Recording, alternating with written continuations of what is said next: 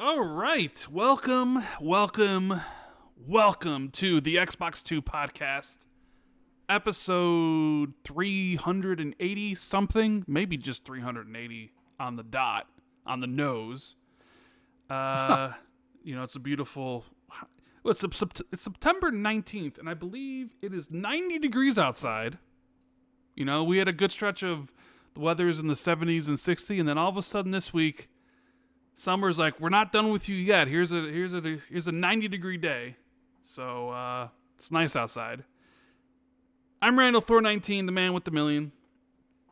And we're with Jez Corden, managing editor or whatever his title is at Windows Central. And for anybody listening to this podcast, we're going to be raising prices and we're going to cite tariffs because we want you to give us more money.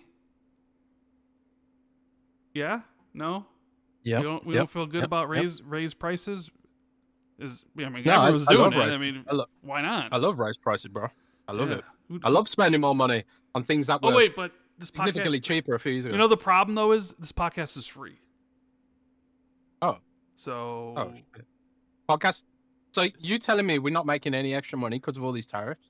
Yeah, even though there's all this economic hardships and all these tariffs we have to deal with, we made a big mistake by making this podcast free, I think. Because damn. Our initial business model screwed us in the end. But anyways, are you saying we're experiencing macroeconomic hardships? Apparently. But unfortunately, or fortunately for everybody, this podcast will remain free. So no price increases here at the Xbox 2, but there are price increases at Xbox. If you haven't seen the news, and we will, get right into that in a little bit, because I'm sure there'll be plenty of outrage. I already see it fermenting on social media, because people are like, wait a minute, didn't they just raise prices? Like, not that long ago? And it was like, yeah, they sure did. It's like, well, let's do it again. They liked it so much the first time, they're like, let's run the playbook back, baby. One more time. Why not? Now they have an Xbox console that's selling for $800 at this point, which is absurd when you think about it. 2 terabytes, $800. $800, baby, gets you an Xbox Series X with 2 terabytes. What a deal! It's like, okay, nobody was buying that thing before, and ain't nobody gonna be buying it now. But whatever, you guys know best. Anyways, Jez, how you doing, buddy? I'm just, immersed in the doom and gloom, much like everyone else, I think. The doom and the gloom? The doom and the gloom, man. The gloom and the doom. The gloom and the doom. We sort of like, this Friday is supposed to be a happy time of relaxing with the party peeps. Just so happens that this week Xbox dropped a clanger on us just as the show was starting, right? Mm-hmm, basically. But it's this is more than an Xbox issue. It's just a global. Well, it's not a global. It's a United States specific issue because the prices have gone up in Europe previously, but this time around they're not going up in Europe. No. So for the first time ever, the Xbox is cheaper in the United Kingdom than it is in America. I don't think that's happened for a long time, but it is slightly cheaper now when you do the conversion. But I was like, but it's so weird the way prices work because the Lenovo Legion Go 2, which was another sticker shock kind of situation the last couple of weeks, that is $1,300 in the United States. It's $1,500 in the UK. I'm like, this hobby's getting expensive, bro. It's really expensive. Oh, man. Alex PSX in chat says, I thrive in doom and gloom. Me too, buddy. Me too. Let's thrive together in doom and or gloom. Mm-hmm. Not necessarily that order. But, it's what it is. It's my favorite fucking phrase on this podcast. It is what it is. Yeah. Because we and then take a shot. It's like that because we say that a lot on the show because there's a lot of doom and or gloom. That's one of your favorite catchphrases. Yeah. Sure is. You're just like, well, whatever. It is what it is. I Jez would be like, I didn't beat any games this year. It is what it is, you know? It's kind of how it all ends up. Well, at least I've got my delicious multivitamins to keep me Multivitamins? sane. You get Multivitamins. multivitamins? Yeah, I'm being healthy, man. I've got multivitamins. I've got magnesium. I've got iron. I've got all sorts of multivitamins, bro. And you know what? You know what else, Rand? What else? This is how you know the apocalypse is approaching. Okay. I've started going to the gym. Uh-oh. Yep. You know, but Xbox fans would really like you to go on vacation again, because something usually positive Xbox happens when you go on vacation. Usually, sometimes. So why don't you just go on vacation again? Well, I've got to use some vacation days before the end of September, because that's when the vacation days roll over in October, and if I don't use them, I'll lose them. So I mean, hey, maybe that's should go on good for next week when Forza Horizon 6 gets announced, at least. Yeah, and Flight Simulator for PlayStation, maybe. That's another rumor I've seen flying around. Most likely, yes. You get it? A rumor flying around because it's Flight Simulator. Wow, do you get it? Wow, look at you with the puns. It's almost like you're a writer. There we go. Oh well, that's the wrong. Oh, this is that's the one you were looking for. The wrong fucking drum. Oh god, man. Been a fun week. Fun week in Bloggersville, but hey ho. And the week ain't over. It's what it is. It is for me. I'm not doing shit this weekend. No. I'm gonna chill. I'm gonna go to Genbox 360's house with me whiskey and chillax and all that. What are you gonna play Diablo together? No. Diablo's cooked, man. Is it? I mean, the new Diablo season just looks so bland. I'm just like, they need to find some creative people to come up with something fresh, because my god, that game is. And no wonder Rod Ferguson left, huh? He just looked at the state of Diablo and was like, I'm out of here.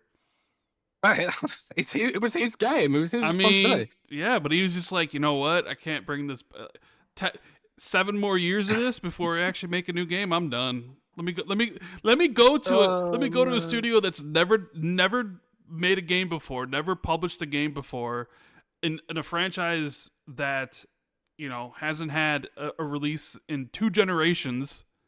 And let me try to ship that game. He would rather go try to ship a BioShock game from a studio that's never made anything, that has, you know, a franchise that has a lot of expectations on it, than do another Diablo game. Come up with more ideas for seasons. Like, what are we going to do this season, guy? What about season 22? What are we doing? Shut up. It hurts when you talk like that. Yeah. I mean, I already see, oh no, it's Alex in the chat. Mr. Alex. He's like, yeah, Rod Ferguson ruined Diablo. Like, he's going to be popping off about Path of Exile 2 any second now. I'm sure. You know, I actually this week I saw the Diablo 4 new season announced, and I was like, man, I've just got to give up and just install Path of Exile, don't I? I mean, it looked so blandy McBland. I think going open world was such a mistake for that game. But I don't know, man. That's a completely separate topic. But yeah, we rocking and rolling here on a Friday. Have you had a good week, Rand? Yeah, man. Have you had a good week? Have you been better than mine? I mean, you know, the weeks are good. It's been better than mine. Weather's been great. Been playing video games and reading books. And, video games are good. Yeah, because we got some gameplay here of Shinobi Art of Vengeance, I think. I don't know what the actual, or I don't remember what the subtitle to the game is, but it is came out from Sega. End of August. The subtitle is Revenge of the Tariffs, I think. Oh, okay. I see what you did there. But I didn't play it right away because that was the week my whole family was here, which is impossible to play or do anything. So I was like, I'll get to this after they're gone. And after they were gone meant like after Chronos and after the Indiana Jones DLC. I was like, all right, finally I can sit down and enjoy Shinobi. And I gotta say, Jez, this game surprised me in such a good way, where I think after I've been done, like went through the game, beat it, and then I went 900%ed all the levels, right? So I have all the, all the abilities and stuff that you get for finding all the different collectibles and stuff. Like, one of the I'm not gonna say one of the few games, but a game that is very much trying to get collectibles and 100%ing stuff makes you better, makes you stronger, because you will get better upgrades and stuff. So it's actually something, like most games, you get collectibles. Like Chronos to New Dawn, for example. How many collectibles are in Chronos? Like, there are notes scattered all over the place. And granted, it tells a story, but sometimes... Bro, that's not the collectible. The collectibles are the cat. Oh, well, yeah, you have the cat, but the cats, granted, the cats... You get to pet the kitty. You get to pet the kitty, and then you'll get a core. But there's so many of those things in Chronos where I think when people think of collectibles, they think of that, or they think of the Ubisoft stuff where it's just like an icon on a map that you go to and you pick something up, and it doesn't really do anything, right? But it does look good. I'm watching it. Shinobi has this thing where the collectibles that you find, whether it's the like the elite enemies or the oro coins, which you trade to buy better and more powerful spells at the shop, like you get those things, and it makes you'll get like more health or more kunai upgrades, so you can go from like 5 to 40. So like actually finding those things is worth your time because you'll get better stuff for it. It's one of the few games that it's not just there just to be like, hey, we need something to extend your gameplay time. We all know games that do that. But yeah, I had a blast playing this game. I think it took me 15 hours to 100% everything. And when I was finished, I was like, you know what? This might be a top 5 game for me this year. When it's all said and done, when I kind of like think back of all the games I played this year, when we get into like December, I think there's a very good chance this will be in my top 5. And granted, I am kind of partial to Metroid. Well, that's not even really a Metroidvania in the way that you would think of it, because this game is stage based, but it's linear. Then it's linear, and you can see the map on screen where there's like sections where it's like, oh, it's purple, and I there's like, it's an extra part of the level, and usually we'll have something to get, but I need this equipment that I don't have right now. So it has that aspects of like Metroidvanias, but usually you would come back to it like it'll be a big open world. This one, you just kind of replay stages, and then you can fast travel to the checkpoints, and then it's like, oh, there's something over here. So it makes it really quick and easy to then backtrack to your stages where you miss something and get like the extra whatever upgrade. My only real complaint with the game, outside of like, well, the stories, whatever, like the stories in this game and Ninja Gaiden and Rage Brown, they don't even really matter. It's like something bad happened and now you gotta go kill people, right? It's just kind of as basic as it gets. That's like, you think you described every single game in existence. Well, something, yeah, but this one's just like they have like they'll have like the character icon, and then they'll be like, Joe, someone's trying to come get you. You gotta go save this person over here. It's like the barest of dialogue and the barest of setup, but you don't really need it for this stuff because you know exactly what you're getting into when you play it, right? I feel that. But so this game is obviously, the core of this game is the combat to me, and the combat looks good. The combat's really great. Good. And this is the beginning of the game because I started over when I was recording footage for it, but you get more moves, you get more Nimpono spells because like I only have one right now. It's the fire, which is you attack people and then you can you fill up a bar, then you can use a spell, and then you get more different types of spells, and you get like more things, like you can fill up more. So I can only do one right now. But like later in the game, you have like 5, so I can do a whole bunch of 5. So it's like you end up getting a lot more combos. The enemies all become much harder. Some of them have armor, and but they give you the tools to easily just, if you can get really good at the combat, to overcome every obstacle with different moves that will do damage to armor or fill up your execution gauge to instantly kill people to give you more health and all that sort of stuff. So the combat is really like the center, the core of the game. It remained so damn good for like the entire 15 hours. And I'm not kidding. Like sometimes you think like, oh, it wouldn't be as fun. But man, I was having so much fun doing the combat in the later stages of the game as I was in the beginning. It's just doing all the different moves and just getting better at it and comboing up with your abilities and stuff. It just never gets old because it's sublime. And then you have the other aspect of these types of games, which is the platforming, right? You got your double jumps, you got your dashes and stuff. But I think that's where my one really negative will come to, because while the combat is sublime and is great, the platforming is just serviceable, which is normally would be fine, right? But there are sections of this game that require you to have kind of precise platforming skills, which I'll be honest, and I'll toot my own, I do. I'm good at platformers like this. And maybe not necessarily if you're just trying to beat the game, they don't really present it to you like, oh my god.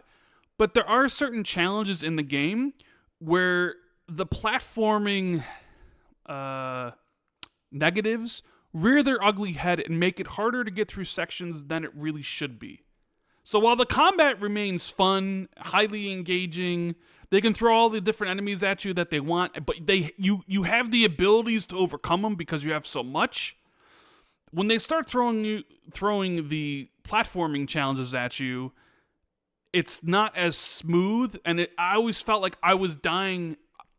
I always felt like I was dying because of what the game was doing, and not because I made a mistake. Right? I feel that. Like when I get into a fight and I have all the tools at hand, if I lose in the fight, it's on me. And I know it's on me, right? I didn't dodge at the right time. I wasn't paying attention, whatever. But when I was doing the platforming sections, the really hard ones, I just found that I was more dying because of the way the game does its platforming stuff. Like, you'll get... It's really tough to describe, but it just... There's certain things that the game does when you're platforming that while you're doing through the main levels, like it's useful, but when you're trying to like, when you don't have a lot of like area to work with, and you're making these really pixel perfect moves to continue on, that's when the game sort of is like, oh, we have a little issue here because the platforming is not up to par as much of the combat is. But that's really just a small quibble in an otherwise, I think, an amazing game. You know, the platforming is not as good as, say, I don't know, Ori or, you know, Prince of Persia: The Lost Crown. You know, even though I would say, like, the combat here is better in Prince of Persia: The Last Crown.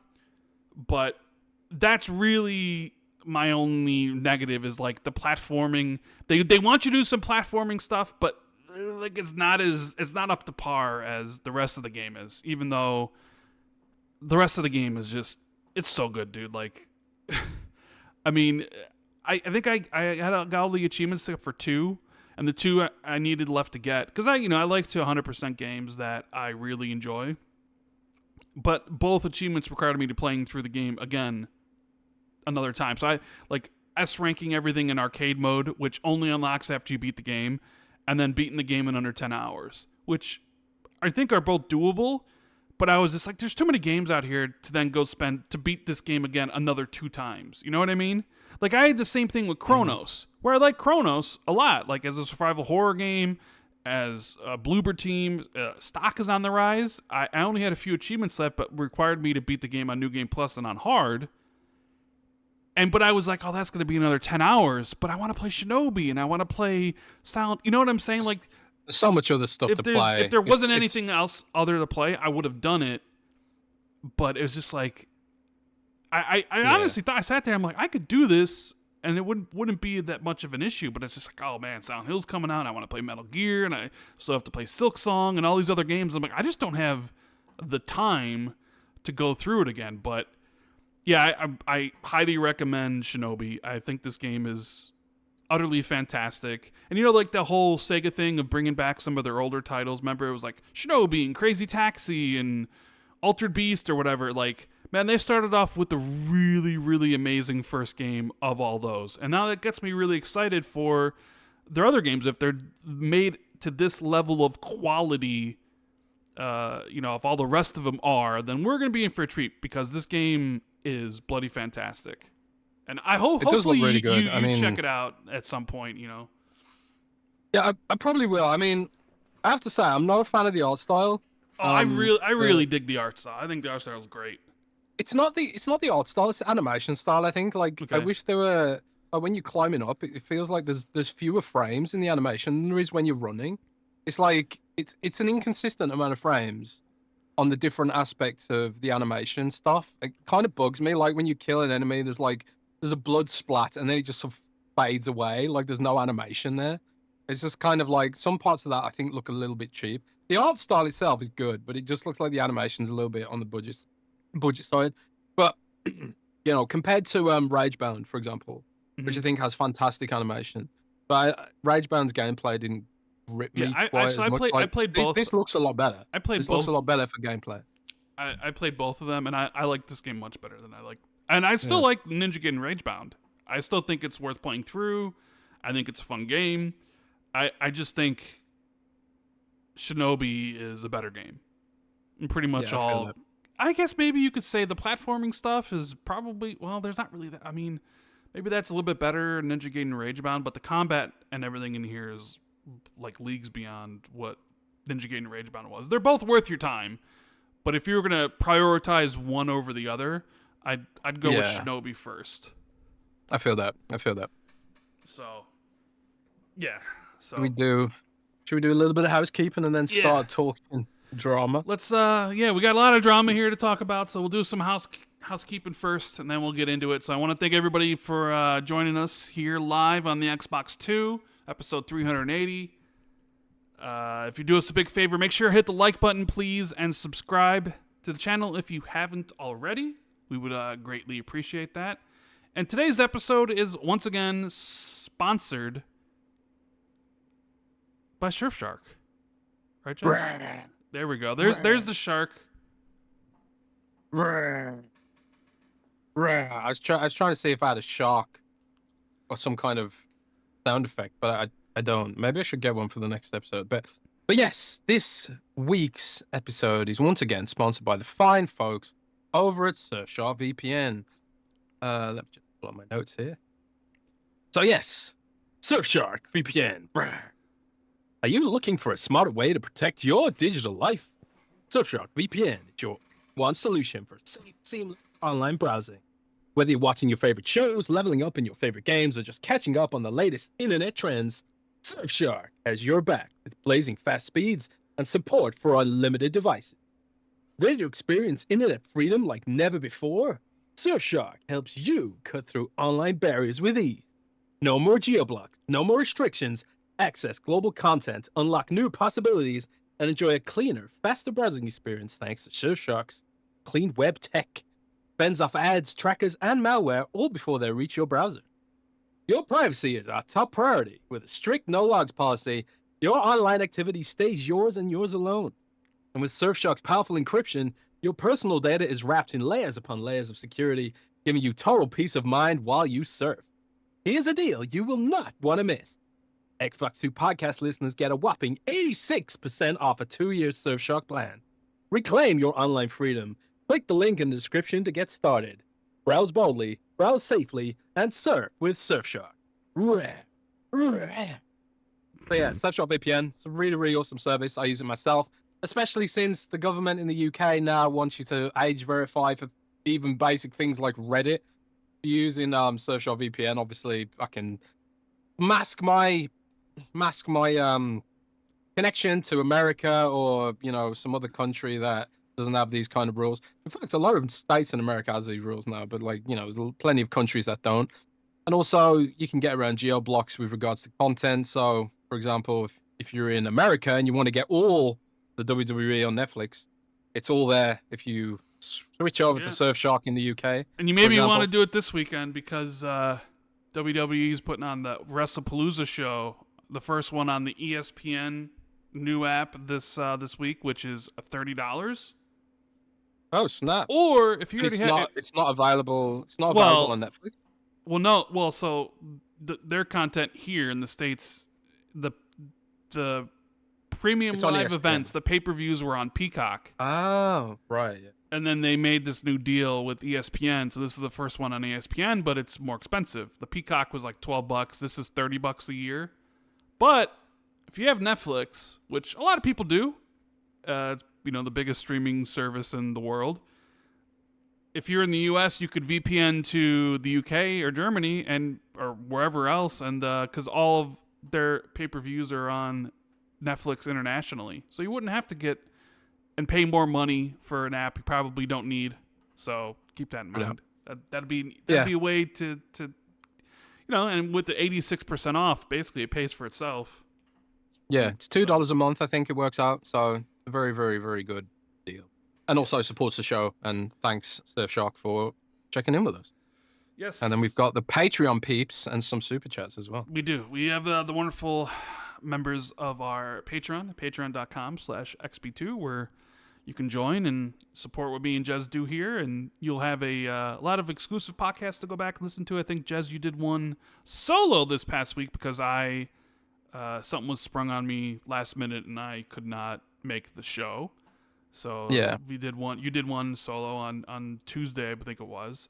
The question and answer thread is up for those that want to drop a line, and we will answer those at the end of the show like we always do. Yes, but we also have the shoutouts for the Xbox 2 MVPs. So we have Resin Force, iMike Zero, Tears, Shrapnel, Inner Machine, Holy Dark Dad, Steve Stompy, 09C Mine, James Wiseau, Trickster for Trey, Laser Wolf, Battered Haddock, Army Dude 52C, For an Object, RS Donks, Silas, James Moore, Fantasticals, Katrox, Bright Tundra 1, Discarded Caboose, Justin Duel, Sean Kramer, PB Broking, Asa T and Madison, Governor Grimm, DZ Huffin, Wagerman, Pat Rock, Scarcely Relevant, Adam Bartolo, Darren Tropy, Briggs Country, Wolfgang, and Wolfgang KPZ. Thank you guys so much for your continued support of the Xbox 2 podcast with me and Jez. So, Jez, I just, like I said, I just finished Shinobi. Loved it, right? But I'm in a quandary of what do I do next? Because you know me, I'm a play one game at a time kind of guy. And I always like to finish a game before I move on to the next game. So the issue that I have right now is it's already Friday. Mm-hmm. Silent Hill F comes out on Wednesday, so not that many days from now. And I really want. I love Silent Hill. I mean, hell, I've played even some of the bad Silent Hills like Homecoming and Downpour, right? So I'm like, okay, this Silent Hill looks interesting. There's been some some early embargo leaks from poor writer over at DualShockers who thought an embargo was just like a guideline and not really like an embargo. Which is wild because she's like been in the industry or for he. years, I don't know apparently. if it was a he or she, but it was a she. Okay, well they wrote a review for the game and just posted it on Reddit or whatever it did. A very positive review. I think they gave it a 9.5. And but they were like, "Oh, embargo." It's just this. I can post my review. It's like that's not how embargoes work. She just thought it was like what? Like, oh, that's when I have to have the review done by or something. She's like, I finished it, so here's my review. And it's just I have like, no idea. People in the industry were like, what is going on here? Famitsu also reviewed it, and I think they gave it 4 9s, which is pretty high. So I was sitting here, I'm like, well, I do want to play Silent Hill F, but I do have Metal Gear Solid Delta. But I'm not sure I could beat Metal Gear Solid Delta in the time before Silent Hill comes out. And then after Silent Hill comes out, you know, Ghost of Yotai's the week after. The week after that is Battlefield 6 and Little Nightmares 3, which, I mean, I can't wait for Little Nightmares 3. Me and my buddy Gopher are going to play that in co-op like we did Split Fiction. And I'm sure we'll probably play Battlefield 6. You know, multiplayer, I'll probably play through the campaign. Supposedly the Battle Royale comes out later that month, not launching exactly with it. And you know me, I do love my Battle Royale. Although it's been a long time since I played one. And then it's also like Keeper, Ninja Gaiden 4, and all, so like there's constant games, and I'm just like, at this point I'm like, well, do I just wait for Silent Hill and then just go from there, or do I try to beat Metal Gear, because if I don't beat Metal Gear in time for Silent Hill, it'll be like, well, there's not enough time to beat Silent Hill because there's Ghost of Yotai. So I was just like, do I just hold on to Metal Gear and maybe play Metal Gear later, like maybe in December, or maybe later in November or something? Like, what do you think I should do? Sounds like first world problems to me, lad. I mean, we're doing a podcast, I so yeah, it think- is a first world problem, isn't it? I think you should play Atomfall. No, Atomfall's not for me. Why not? I don't think so. Why I not, don't think I. Well, one, I Why just not, bro? because there's other games I would, if I were to play other, like, so the Metal Gear stuff. Like, I also kind of want to play Hell's Us. I actually think you would like Atomfall once you got Eh. over its foibles, Well, because it's a very flawed game, but it has that sort of like investigative kind of stuff that Indiana Jones has, okay. but with a heavier emphasis on gunplay. You can complete the game without killing anyone. Okay. Well, or very few people, if you either stealth past everyone or choose the peaceful options in sort of dialogue and stuff like that. You can play it with killing very few people and then just kill some monsters and stuff like that. Or you can do what I do and kill fucking everyone. So but it is janky as hell. But I've been playing it quite a lot the last couple of weeks. There's been 2 expansions for the game now. So I was like, I'll come back to this now because there's an even larger amount of content. I also really enjoy the Britishness of it. Of course, It's you very would. it's very fun seeing like all the British sort of tropes and stuff in the game, which I think helps me get over some of the jank because it is janky. But now I've got upgraded weapons, upgraded accuracy, and all the sort of stuff that makes it feel like it's actually a shooter now. I'm loving it. I'm absolutely Well, loving that's great.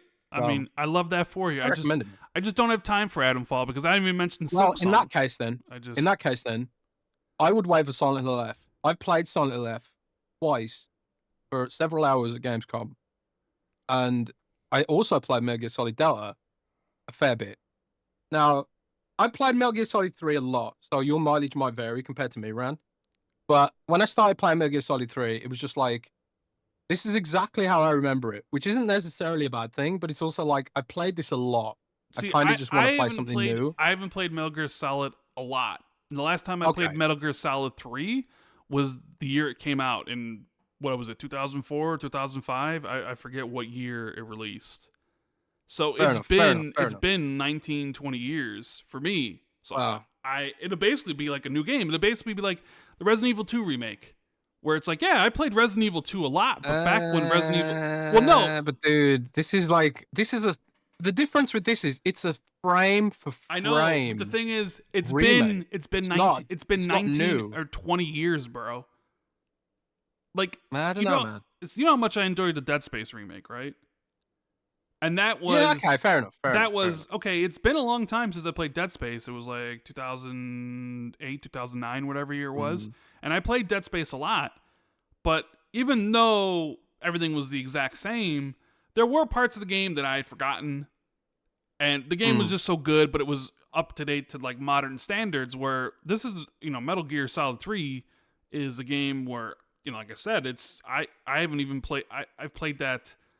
It's been longer since I haven't played it, so a lot of the game's gonna seem new to me because it's been 20 years or whatever. So I'm not worried about playing it and being like, oh, I've already. Yeah, it's like that's part of the reason why I want to play is because at the time, like Metal Gear Solid 3 was like top 10 game all time for me, but then it's like also when I'm looking at like, well, Silent Hill F is new and you have other new games coming out, and I still got to get through Silksong. So I'm like, I could probably hold on to Metal Gear until sometime later. Like, I don't need to play it right away, but dude, what I experienced with Silent Hill F was very positive. The combat felt nice. Like I've seen people say it's a Souls-like. It's not a fucking Souls-like at all. The combat feels nothing like a Souls-like in any stretch of the universe. It's kind of like you can sort of react at the right time to do extra damage to an enemy, kind of like a parry. But it's nothing like a Souls-like. There's no like you die and you lose stuff, whatever. It's traditional Silent Hill in every sense of the word. With maybe a little slightly bigger emphasis on combat because the main character is like in the athletics team or something. I think that's how they explain it. is that she's adept with melee weapons because she's spent a lot of time playing baseball or something like that. I don't know. But what I was very impressed with the game was the atmosphere is very Silent Hill, but it's also quite unique and its own thing because it's set in like 1960s or 1950s Japan or something. So it treads a setting that is very rarely seen, especially in a horror game. It's quite new. So if you're looking for something truly fresh, I recommend Silent Hill F based on what I played of it. I will say this though, the one criticism I have for Silent Hill F, it felt what I played of it was aggressively linear. And I was kind of worried that it was I don't have any problems with linear games. yeah, but like, yeah, sure. But when I think of Silent Hill, I think like, going around the streets, trying to find keys and trying to solve puzzles and that but I mean, kind of thing. like Silent Hill But does funnel you though. I mean, it's not. It sure, has that appearance of it's bigger than I expect, but everything's closed off. So it's like this one way to go. This really didn't have that. Sure. It was just straight up linear. But the PR rep did say to me, like, after this prologue sort of early couple of hours, it does open up into a sort of more traditional Silent Hill, sort of map kind of layout. But Kronos did that as well. I think like the early segments of Kronos were quite linear, and then you start going to the steelworks, and then you start going to the hospital, and then it starts feeling a little bit more like Resident Evil, right? So yeah, I'm quite excited to try Silent Hill F. We don't have review codes because there was no Xbox review codes available, annoyingly. So, but I am going to try and get up a review after the fact. It is, yeah. It's getting annoying. But like Borderlands 4 didn't have PlayStation or Xbox review codes, and we know why now because it doesn't fucking work. Because of Randy Pitchford, that's why. Yeah, Dying Light the Beast didn't have Xbox review codes, but I was told by a source that it was due to some technical error on Techland's end or something. And then a bunch of games didn't have Xbox review codes, which is kind of irritating. But yeah, I don't know. We're going to talk about the state of Xbox more in a minute. But I think you should. We had a couple of super chats that we should. All right, I will get to before they get backed up. I think. Okay, we got Don Taku says Xbox price increase is somehow Nintendo's fault. Don Taku says the Messenger is better than both. So the Messenger. Here's the thing. I really like the Messenger. I don't even know. So Messenger was a game from a couple years ago, and I played it. I started playing it, and it's very linear, just kind of like Ninja Gaiden Ragebound is, or like Shinobi is, where it's open world, but like it was just very linear to go through, and I was having a great time. But then at some point, the game kind of pulls the rug off from underneath you, and suddenly it becomes this open world game, and I immediately dropped the game, like immediately. I was having so much fun with the game being linear and going through the challenges and stuff, and then the game's like, oh, by the way, you need to collect all these things. There are all these different places. Have fun going back in the world to get them all, and it went from this like super linear great experience to this open world thing that I did not want. So I literally just stopped playing the game, and that might be the only time, because games usually kind of keep the way they are. As the game starts open world, it's like it might have like an intro level that is linear, but then like, oh, here's the actual open world, right? You don't really get like a rug pull halfway through or something where like the game's this, but then it becomes this. The games don't normally do that, and I think like this is the only time where I was really, really enjoying myself, and then because they changed what it was, I was just like, I don't care anymore. I don't like this. And I stopped playing the game. So, I mean, fair enough. Yeah. Unfortunately, I never did go and finish the Messenger because I was just so disappointed with that change, man. I'm sorry, Mr. Otaku. But you never notice how Mr. Otaku, Mr. Don, always makes the Xbox stuff about Nintendo. It's always Nintendo this, Nintendo that, and whatever. Yeah. I mean, it's got Nintendo on the brain. Which is I wasn't gonna bring this up, but I have to because it kind of was going viral this past week, where a clip from a podcast, popular Nintendo YouTuber, I think Beat 'em Up Woods, or I forget his name, was talking about, because I guess in the Nintendo community, which to be fair, I know nothing about, because I'm not a Nintendo fan. I'm just apathetic towards Nintendo. But you know, their direct happened, which I think we briefly mentioned last week. Mm-hmm. And I didn't have anything to say about it because whatever. You know, I'll let Nintendo fans talk about it because that's what Nintendo fans care about, like the games they got. But I guess there's some divide about Nintendo and the games they're providing their fans, and how some people say it's enough and then some people say it's not or whatever. So this clip of this podcast, which I know you saw because I know you commented on it, it made the rounds because the guy was saying, look at PlayStation, they don't release anything, like a game a quarter, which, I mean, not this year, but sometimes, sure. And it was like, and then look what Xbox is giving you. They got nothing. Nothing. Xbox ain't releasing anything. And then they start going into Nintendo about the Nintendo's got this game and that game or whatever, and it's blah, blah, blah, blah, blah. And like the comments were like, bro, Xbox is releasing like 13 games this year. What you talking about? And it was just, the comments were just destroying the guy, and it was like, oh, is this the way you're coping? You know, the typical internet fashion, Twitter fashion of, is this, you know, like, you're completely wrong. And I was thinking, well, is this guy talking about exclusives? Which maybe he is, because Nintendo still does exclusives, and, you know, Xbox and PlayStation to a much lesser degree. Like, PlayStation's putting their games on PC, and, you know, they got Helldivers on Xbox, and Xbox is putting their games everywhere. It's like, well, at that point, then why even bring up Xbox? Because Xbox only has incidental exclusives anymore, so it doesn't really make sense. But if you're just talking about it, it's like, oh, what does Xbox do? It's like, well, they have all this stuff. I was just like, is he... one of the things I find, and I've mentioned this before, is that you listen to people who clearly don't play an Xbox, which is fine. You know, you don't have to. Nobody's forced to play in a system that they prefer, and everybody always has their preferred ecosystems. Like, a lot of people play on Steam, clearly, right? A lot of people play on PlayStation. A lot of people play on Nintendo, and the thing is, they'll love to talk about the other ecosystems. Like, you'll have Nintendo fans or PlayStation fans talk about Xbox, but you can always tell when listening to them that they don't know what the fuck they're talking about. That they're not up to speed on whatever Xbox is doing or how the ecosystem works or any of that stuff. You even hear that from like big established journalists, honestly. You sure do. They just clearly don't have any interest in which being is up to date fine. on what Xbox You don't have is to, but don't be surprised if you. I think if you're a journalist, you kind of should. I don't think. Well, if you're a multi-platform journalist who claims to be covering the whole industry and not just one platform, you know. Yeah. Sure. I mean, maybe if that's like your job description, but is it so hard to just not like if you? I don't talk about Nintendo because I don't know. Like I don't.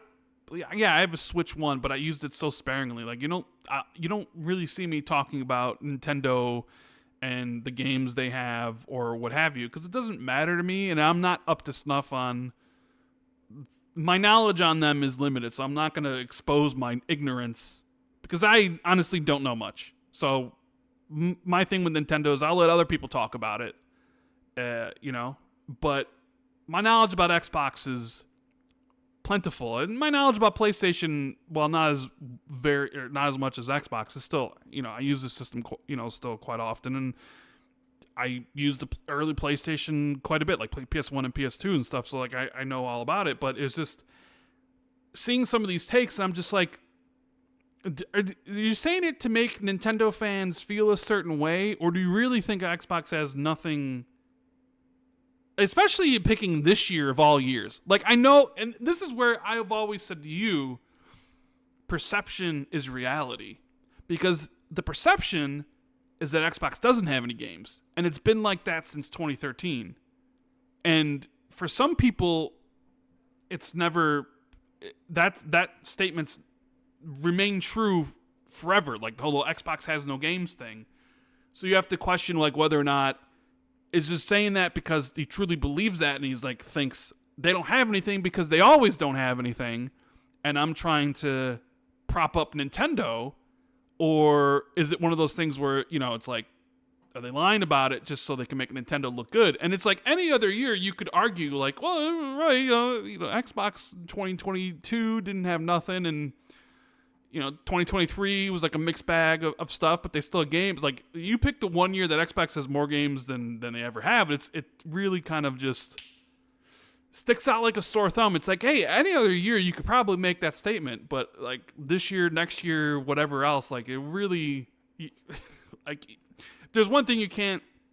We can argue about Xbox's multi-plat strategy. You can argue about like the pricing, which we'll talk about later, of the consoles, and is that how much of an impact will that have on the adoption of the Xbox consoles and all that stuff. And there's many different things you can talk about with Xbox, and like as you mentioned, the doom and gloom that people will have of it, but like the game output at this point in time, like it's not an issue. There's not an issue. Like, granted, there's a subjectivity of whether or not the games are any good, and that's going to be between you and the game itself. It doesn't matter what anybody else says. Somebody could be like, and we already know people like this, the world thinks Redfall's shit, but there are plenty of people that think Redfall was actually a good game, right? And like, who are you to say to that person that Redfall was a bad game? It's all a subjective experience. And I just wonder, and I actually don't wonder it. I just know that's a common theme within gaming, the gaming Twitter sphere, the gaming on YouTube. And, that's something that, unfortunately, Xbox created for so long, is like the meme was true until it wasn't. But a lot of people don't care. They play on their platforms, and they don't give Xbox a second look. So like, to them, it's like, hey, I got all these things coming from PlayStation or Nintendo. It's like, what does Xbox have? Who cares what they have? They don't got anything anyways. You know what I mean? So, yeah. I don't know. What do you think about all that? I mean, I saw your response. It was like, do you got anything to add, or is it just kind of just? Nah, you said it all, man. I mean, it's just one of them, isn't it? It's like people who don't really care about Xbox, or buy into the meme that Xbox is the whipping boy for the whole industry, or the fandoms from other platforms. It's like Xbox is the safe platform to attack if you want to be mean to a platform, right? You mean to PlayStation fanboys, like, well, they get on their high horse, and if you mean to Nintendo, if you talk about the reality of Nintendo trying to destroy the video game industry, well, I wouldn't say that. People get really, really upset, like Dan Attacker in chat right now, for example. But if you rag on Xbox, most people are just like, yep, they deserve it. They'll be like, yep, of course, yeah, they deserve it. Yeah, you deserve it. Blah blah blah blah. And Xbox has done a lot of shitty stuff. They're notorious for all the layoffs. Their AI push is killing jobs left, right, and center. So it's hardly as if Microsoft and Xbox, by extension, Microsoft, isn't free completely of criticism. There's plenty of valid things to criticize Xbox for, but it's like you said, the game output certainly isn't one of them. He picked the one thing that Xbox has probably done pretty well this year, and it's not just like their game output. I mean, you could argue that Xbox has done a lot better to win favor from publishers than ever before. We got Square Enix coming back to the platform, which hasn't happened previously. Obviously, we know all about that kind of shit, and some of the franchises that were missing from Xbox, like Monster Hunter Stories. The next Monster Hunter Stories is coming to Xbox, which was a surprise to me. Hey, I thought Mega Man game came back to the platform. Yeah, so I genuinely thought Capcom would just be like, nobody on Xbox wants to play this game, and maybe it's true, but that's work Microsoft's putting in to keep the Xbox platform flushed with games. I don't think anyone's sitting here on Xbox right now thinking, shit, man, we got nothing to play. In fact, we've talked about frequently on this platform about how there's too much fucking things to play. It's ridiculous, right? So yeah, it's just Xbox being the whipping boy as usual. And to be fair, Microsoft's not done a fat lot to fix that reputation it's earned for itself, right?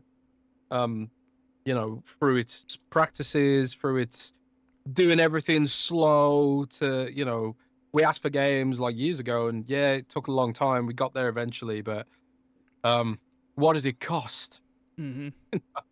And now the focus is firmly not on the console, as we'll talk about later with the. Well, I mean, you could say like it is on the console because that's what happened, but yeah. No, I mean the focus is not on the console from Xbox's perspective. Like they're talking about PC, talking about cloud, they're talking about everything except console. Yeah. Whenever they do talk about console, it's usually something negative, like, oh, here's a price hike enjoy.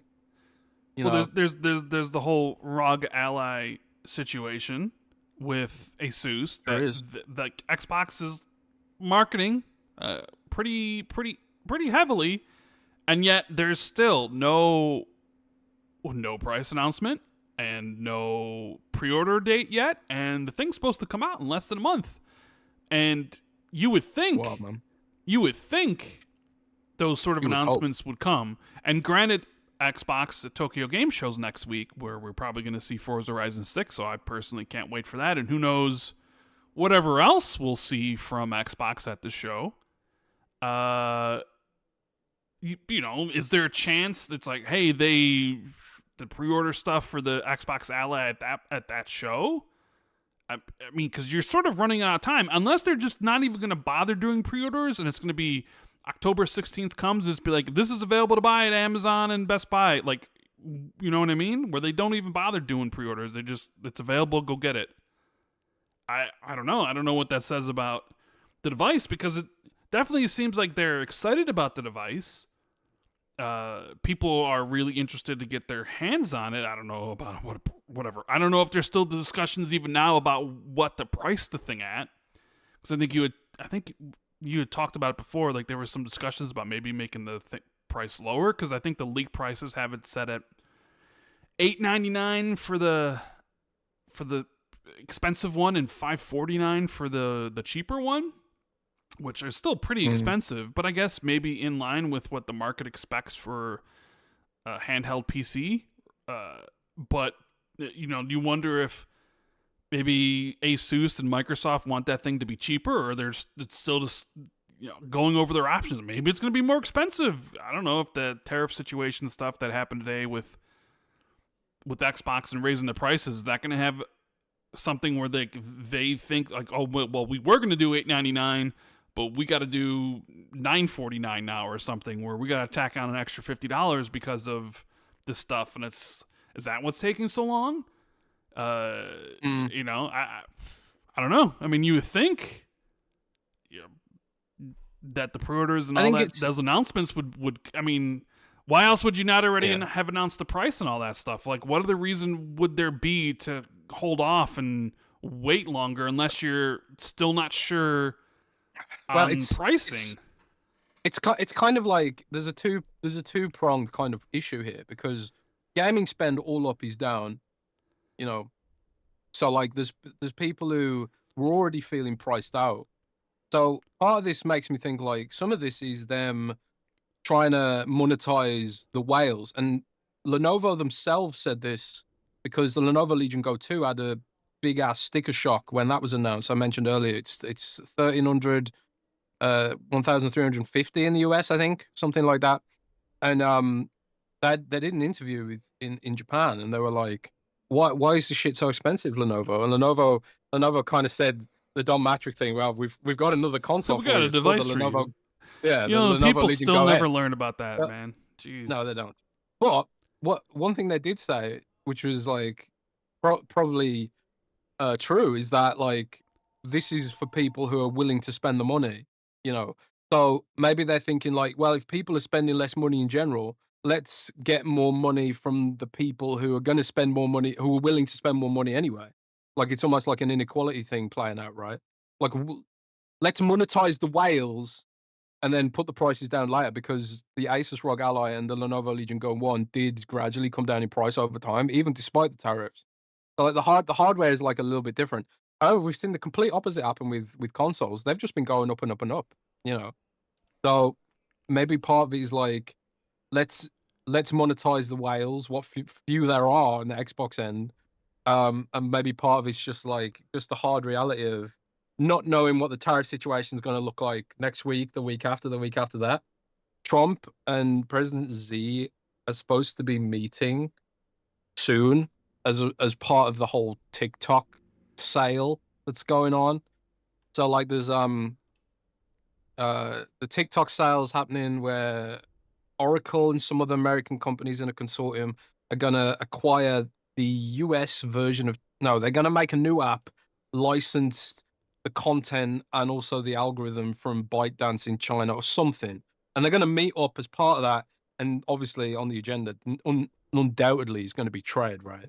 So maybe something comes out of that where it's like, okay, we're lowering the tariffs on some of this stuff, but China's done some like tit for tat kind of things. Like they've banned their biggest companies from buying Nvidia's chips. Nvidia being headquartered in California, for example. So there's all kinds of shit going on. And Microsoft even said in support pages, and a source said to us in a comment like, it's a dynamic macroeconomic environment. And we got Tom Warren in the chat.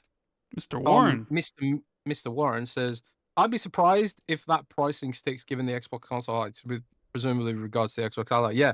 I mean, the rumored price leaks from Billy Kun and then Best Buy placeholders and stuff like that, they all pointed towards Mr. Destin Legary. Yeah. Right.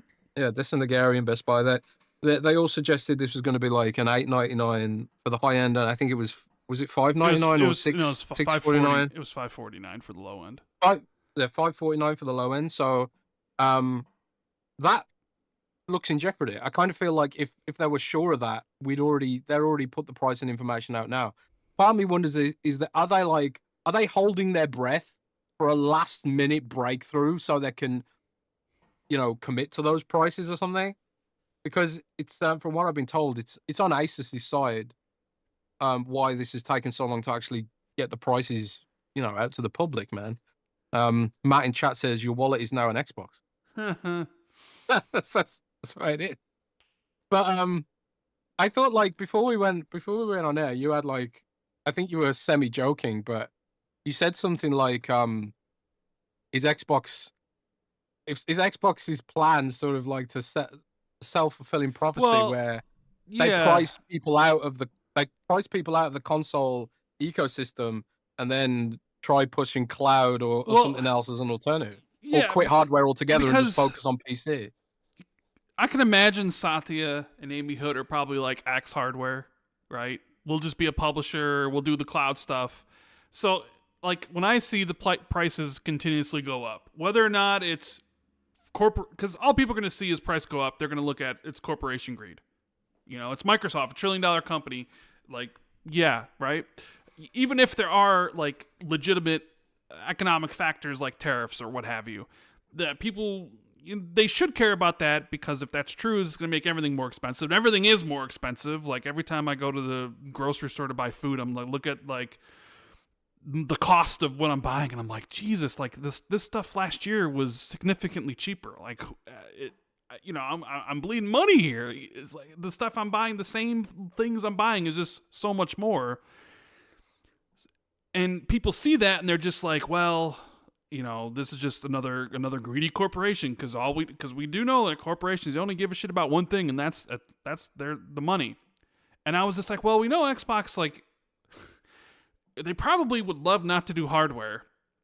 And it's like, I wonder if it's like a self-fulfilling prophecy of, we don't want to do hardware, so we're going to raise the prices of our current hardware so we don't lose money on it, so we actually make money on it, which causes less people to buy it, because, say what you will, the market that wants an Xbox at $650, like the person willing to spend and buy an Xbox Series X at $650 is completely tapped out.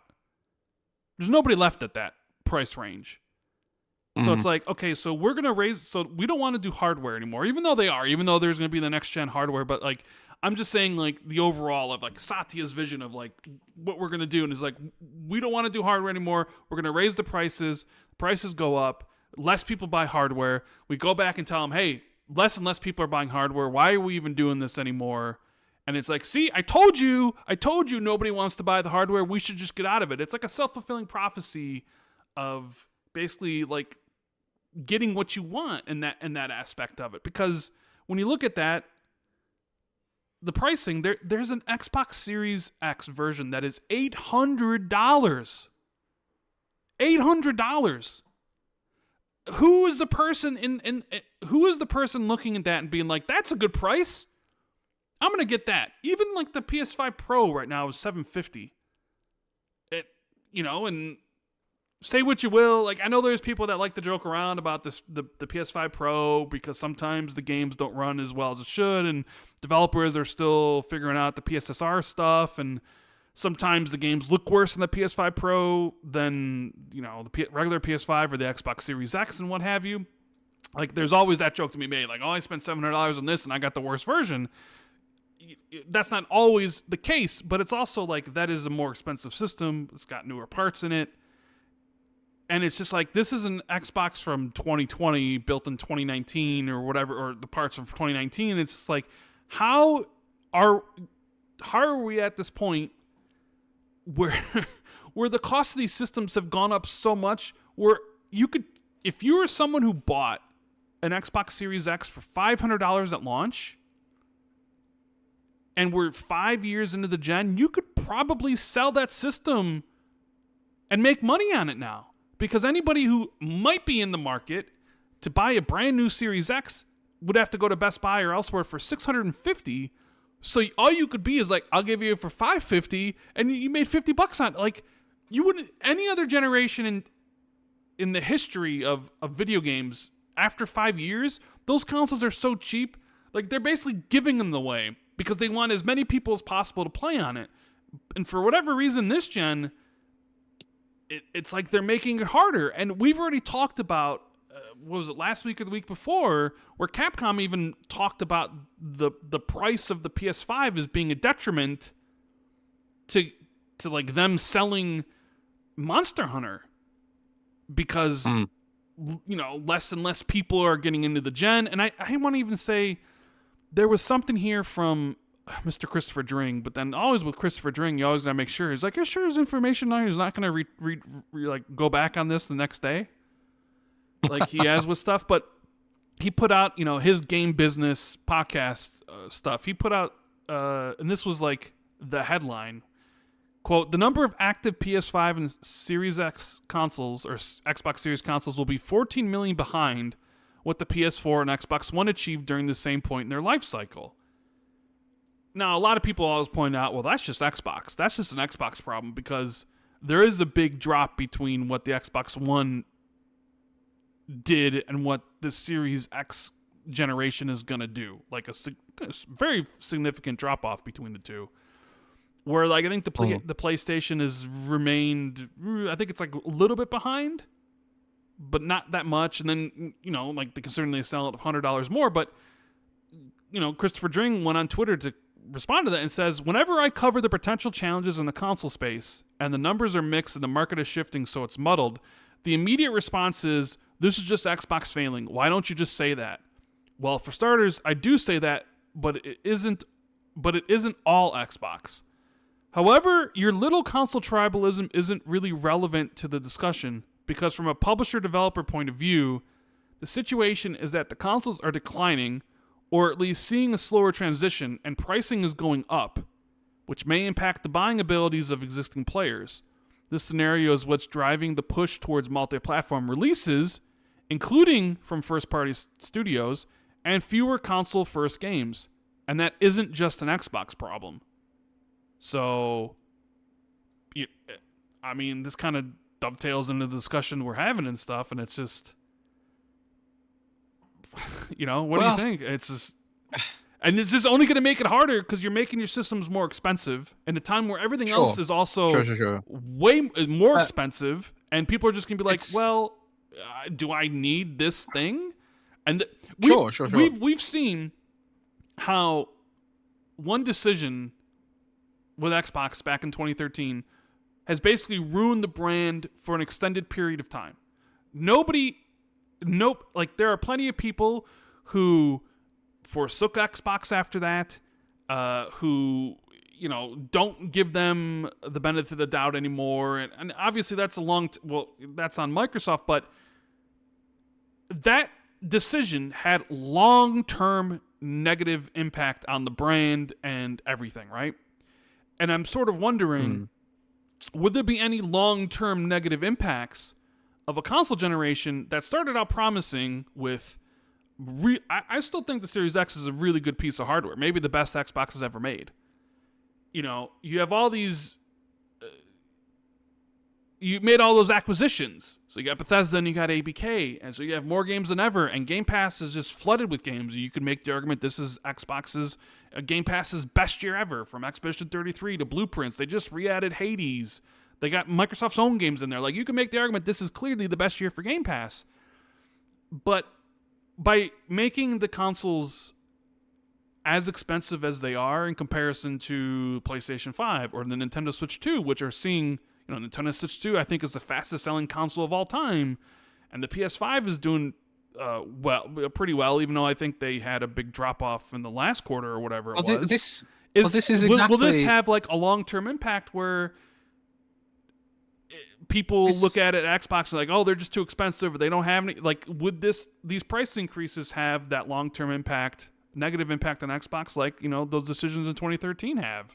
Or maybe they won't, I don't know, but is a discussion point. Maybe it won't, because you can just play in the cloud, right? All these games are going to stream your game, and you can play in the cloud, and you can play on PC because Microsoft is there too, and the games are actually on PlayStation as well, so it doesn't even really matter. So how much does it really matter at the end of the day anyways? I don't know. I just, would you have anything you want to say to that? I know you kind of want to rebut it somewhat, but... Well, first of all, I think the first thing to say is, like, if Xbox was really dying, I think you would see a massive run on PlayStation sales. Like, clearly, a lot of the people complaining about this are people who've already bought an Xbox and already locked into the ecosystem. So it comes back to that whole... Microsoft has a base of players on Xbox who are monetizable to the point where even PlayStation is willing to put their games on Xbox. There's a business there that is fixed. The issue is that it's not growing necessarily, and I think that's an issue that's also affecting other platforms. Like, you can say, like, Nintendo's the best-selling console ever, blah, blah, blah, blah, blah. They're just selling to people who've already got a Nintendo Switch or an Xbox or a PlayStation. And, and it's a similar situation for PlayStation. They're selling to existing PlayStation users.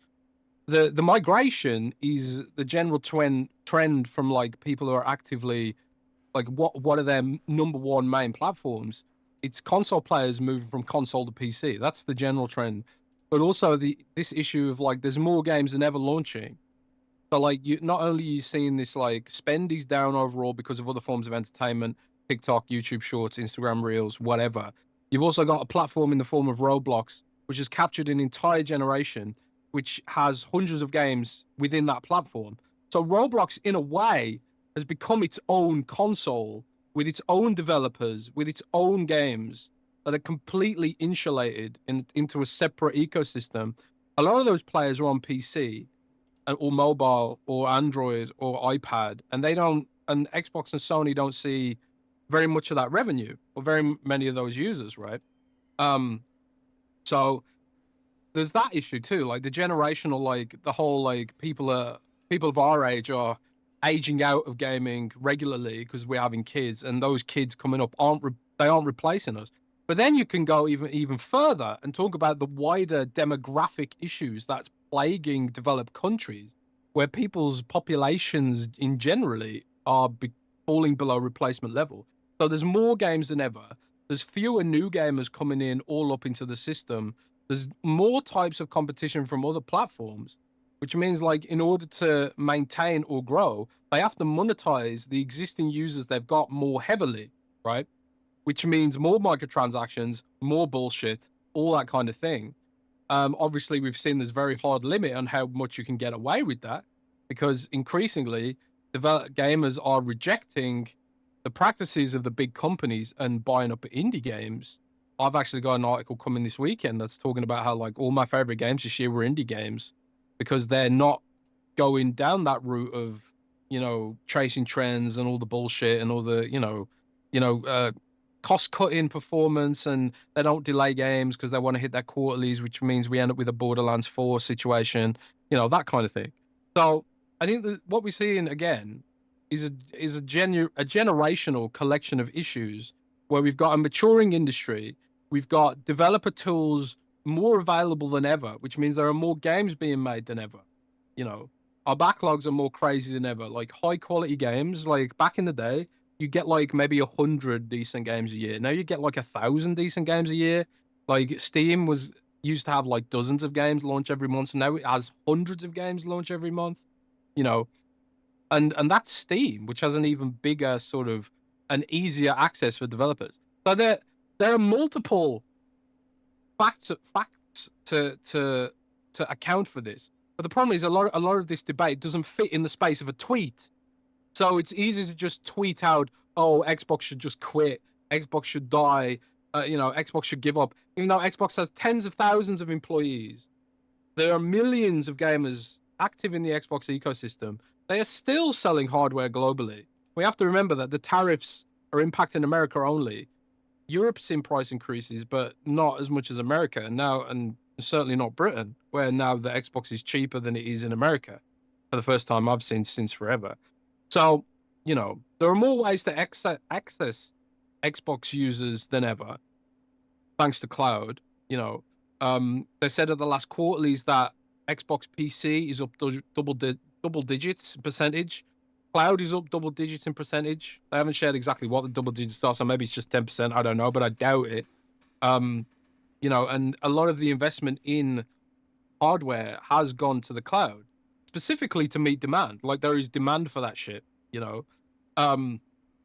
So there's a wider discussion to be had here, but I think at the end of the day, I think the concerns from people who already own an Xbox revolve largely around how will this impact the platform, and thus how will this impact me getting the games. I think the answer to that is I think they're also projecting forward, being like, well, if these things are this expensive now, and if they're doing more hardware in the future that I would like to buy, how expensive is that piece of hardware going to be? Because yes, there is some true of like you can take either position there. You can be like, things will be worse in 2 years or things will be better in 2 years. I can't imagine that the tariffs are going to get any worse. You never know. I mean, they could. It could be very fucking naive of me. I can't imagine that things with the economy are going to get worse in 2 years. Maybe it will. I mean, there's all sorts of other factors here. Like we're not talking about like how is AI taking people's jobs going to affect purchasing power? Because that's something very, very worth thinking about. Companies are laying people off more rapidly than before, and it's not necessarily because of economic performance. It's literally as a result of AI replacing human workers.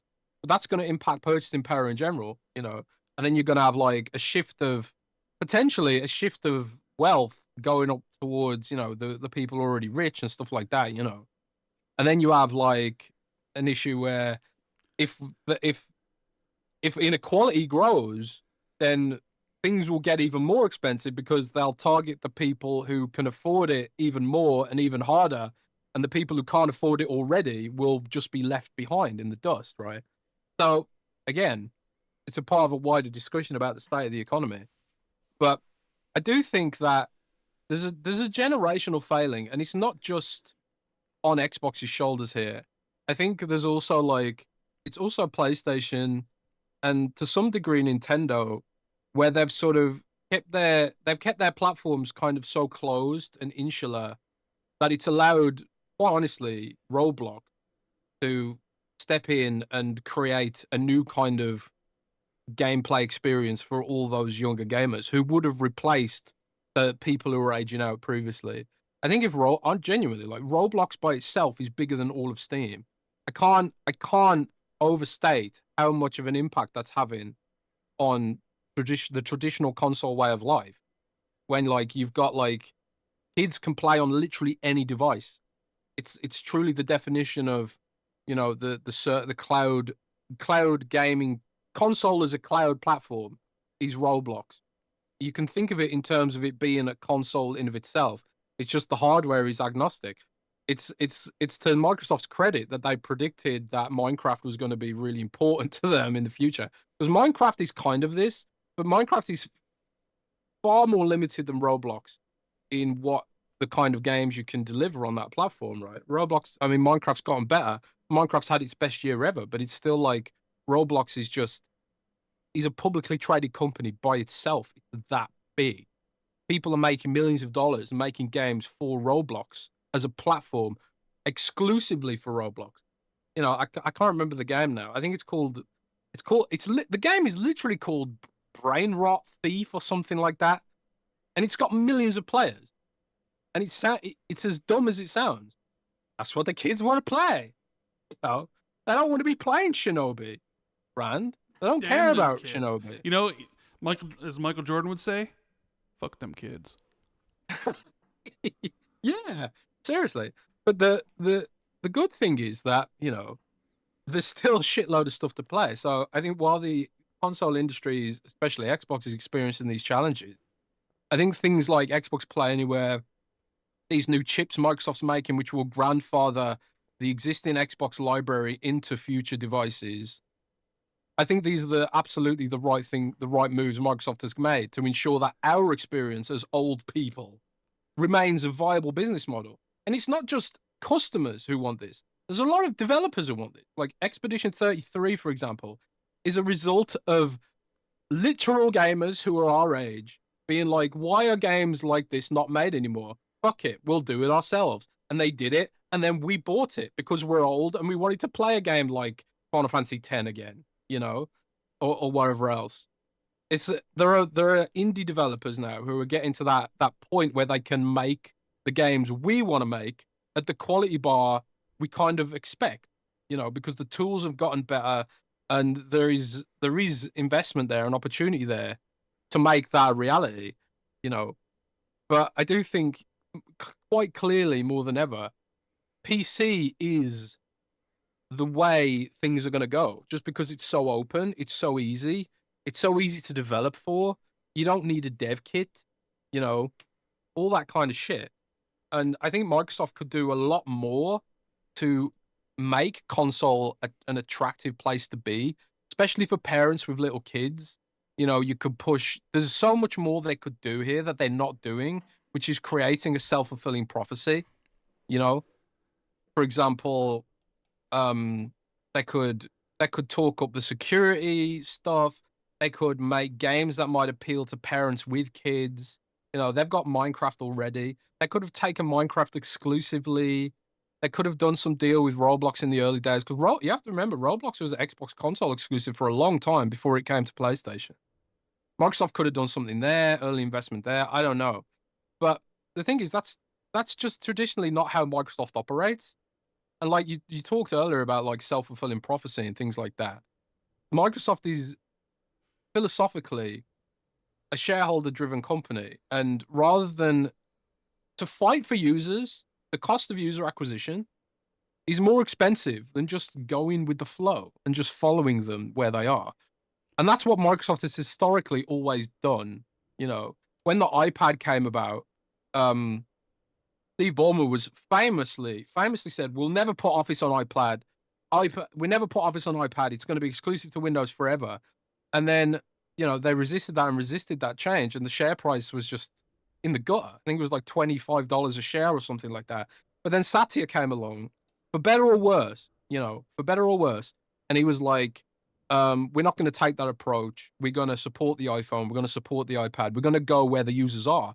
Because it's frankly cheaper to do that than try and make your own platform like Windows Phone. Try and force it to work. It's not working. There's like no point forcing it to work, right? It's cheaper, it's more cost effective, it's better margins to just follow the users. And that's what Microsoft has done. And that's what's turned Microsoft into a multi-trillion-dollar company and not the company that everyone was saying was like, has been kind of company during Steve Ballmer's era, where Steve Ballmer was trying to make it more like Apple and shit like that. Um, it is a multifaceted discussion. Part of it's Microsoft culture, part of it's generational trends, part of it's demographic, part of it's economic, macro and microeconomic, tariffs, all kinds of bullshit, purchasing power. But it's just guess what it is, Rand. Guess what it is, baby. What is it? It is what it is. Oh, jeez, Jez. Oh no! Is what it is, man. Is what it is. But I do think that the moves Microsoft made is to grandfather the console users in for the future. Hybrid chips, Xbox compatibility is a GPU you can buy. OEM made PCs that are compatible with the Xbox library, putting things on cloud at a breakneck pace. I think that protects the Xbox platform long term. And the rest of it is what it is. I do wonder what PlayStation will do. PlayStation just raised prices not that long ago. It's like $50 But on everything here in the States. They had raised stuff overseas to, help them not, raise the prices here, but they did. So I think this is the ultimate thing you got to think. Xbox dying and exiting stage left will not save the console market. This is like a generational demographic kind of issue. I think in the short term, if Xbox was just like, fuck it, we're done, it would help PlayStation out in the short term. But I don't think it helps them out in the long term, because I think the general trend is not Xbox to PlayStation. The general trend is console to PC. That's the issue, So I think Microsoft sort of trying to bridge that gap is a good thing for us, or it's the best thing we can hope for. If it was me, I would be like, we need a kids edition Xbox. We need more Minecraft stuff that's exclusive to Xbox. I would be like more of a dick about it, probably. But it's probably just the wrong way to go. I think sometimes you just can't fight fashion. You can't fight those trends. Especially if you're a corporate entity trying to be like, hey guys, buy our console. People are like more resistant to that shit than ever.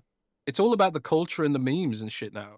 A game with literal brain rot in its title is one of the biggest games in the world right now. No marketing, pure virality, word of mouth through Roblox's algorithm. That is like a generational shift that a lot of us don't appreciate how much of an earthquake that has been.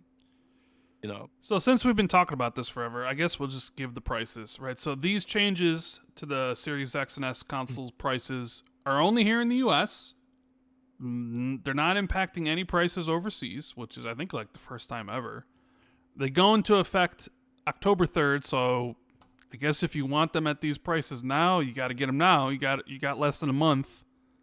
So the Series S 512 gigabyte system is going up $20 from $379 to $400.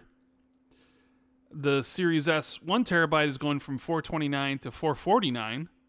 So the Series S only gets it's only going up $20.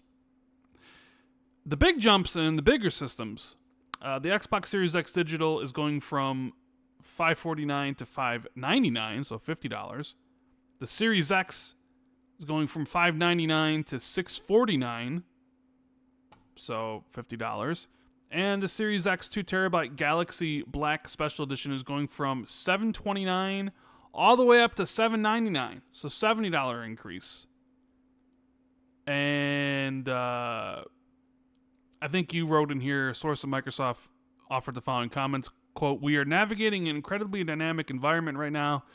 We've assessed the changing macroeconomic environment and addressed the applicable impacts. Indeed, the tariff situation between the United States and China, where Xbox consoles are manufactured, changes on a near monthly cadence, with different parts of the console subjected to different duties. Earlier exemptions expired recently, but there's no telling what new ones could be put in place tomorrow." I don't know, maybe it seems like they should have think about maybe manufacturing the consoles someplace else other than there, if that's going to be like an issue. Where, bro? I don't know. I mean, didn't some of them start making them in Taiwan or something? I don't know. I honestly don't know. So PlayStation and Nintendo have actually been quite a lot better at Xbox than this. They've diversified their supply chains through places like Vietnam and India, but Trump's just hit those countries with tariffs as well, especially India. Or he says he is. I don't know. I can't keep up because, like it says, it changes every fucking week. So those are the prices. Obviously, they're kind of a joke. And granted, this coming from someone who already owns the console, and I think most people who are listening to the show have owned the console at one point. Maybe aren't in the Xbox anymore. I know there are some people that primarily play on PC, but we all played an Xbox at one point. So yeah, it's more like it's more looking at them like, what are they doing? Like, how are you going to sell any more of these things in the future at these price points? Because everybody's feeling the pinch. Everybody's bills have gone up, and gaming is a complete luxury item. And like you mentioned before, you don't need an Xbox to play Roblox. You can play it on your phone. You can play it on your you don't need something like that, one of these consoles to do that. And then like your direct competition, PlayStation, is cheaper. Like the PS5 is $550. So even if you're looking at like the Series X, I mean, you're $100 more expensive than the base PS5 at this point. And then like the Series X is more expensive than the PS5 Pro, which is absurd on every level. Like it's just, and I know PlayStation, I don't know if you just saw it, Jez. The PlayStation just released a new PlayStation 5 into the market that instead of having 1 terabyte of storage, only has 800 gigabytes of storage. I don't know if you saw that. Maybe, yeah, there's a variety of ways that can. So maybe that's one of the ways that maybe that they're gonna be like, well, you know, we'll actually have this thing here that has less storage, so we pay less for it, so it costs us less to make, you know, so we don't have to raise the price because of the tariffs, because we're taking things out, you know, so the console's getting like worse over time. And so it's like people are like, well, how's this really gonna affect Xbox? And then you're thinking now, hey, we're expecting new console from Xbox in 2 years. And Series X is $649. So I guess you could potentially say when they do reveal this thing and it's $800 or $900, you'd be like, well, that's only $200 or $300 more than the current system. That's not a bad deal because the prices have gone up so much. And who's to say these are the last time they'll raise the prices? Because they raised these prices 5 months ago. This isn't like this isn't like they raised the prices a year and a half ago or something. Like this was recent. They raised these prices back in April or whatever it was, May. And they're raising it again, and it's like, well, and I guess like the your source or whatever that you quoted here, like, well, who knows? And it's like, yeah, it's true. Who knows what happens? Maybe they raise the price again, and because why not, Jez? Why not? If you have a Series X at $649 that nobody's gonna buy, why not price that sucker at $700 that nobody's gonna buy? Because somebody's probably looking at that and being like, you know what? There's no difference between $649 and $700 really. So if you're in the market for it, you're in the market for it. So why not actually make more money at that point? You know what I mean? It's like, well, why not raise the price again? Because like if nobody's buying it here at these prices, raise it again, and nobody's gonna buy it at those prices either. You know what I mean? So, and I don't know. I don't know what they expect. I understand like the reasons they give, but that's not gonna jive with people. It's just like whatever. I don't need an Xbox. I have these other devices. I'm good with my PC, or I'm good with my other systems, and who even needs an Xbox anymore? Like everything's on PC, or all their games are on PlayStation anyways. It's almost kind of like what I'm talking about when I say like the self-fulfilling prophecy kind of thing, where it's like, well, you know, we had the console guys and these were the prices, but nobody bought them. Oh, well, right? It's like, I guess you guys really don't want them, you know? And it's just like, oh, well, it's like, how much worse can it get? But then it's like, you realize, well, it probably could get a lot worse because you never know what the future holds. And these prices will probably never go down. That's the other thing, is they'll never go down. I don't see a scenario in the future where they decrease. I suppose it's possible for a scenario in the future with the next console, if we have a new administration that comes in and gets rid of the tariffs, that the new consoles or whatever would be priced in line more normally. But I don't see like a scenario where the old prices drop because of it. Like, you know what I mean? Mm-hmm. It's just, these are just what they are. And I see, I'm kind of looking at Twitter and like, this is the news. Like people are just, I saw Ryan McCaffrey, he just tweeted out, you know, do us all a favor, Microsoft, and just go full Sega at this point. Like, what are you even doing? I mean, has Ryan McCaffrey, with all due respect, has he played on Xbox for years? I mean, I don't know. Yeah. I'm just saying. I'm seeing tweets from everybody. Ryan McCaffrey being, one of the big Xbox guys at IGN. I feel like if you were actively on Xbox, you wouldn't be advocating for it to go full Sega. Because I don't want it to go full Sega. Because I'm like maybe 80% on Xbox. I'm playing on PC specifically for World of Warcraft, strategy games. Don't like strategy games with the controller, and maybe occasional exclusives. There's a lot of cool indie games on Steam that just never come to console on any console. Sure. I feel like a lot of people just don't have skin in the game at all, which is why I wanted to make an Xbox news outlet in the first place. Is because it was just blatant that a lot of the journalists covering the industry don't play on Xbox, have no interest in Xbox, or they have a lot of nostalgia for it during the 360 years. It's kind of weird because I don't have much nostalgia for 360 because I've gone the opposite direction. I was mostly on PC back then, and I've gone the opposite direction. I was like, a PC exploded. I couldn't afford to get it repaired, so I ended up with a 360. And then like right at the end of the gen, when Halo 4 came out, I had a 360 before, but it Red Ring of Death, and then I went to PC Red Ring of Death, and then I went back to I got one of those sexy black Xbox 360s, the ones right at the end that didn't Red Ring of Death. That looked sick, by the way. I think it was the Xbox. Was it called the Xbox 360S or something like that? I don't know, but I don't know. I just like my Xbox, man. Fuck me, right?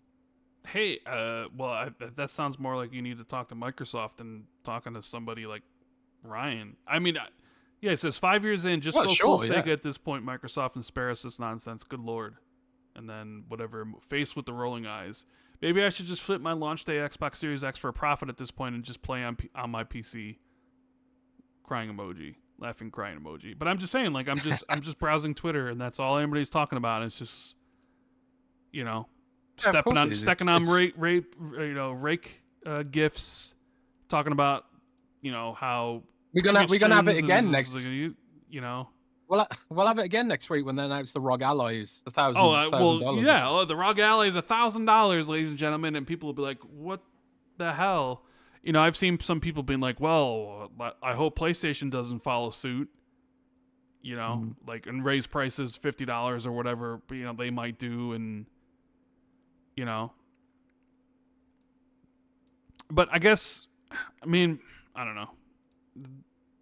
It's what you always say. Get the drum roll ready. It is what it is. Isn't that what you say? Mm-hmm.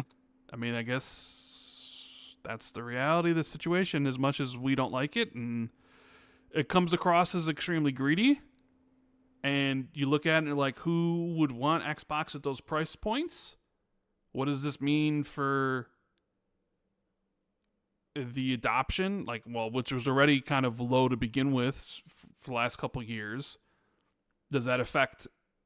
Because a lot of people are going to look like, well, how is this going to affect me? Like, if the platform doesn't grow, our developer is going to abandon ship. And I think that's maybe some people's thought process of like, well, if we get into the next generation and these consoles are even more expensive, that means less people will buy in, and potentially less people making Xbox versions of games that I want to play on my, system of preference. So they're thinking about the future.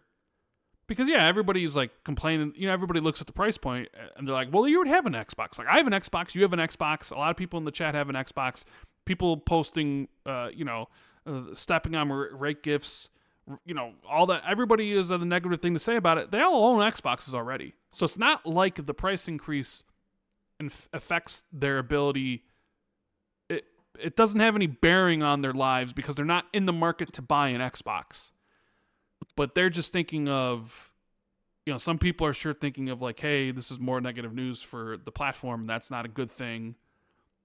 Some people are probably just, this isn't, what is this? Is this going to impact my enjoyment on the platform because I'll get less than what I used to get? But typical though of negative news to drop on a Friday, huh? hoping to bury it. Sure is, buddy. Hoping to bury it, being like, hey, guess what? It's on a Friday. But that doesn't work anymore. You know, the internet's It's never worked, man. Well, no, I think it worked at some point before the internet, where you could release something on a Friday and it would get buried and people would forget about it by Monday, but like not anymore, and it hasn't been for a while. But I guess like some things just constantly remain the same. So I guess if you're in the market to buy a new Xbox console, I would recommend buying it now. Save yourself the money, because these are going up on October 3rd.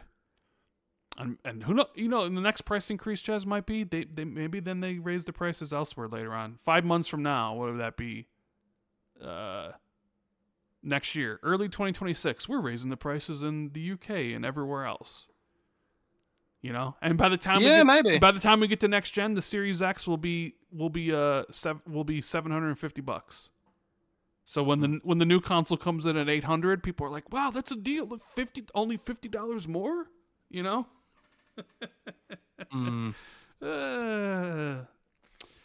Yeah. What do we want to talk about next? Let's talk. Let me get some of these super chats, shall we? Yeah. Did you also do the shout outs for Patreon? I sure did. Okay. Donataku says, because y'all, mostly Jez, always got something to say about Nintendo. I mean, it's all Jez. When do I ever really talk about Nintendo, Miss Don? Come on. Well, Don says how Woods talked about Nintendo Xbox is how doing... Jez talks about Nintendo. We're calling you out. That's here. such a lie, man. See? Such a fucking lie. I only talk about, like, when I talk about Nintendo, it's because they're doing things that are genuinely bad and have a chilling effect across the whole industry. You know, if they're patenting game mechanics, it's bad for everyone involved, you know. And only Nintendo seems to be able to get away with this shit. I swear down, if Microsoft was trying to do similar stuff, everyone would go completely apeshit and call them evil. But Nintendo seems to get away with it because they've got, like, the nostalgia tax rebate, you know. I am like, Nintendo does some amazing games, and I think I actually give them a shout out in my editorial going up at the weekend about how they're one of the few, AAA publishers that are still willing to push creativity, like Microsoft as well, to some degree. Like that Keeper game from Double Fine, I can't see Sony ever putting that out, or EA or Ubisoft, like, or Pentiment or whatever. And Nintendo is right there too with the creativity. So I do not begrudge them that. I'll give Nintendo all the flowers they deserve on the stuff they actually deserve flowers on. And I will criticize them for all the shit they do. I'll criticize Microsoft and I'll criticize PlayStation because, I'm not that way inclined to just champion a platform and ignore the dumb shit they do, But some content creators are. A lot of YouTubers, they refuse to ever criticize their own platform for fear of alienating people within their sphere, And I like to think me and Rand have never been like that. I like to think me and Rand have never sugarcoated things that Microsoft has done that's fucked up. What do you mean? And maybe we should. Maybe we'd be way bigger if we did. It always depends on who you ask. Because if you ask some people who don't listen to this podcast and don't really know me or you, well, one, it's cherry picked, isn't it? Well, they'll call you a shill, the Microsoft shill, and then just when half your articles are just shitting on Satya and Microsoft in general, it's like, I'm like so negative. Yeah, but they don't care because they don't read, and then with me, it's like, yeah, Xbox YouTuber, they just assume that whatever Microsoft shovels in my face, I'll just eat it happily and be like, thanks, Microsoft, you're the greatest, right? They don't have any train of thought. There's this weird thing where some people think, like, and it's always been a thing where, and they'll say this stuff to Paris or they'll say this stuff to Colt, where it'll be like, oh, I see the new talking orders from Phil have arrived, and like, oh, you see Paris saying this stuff. Oh, I guess Paris got that email from Phil, with the talking points, and it's just like, it's absurd. These people that are trying to be funny, or maybe they're not. or they actually think that's how any of that stuff works. Like Microsoft, be like, send an email out and be like, you have to say these things. Like this is what we want you to do. It's like never been like that case. And like when you get games to review from Xbox, it's like, here's the game, here's the embargo notes. Tell us, there's never ever been like you have to say anything like this. Hell, some of the times like you don't have to even review the game if you don't want to.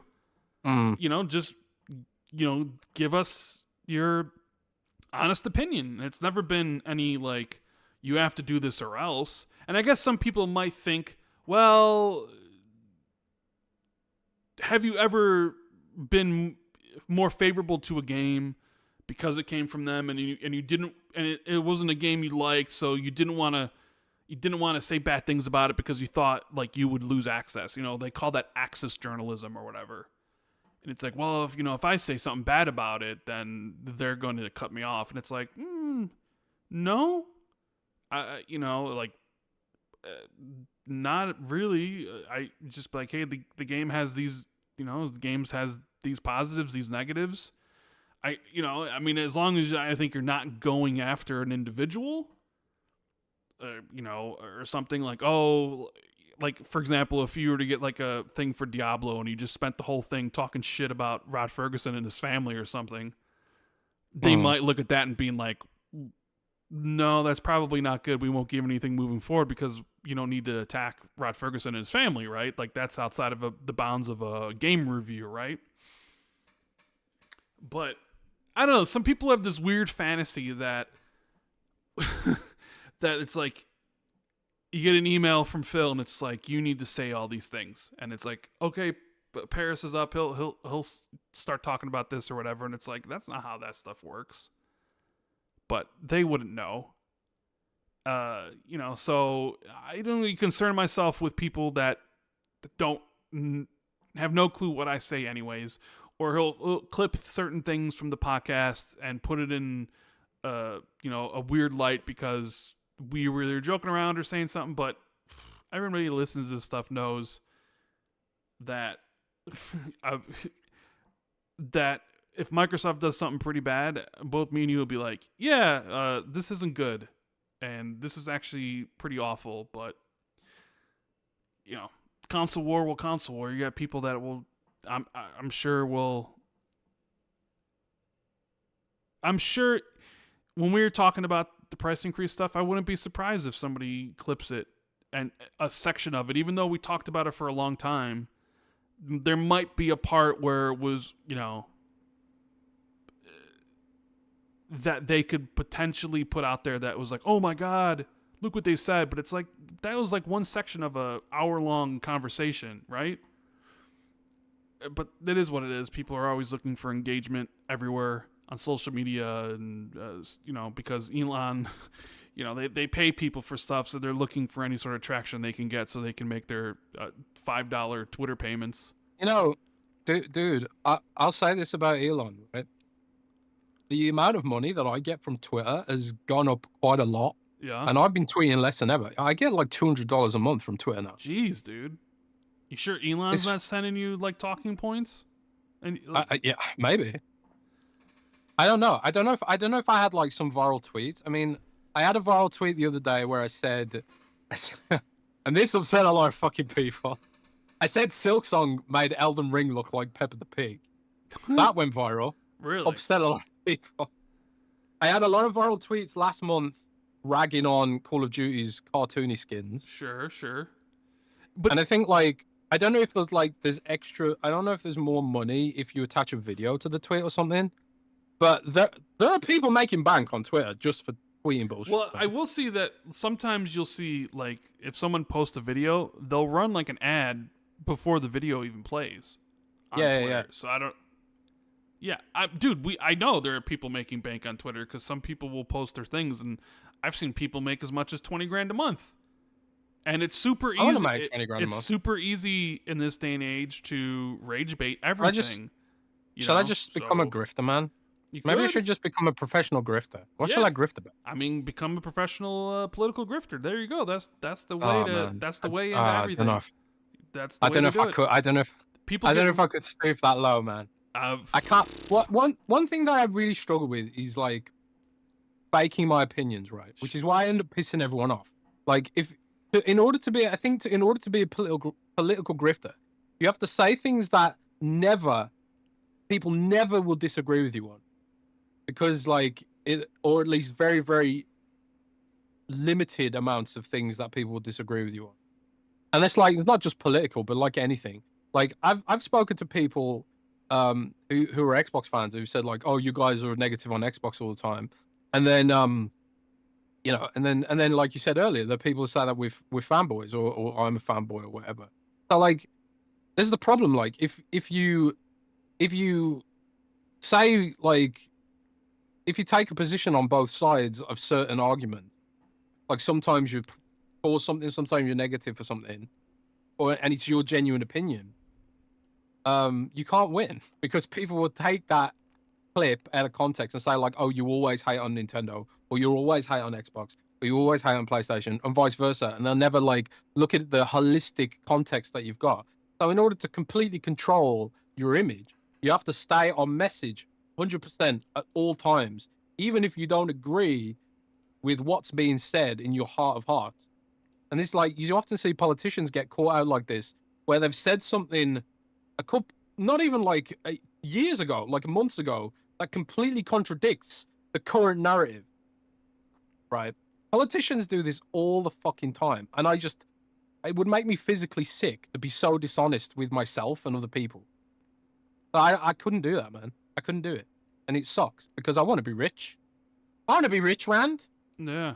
I want to be really rich, bro. Imagine if you could just tweet and that was your job, because you were making so much money, just tweeting.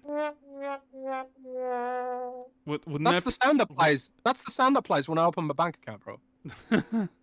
Wouldn't that be your dream, where you could just wake up and just tweet for 12 hours and that was your job? That'd be sick. You just made so much money. That'd be sick. I see some people like, I don't know how to do it, man. Teach me how to do it. Wow, there's no point asking you. You don't even use Twitter. There's the other day, and someone said to me on Blue Sky the other day, we need Rand on Blue Sky. I'm sitting there thinking, bro, he doesn't fucking tweet on Twitter. You think he's going to join Blue Sky? Fucking way. So, someone actually wanted me on Blue Sky? Yeah, man. I wanted you on Blue Sky. Is anybody? I thought Blue Sky died. Does anybody even use it? No, Blue Sky's like decent enough. I mean, I often see like tweets coming to my feed on tweets on Blue Sky. I don't know what they call them on Blue Sky. Fucking. Well, they call them posts on Twitter now. Just posts. I see posts. Yeah, I see posts on Blue Sky all the time that have like thousands and thousands of likes. So like, yeah, it's nowhere near as big as Twitter. Like, it's minuscule compared to Twitter, but it's. I wouldn't say it was dead. I got 20,000 followers there, which is probably a lot of Twitter refugees. I use it sometimes, you know. The thing I hate most about, yeah. Oh, I'm surprised somebody would want me there, because I stopped tweeting a long time ago. I don't even. Sure did. I don't even think of like things to. Well, yeah, and maybe those two are correlated to some degree, but sometimes you'd be like, oh, what's a good tweet I can? I stopped thinking about stuff, and there are tweets I can make for sure, but I just don't care, or it's like, what's the point? So it's just, I could tweet my thoughts on Shinobi or all the games I play and the posts or whatever, but I never really, I don't know, those things are all, some people like you, any thought that comes in their head, boom, it's a tweet. And I don't know how I ain't like that anymore, man. It used to be like that. And I told you, you need to think about that before you do that, because anything that will come to your head, like, I just took a fat shit, just fucking tweet that out, and I'd be like, tweeted anything like that. You have. You have. Nuh-uh. But yeah, I mean, let me ask you this while we're on the topic of shitting. Do you use your phone on the toilet? No. Does anyone in chat, do you use your phone on the toilet? Because apparently this is a thing. When I go to the bathroom, I'm just there to get out there as quick as possible. Sure, get in, get out. Get in, get out. But get out. But apparently there are people who sit on there with their phone for like time. Yeah. Time, man. Yeah. I mean, there used to be kind of the thing of like where like a dad would go into the bathroom and then come out 30 minutes later because he'd like want some peace and quiet, read a magazine or read the paper or whatever. And you know, now that phones are, I'm sure there are some people that go in there to maybe get away from it all. But my thing with going to the bathroom was like, I'm in and I'm out. Maybe it's part of it's because I come from a large family, right? I grew up with 3 siblings and 2 parents. So house was always full. And granted, we had 2 full baths and 1 half bath, but the one main bathroom. Bro, rich. Well, no, I mean it's like there's a full bathroom upstairs, and then there was a full bathroom downstairs, and there was like half bath in the other part of the house. But the bathroom upstairs was the one that everybody would go into to get ready for something. And that was the one that was most used. Like the bathroom downstairs is where, showers are or whatever, right? So like you get into a bathroom and it's like there's 5, 6 other people, and it's one of those things where it's like at any point in time somebody could come knock on the door or God forbid open up the door. Where you're going to the bathroom and someone comes in and you're like, no, I'm in here. So it was basically like one of those situations where like your job is to get in and get out because there's other people and you never know when you might be interrupted. So it's like get in and then do your business and get the F out. There's no loitering on the phone. There's no loitering and reading things. But I would imagine there are people that do that, but it wasn't something with me. And that's also, I think, one of my, because I come from a large family, and I know I do this, and I always have to apologize to Cognito or to Colt, and I know I do this to you, but like talking over somebody, because, with... You sure do. With 3 siblings, you kind of had to like make your voice heard. So somebody, you know what I mean? Like it was just... Yeah, I know what you mean. So to me, it's like, yeah, I know I do that, and that's something that's always been like that. Because then, like, you say something, then someone talks over you, and then someone else talks over you. And it's just something that I struggle with, of being, like, wanting to say something, and then finding the right moment to butt in on the conversation. So I know I do it to you sometimes, but also sometimes I do it to you because, like, I have something to add, and I think you're coming to the end of your point. No, it's fine. But that's something that basically we all had to deal with growing up, and it was just, Mm-hmm. No, I feel that. I mean, that was like that was a very long segment about having a shit on the toilet. Yes. Well, what did chat say? Well, I randomly blurted out laughing there because Champagne Supernova with the 2, thank you for that, said, I'm playing Silksong exclusively on the show. Ooh, yeah. And that just gave me an image that I didn't want while you were talking. So thanks for that, Champagne Supernova. But I just on the point of the tariff stuff, just to round off before we move on to the, I suppose, Randy Pitchford stuff. Daniel Ahmad put out a post on Blue Sky, which is something I didn't realize, right? While iPhone price is the same, but game consoles are going up in price. And that is because Trump exempted smartphone and computer parts from reciprocal tariffs. However, the United States government does not consider a video game console to be a computer. Video game consoles are considered a separate category and are subject to full tariff. So, in that context, Rand, maybe the next Xbox, being a hybrid PC or whatever, will win it that exemption. And potentially, assuming that in 2 years we've still got these kind of tariffs in place, because there are other countries where video game consoles have egregiously high duties, like Brazil, for example, I think is one. India is one as well, specifically video game consoles. So maybe this is like also part of Microsoft just being like, we need to move towards PC so we can join that family of devices that gets exempt, because they're not going to increase the price of the iPhone or increase the price of a business computer, are they? They increase the price of consoles because they consider it to be a luxury good and not a necessity like a phone or a PC. But if the next Xbox is a PC, maybe it won't be as expensive as we think. Maybe, possibly, a stretch, but that it's a piece of information worth knowing because it is part of this whole story. So thanks, shout out to Daniel Ahmed for that. Of Nico Partners, Director of Research and Insights. Cool dude, and someone you should definitely follow. Yeah, Rave Damo says Tom Warren crashed the Xbox 2 or got off the potty. We got Frosty with the 5 says feels like Xbox is getting ready for next gen with these price hikes, and if customers do decide to buy Series X and S, might as well make some profit. I wonder how much of the tariff stuff is eating into, or I just sort of wonder if the consoles even make money for Microsoft at this point. Like, priced at what they are they profitable for them, or are they still losing money? Like, how much of that price point is specifically going towards tariffs? How much have they brought the cost down of the consoles over time?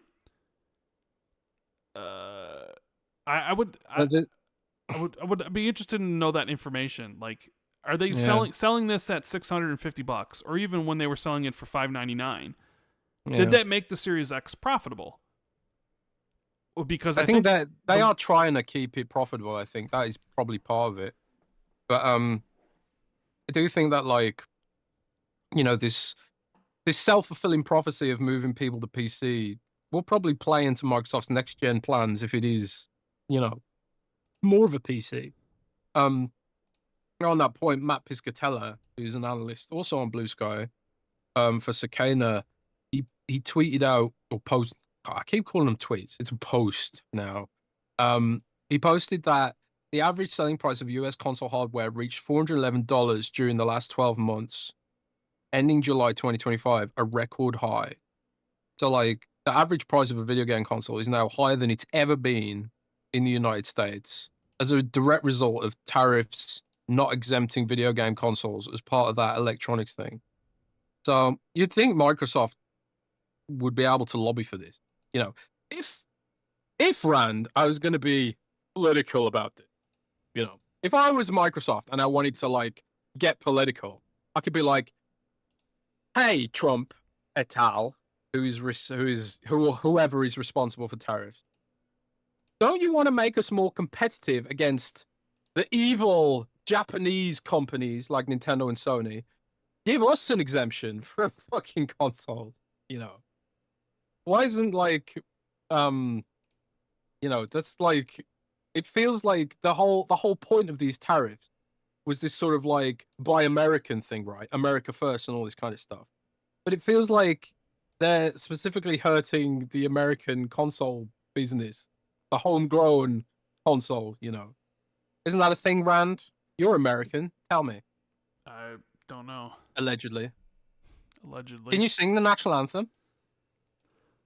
I could, sure, but I'm not going to. Come on, then.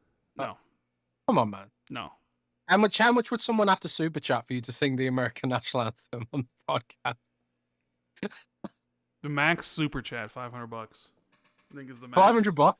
So if someone super, okay, if someone super chat $500 to sing the American national anthem.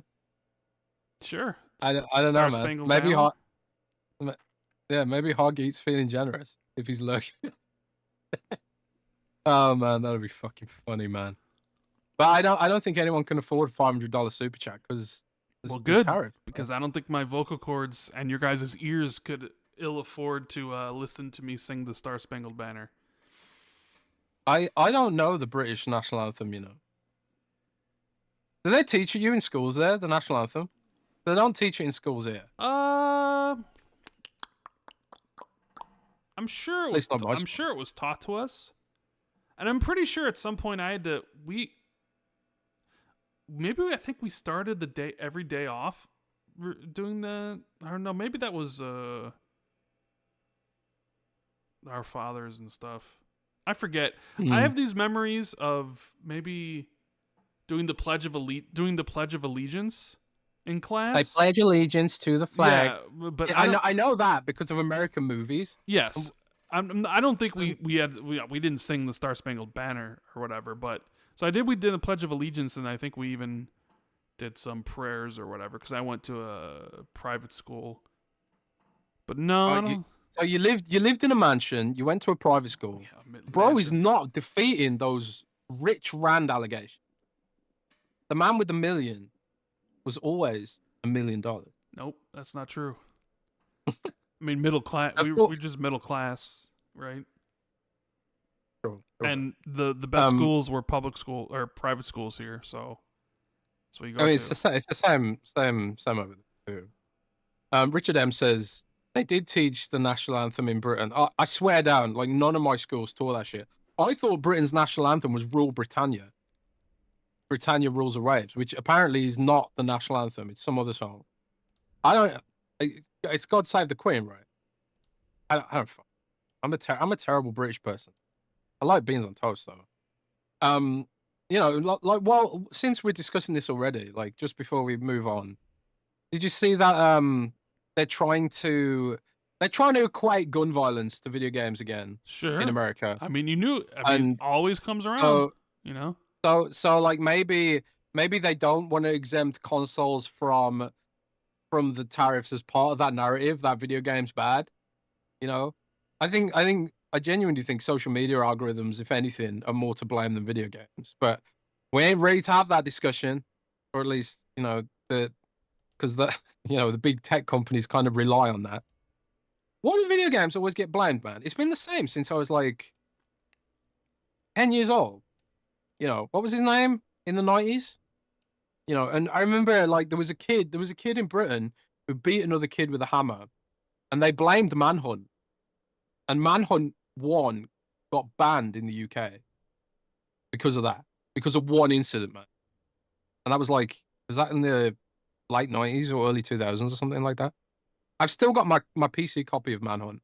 It's like a piece of history now. Anyways, do you want to? Are there any super chats to grab, and then we'll move on? Yeah. We got Champagne Sunubova, who says, anyone going to buy an Xbox did so already. This feels like a slowing down pipeline by pricing. It's become so niche, it's more expensive to supply. And he goes, and then he says, at this point, I'm more confident that the Xbox ROG Ally is more reasonably priced to push PC versus consoles. Side note, Silksong. I mean, it doesn't seem like the ROG Ally X is going to be more reasonably priced, but maybe it is, or maybe it depends on what your expectations are for a handheld PC, I suppose, versus like a console. Jay Foley says, do you guys think the Steam and Xbox achievement system could be integrated, where achievements on Steam will also earn you Xbox achievements? I mean, that would be cool, but I doubt it. Where if you get one or the other, like if you earned I don't see any integration on that side of things. So, do you, Jez? Because I don't. No, like developers don't even like achievements. They see it as overhead because it's like, well, I've got to do this extra work, and it's not necessarily for my benefit, you know.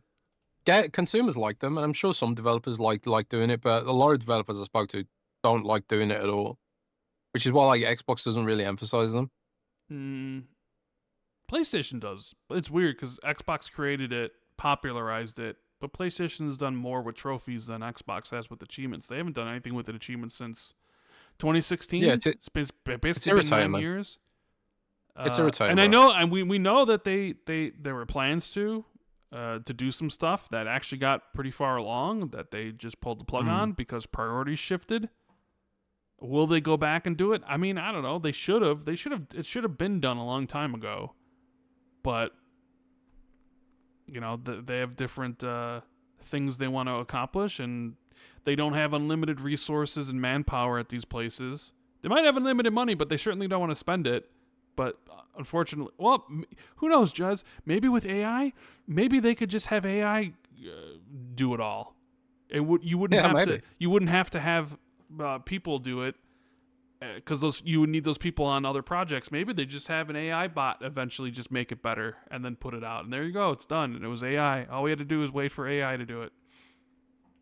True that. But it would definitely be a cool thing. but I don't really see that happening. I mean, hell. Yeah, then no, I know. Yeah, because kind of like with you, when I've talked to some devs about that, they view achievements and trophies and stuff as a platform feature that doesn't do anything for them. So yeah. We have Damtaku says, check out Megabonk, third-person vamp survivors. I never even heard of it. There's a lot of games that come. I think there's like 30 games that came out coming out on Xbox next week or something. There's also like there's another Vampire Survivors game that came out, the Deep Rock Galactic Survivors, Deep Rock Survivors or whatever. That looked pretty good. And I'm just sitting there like, I've got Helidus installed. I've got Dying Light the Beast. There's. I want to play Outfall a bit more. I also installed Castlevania Symphony of the Night on backwards compatibility. No, we talk about having no fucking attention span. Oh my God. I haven't finished Silksong either. You don't have an what? You were loving Silksong. Well, so let's go to that. Let's go to that next because I have to take a break, man. There is a Silksong thing. I mean, there's been the whole debate about the difficulty of the game. I have seen people, like you mentioned before, the comparisons to Elden Ring and how Elden Ring is a cakewalk in comparison. Like this is way harder.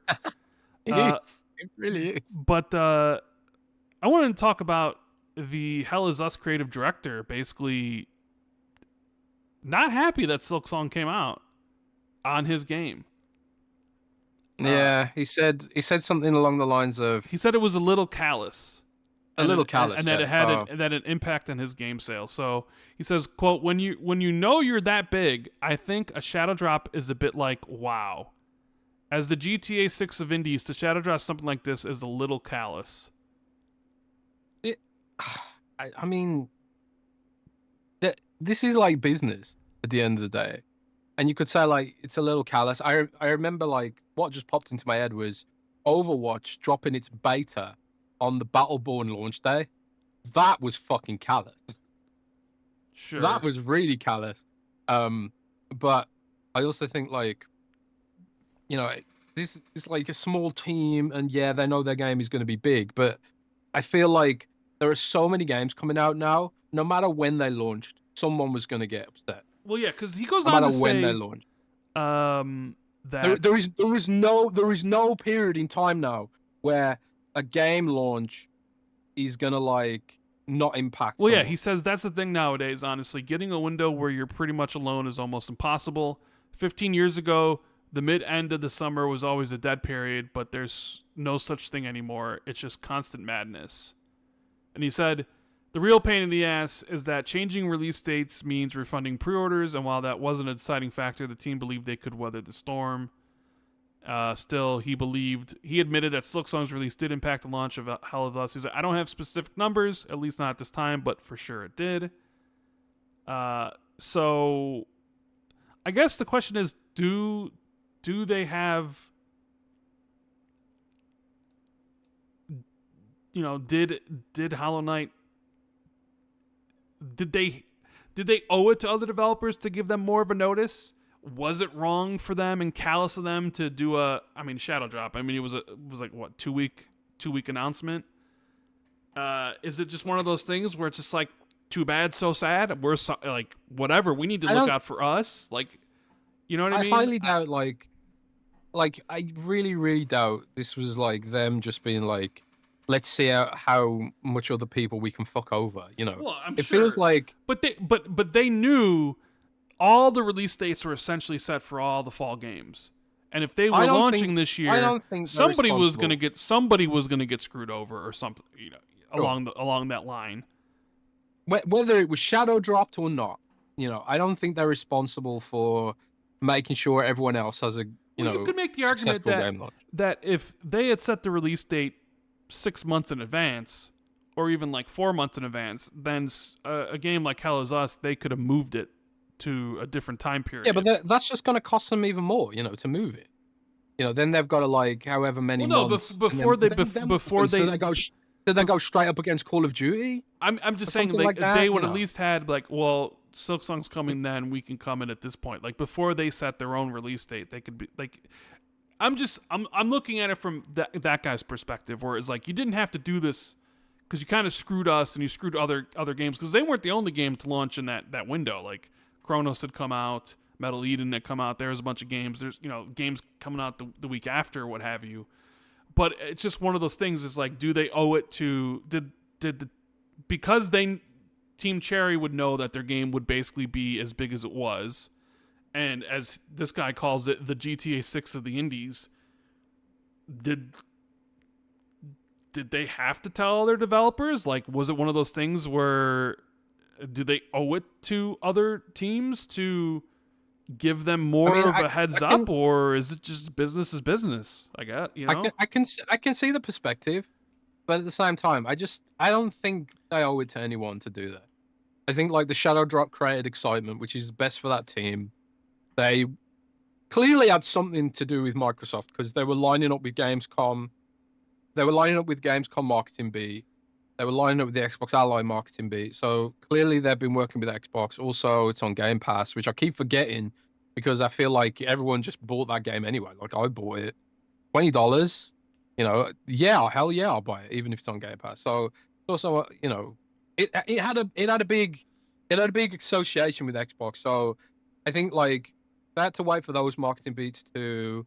And then, like, if you're going to maximize the marketing beats you have, having this sort of Shadow Drop, like, creates a huge amount of excitement, best for the game, and now it's done really well. I think if they announced it 6 months ago, I don't think it would have had the same amount of, like, sort of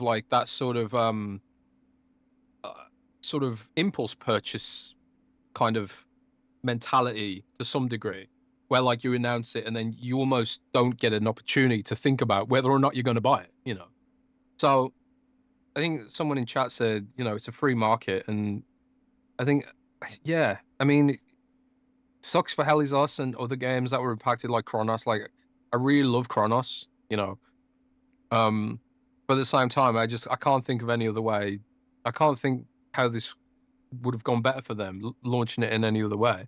As a smaller team that doesn't have a big marketing budget, that doesn't have a big publisher backing them to handle all that shit. You have to remember, this is an indie dev, and they don't have like the same kind of resources that a publisher would have, So yeah, I think Hell Is Us is unlucky. Chronos was unlucky. But hopefully those games find their audiences. I'm gonna try and play Hell Is Us this week. Maybe capture some footage for the podcast. Because I have been taking a break from Silksong Run because it is fucking hard. It's too hard. It's not too hard, but it's fucking hard. Is it harder than the original?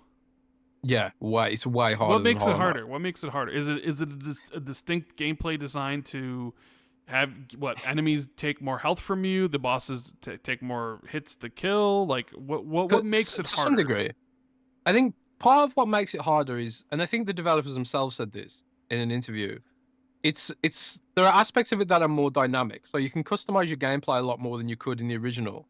Like the original had the charms that you can make like sort of builds with and stuff like that. But this game goes even further because there's charms and then there's traps, and the charms can affect the traps as well as your attacks, and there's also the crests which give you slightly different play styles. And I think some of the bosses are designed in such a way where it's like certain traps, certain tools, and certain crests give you an advantage. So there's a little bit more of like sort of trying to meet the challenges head on, and maybe then thinking about, can I tweak my equipment here to give myself a better time, more so than Silksong did, more so than the original did. At least that's my perception, because I was fighting a boss recently.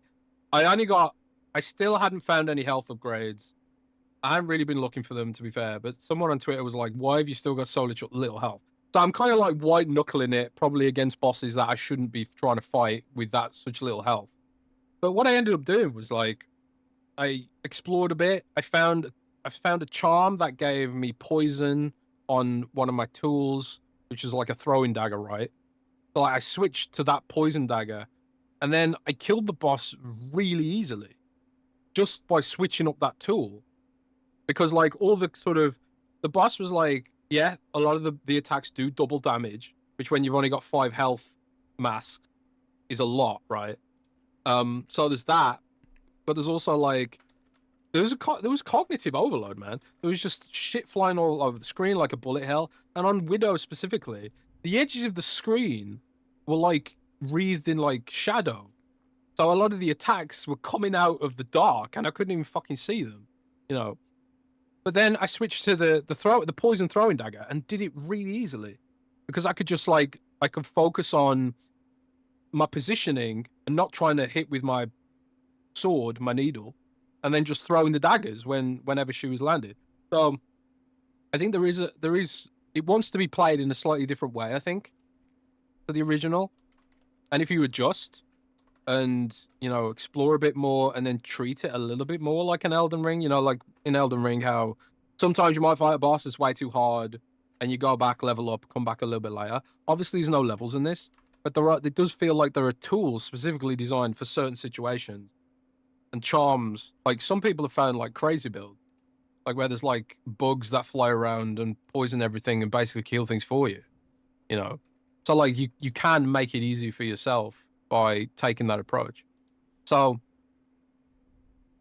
when I tweeted that it's harder than Elden Ring, part of it is probably because I wasn't playing the game the way it wanted to be played, which is, you know, switching up your build and your charms and your tools to meet the specific challenges. But also Elden Ring didn't have these insane platforming puzzles, you know, and obviously Elden Ring did have some platforming stuff in it. You know, oh man, the approach to Melania, for example, I can't remember what that area is called. You know what I'm talking about, with all the branches and the roots?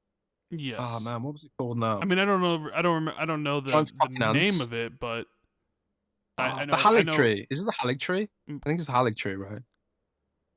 I think it was the Hallig tree. But anyway, that whole section, I never want to do that again. That was so frustrating, you know. And I was even playing like a sorcerer, so I was killing all the ants with the bow and arrow sniper spell, and like making it easy for myself. I can't imagine what kind of hellscape that is playing melee when the ants are coming and all those other mobs are trying to push you off the edge. Man, that was brutally tough. But you know, a lot of Silksong is like, I don't remember playing Hollow Knight, and I played Hollow Knight this year. You know, so it's quite fresh in my mind. I don't remember how Hollow Knight having such a difficult platforming puzzles like Silksong does. Like Silksong really pushes your platforming skills to the next level, I think. In like Ori touched on that, I think, in some segments. But a lot of people have been comparing it to Celeste. I haven't played Celeste. You've played Celeste, I I think, right? love Celeste. Celeste is So amazing. Celeste had these difficult platforming segments, Yes, I it presume. did. Oh, some of And I that was think, really, really, yeah, really difficult. I think the original Hollow Knight did as well. In like, there's a section called the Path of Pain, which I think is an optional section, which I never found. So I think even the original Hollow Knight did have some aspects of this, but it's not optional in Silksong. You have to do it.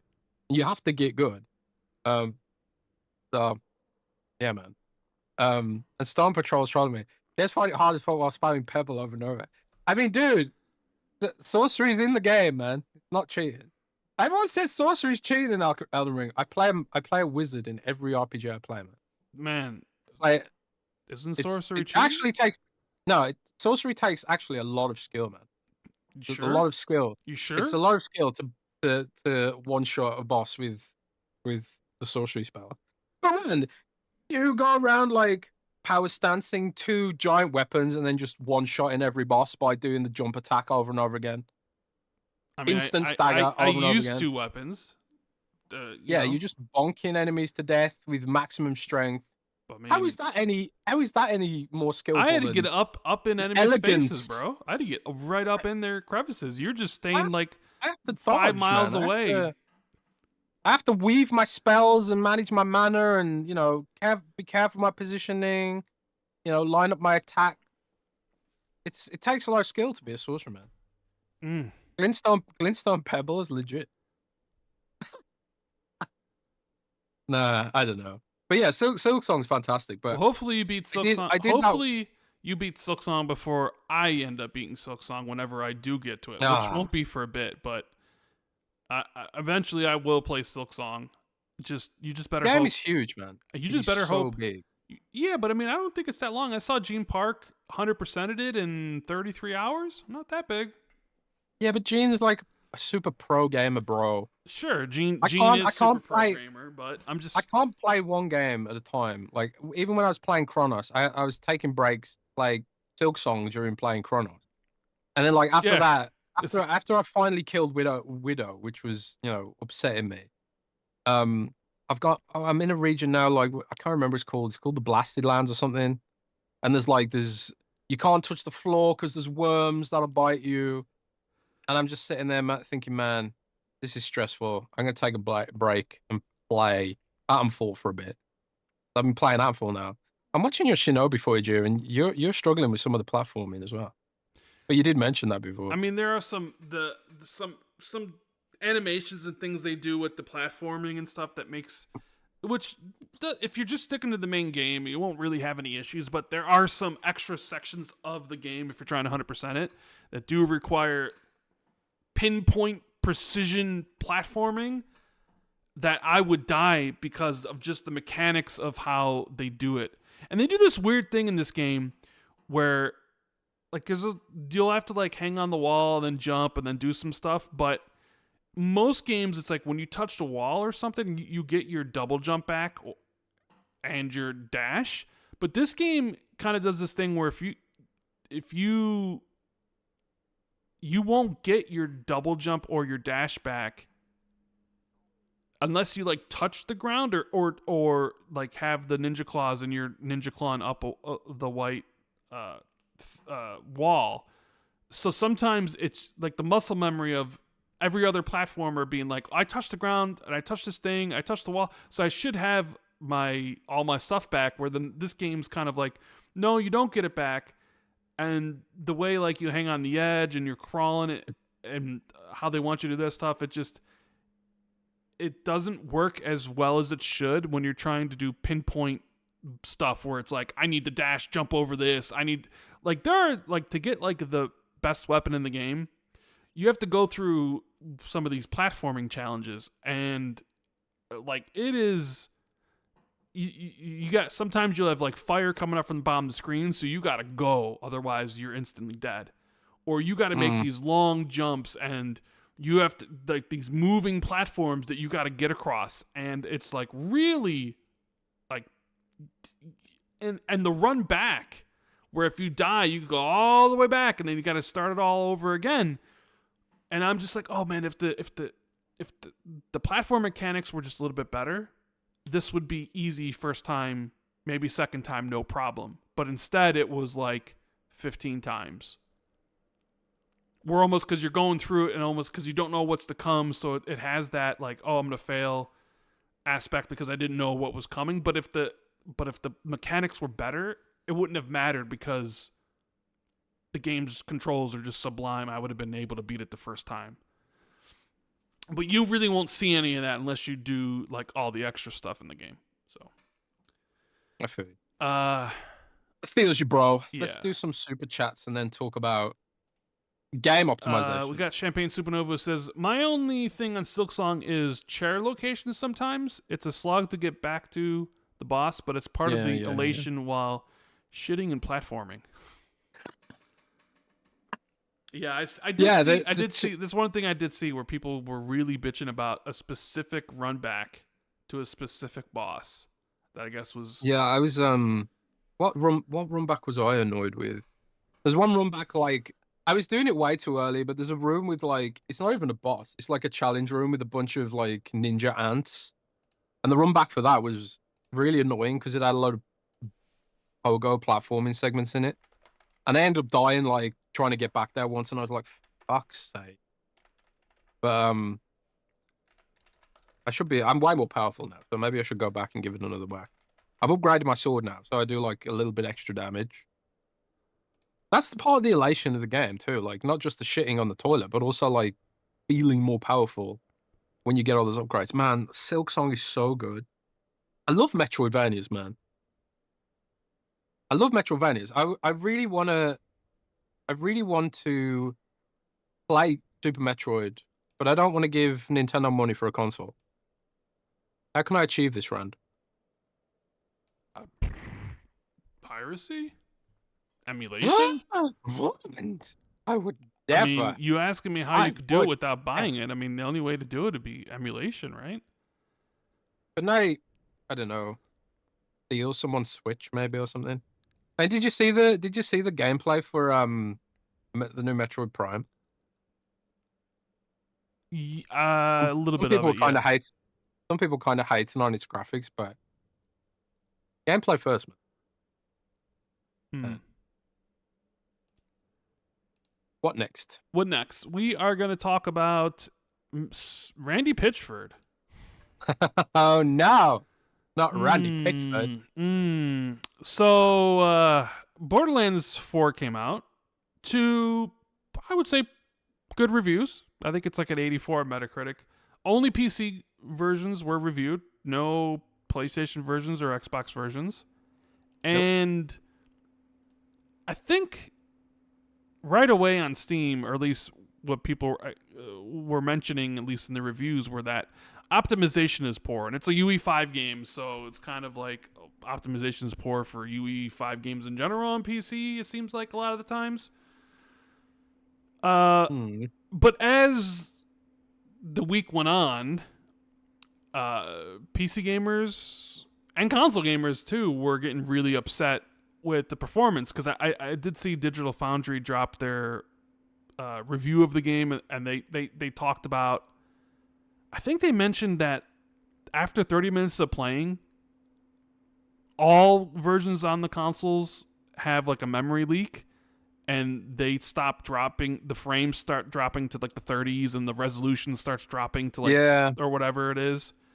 It was kind of like it reminded me of Fallout 3 on the PlayStation 3. Or whereas like Skyrim, the more you played, the more it lagged, and then you'd have to reboot the game. Like for a game to run into that issue in 2025 is crazy. So Randy being Randy, because Randy can't shut up for whatever. I don't know if he's on the spectrum or something, but he just can't not help himself to say stuff.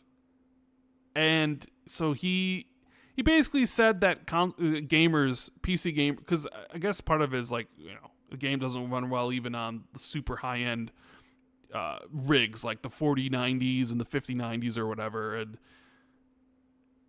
and he was just basically like, hey, you guys got to get used to it. You make your own game. What was the exact quotes, Jez? Do you have them? Like he just let's pull them up. Okay, let's pull up some Randy Pitchford quotes. With some Randy Pitchford quotes.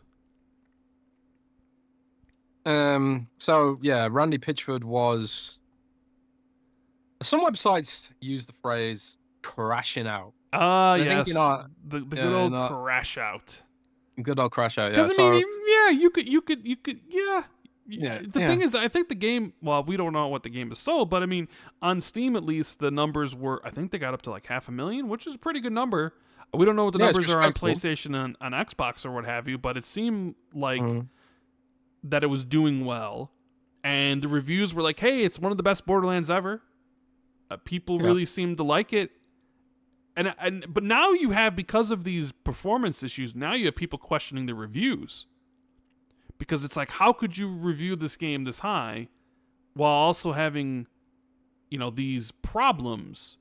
Are people being truthful? Oh, people got a free copy of the game, and so the whole review process is basically scrutinized, because if it has these big problems, how could you give it an 84? And I've always said on the show that people are more generous to a game they like that has performance problems, where they'll overlook or understate. They'll mention the problems the game might have performance-wise, but because the game's really good to them, they're willing to overlook it and being like, it didn't deter greatly from my experience, so I still think this game's worth playing. It's an 8 or a 9, what have you, right?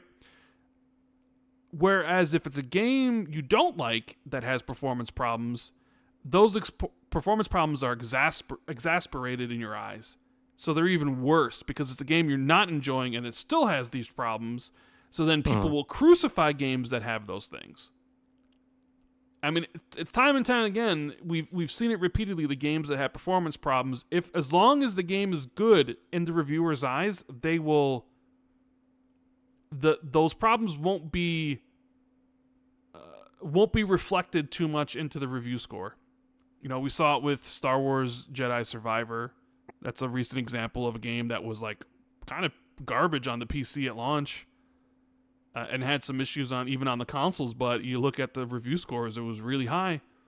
And that's what it is. It's like people really enjoy Borderlands 4, so they're willing to overlook any issues that they have, and maybe they think, well, by the time people play this, it might be patched or whatever. But this hasn't been, and so people were very vocal about it, which caused Randy Pitchford to keep on crashing out, as they say. So what was he saying? So these are some of the more. He did a lot of tweets. He sure did did. A lot of tweets. He tweets replying a lot. to a lot of people. So I think if we're going to go through every single one, we'd probably be here all night. But we would be. These are the ones that really caught him a lot of flack. So he said in reply to someone, "Code your own engine and show us how it's done. Code your own. Make your own game." That kind of reminds me of people who of the response somebody would say if, you know, you don't like a movie and you say that to the director, like, I don't know, the director's like, make your own fucking movie then, you know, like where you where like the creator gets upset at a critic and he's like, well, you're just a critic because you can't do what I do. Or people that I don't know why. I don't know why, but when you said that, I immediately thought of Quentin Tarantino. I don't know why. Has he ever said that? I don't know if he's ever said that, but it definitely is one of those things where, you know, a football player, like, oh, look at this terrible quarterback, and he's like, well, you've never played the game, so you can't offer that criticism. So here's you know, Randy being like, code your own game, you know, like, like, okay, dude. Well, this is only the start of the quote. I know, and it's great. It's great. Crash Out's legendary. So code your own engine, show us how it's done, please. We'll be your customer when you pull it off. The people doing it now are clearly dumb and don't know what they're doing. Ooh. And all the support and recommendations and code and architecture from the world's greatest hardware companies and tech companies working with the world's greatest real-time graphics engine coders don't know what you seem to know / sarcasm. So not only is he like, he's kind of pulling in everyone there. You know, he's kind of like blaming Unreal Engine, he's blaming the platforms, he's blaming NVIDIA for not having the drivers up fast enough. He's kind of pulling everyone into that by saying that in a way. And then there was another one following up, and it was also Paul Tassi who highlighted these. Fun facts, customer service reports Borderlands 4 at roughly 1% or so of installs. Using that simple rounded ratio, more than half the tickets, 0.55% of customers are using users reporting difficulty with their shift accounts, lost emails. The next highest ticket is about field of view controls on console, working on it. Next, 0.055 of customers are reporting issues with Twitch drops, and 0.04% of customers are PC performance related, with customer service flagging 0.009% as valid. So he's kind of saying like, most people complaining about performance are just idiots who don't know what they're doing, kind of. Or basically saying that, look how many, like the ratio of people actually complaining, like nobody's actually filing complaints about it, so this is a made up kind of thing, right? Where, and he was also he also went on to say things like, he kind of inferred that people were trying to run the game on higher settings on older hardware and that people should upgrade and all that kind of stuff. But the problems then became like he was giving recommendations in the settings for settings that weren't even present. So he was like telling people to turn the fog down or turn the fog off, and that like there is no option to turn the fog off. You can only turn it down or something like that. And then he also said like there's no issues on console. And then we got this memory leak evidence in the end, specifically in the end game, I think, where like the game doesn't run really well, which probably points to the reason why there were no review copies for Xbox and PlayStation, because they knew they had this memory leak issue and they weren't going to have it fixed in time for the review build. So, you know, there's a lot of things to point to there. And I just can't help but feel like, you know, on one side, I respect the fact that he wants to defend his team. I think that's genuinely where he's coming from. He wants to defend his team and stuff like that. but at the same time, I think there's definitively a way to go about it, and I can't help but feel like anyone he's got there working in PR or maybe even his own team are just like, please, Randy, stop Mm-hmm. making it worse. I suppose the good thing is that like I think a lot of people are focusing really on Randy Pitchford as the bad guy here, not Mm-hmm. necessarily the game, because by all accounts, Borderlands 4 sounds like it's pretty good. I think I've seen some people say it's the best Borderlands ever in terms of like the content and stuff like that. Um, and stuff like that. But it does sort of underpin this sort of general trend towards Unreal Engine 5 open world games just run badly. But then even extended by that, Unreal Engine 5 games in general seem to have these performance issues. And Tim Sweeney, Epic Games CEO, recently said like he said something along the lines of, and I'm paraphrasing. He said something along the lines of, it's developers optimizing for the high end first and then backtracking to do the low end that is creating the issue. So like developers and artists are like trying to make their games look as amazing as possible using the rigs they've got, which are going to be high end in their studios, and then they're treating lower end devices like the 3000 series, the 4000 series graphic cards, or devices like Steam Deck, Nintendo Switch, or the Xbox Series S. They're treating them as an afterthought, which is partially why I think we got Black Myth Wukong so late on the Xbox platform, because they didn't have they want that to sort of retrofit the optimization for the Series S, and they realized it was not going to be ready in time, so they took an exclusivity deal or whatever. Um, so it does seem like there are a lot of games that have had these issues with performance, but there's been a lot of games that have had like really good performance. Like Wu Chang Fallen Feathers, for example, is an Unreal Engine game, and there are some sections in that game, at least the last time I played it, where there would be crazy slowdown and stutters, you know. And you sit like overall one of the best things about Wu Chang is the overworld map. It's like really old school Dark Souls in this sort of huge, connected, really massive map with all these sort of shortcuts back in track and things like that. Really impressive on a technical level, like or like an artistic level, like and sort of like the layout of the map. But then like you have these technical issues where it's like stuttering, which in a game where like you have to be precise with your parrying and shit like that is a drag, right? But then there's been other games which have been on Unreal Engine that have had really, really good optimization, I think. Like Chronos: A New Dawn, for example, I thought was very well optimized and ran very well overall. But again, it's quite a sort of linear kind of game. You're in interior locations a lot, so maybe it's not a fair comparison to something open world where, in a game like Borderlands, you've got a lot of overheads with the open world, roaming dynamic monsters, and then also co-op as well. So that takes some of your memory as well, I suppose. But it does feel like a lot of these companies just feel like they can get away with doing the optimization post launch because people will buy it anyway. And evidently that's what they've done. I suppose if 2K or Take Two Interactive has sat there and been like, we need Borderlands 4 out on this specific date for our quarterly performance metrics.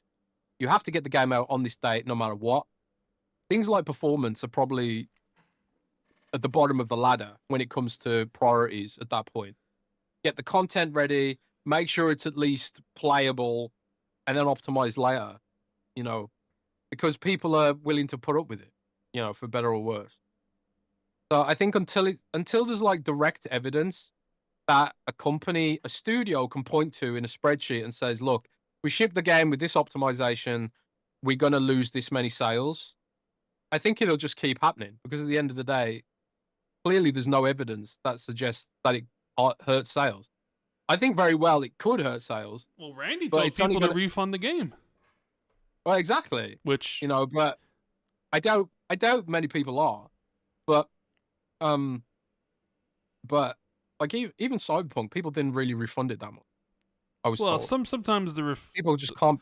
the It's not policies easy to and the refund it. time People they can't give be you to bothered. refund something is not that. What is it, like two Yeah, hours or Xbox, something? So Xbox, it's like, yeah, but Xbox and PlayStation fully opened up refunds for Cyberpunk. But I was told Cyberpunk didn't track any higher for refunds than any other game, on sure. Xbox. Well, I mean, it So goes to the thing of people just can't be. People often just can't be bothered, or it's too complicated, or whatever, to get a refund. And maybe that's an issue, a separate issue, platform worth discussing sometime. But I just genuinely think like the publicly traded companies don't care but because there's no, no you're right. evidence for their finance teams that it affects sales. But It should affect sales, but it doesn't. the thing with Randy is it's kind of just all he had to do was just, if he wanted to say something, all he had to say was, we hear you guys. You know, it's we know the game has some issues. It's in our we're getting to it. The team's working overtime to fix it, and we will patch it as soon as we can. Right. Instead, he just goes on this whole thing about I don't know, trying to defend the game's performance in a way. Talking about how you go code your own game. Like you know what I mean? Like this would have been such a PR win for him. Where one, you could even just not have any response. But if the outrage is that high, then it's like it deserves one. And then here's all you had to say was, we hear you. We're gonna fix it as fast as we can. And boom, it probably all would have blown over. Because I think people just want their acknowledgement of being like, we hear you and we're doing something about it. Because it's not like the reviews or how people feel about the game is that it's dog shit. People, the common sentiment is like, this is the best one in a long time. I'm really Best one since two. Yeah, I'm like loving it. It's just I wish the performance was better. So all Randy has to say is we're working on it. Instead, he just goes on this. It just makes it worse. Because it just makes it seem like it's a joke to him by saying like, oh, well, look at our customer support tickets. Like, you guys are making a mountain out of a molehill because nobody's complaining, And it this makes things worse, right? It makes things worse because, I mean, I don't know. Is he PR trained? Maybe he isn't. Maybe he's still like a puppy that still pisses and shits on the carpet. You think he's trained, but he's not. Term? Yeah, but it's such an easy win because now there's maybe some people that see this and are like, "Well, fuck him. I'm not buying this game." That maybe we're gonna get it, or the fans that spent $130 on it that feel, what's the word I'm looking for? Minimized, maybe. Or that feel, I don't want to use the word degraded, but that are like, hey, I spent $140 on this thing. All I really needed to hear was, we hear you and we're working on it. Instead, you get all these like responses trying to defend it and trying to tell gamers that go make, you just made a situation that is an easy win and fix. And just blew it up into something else. And I don't know. Is this all just like a game to Randy? Or is this like... I don't know. It's like the big one was like, he said, this got ratioed to hell. He said, every PC gamer must accept the reality of the relationship between their hardware and what the software they are running is doing.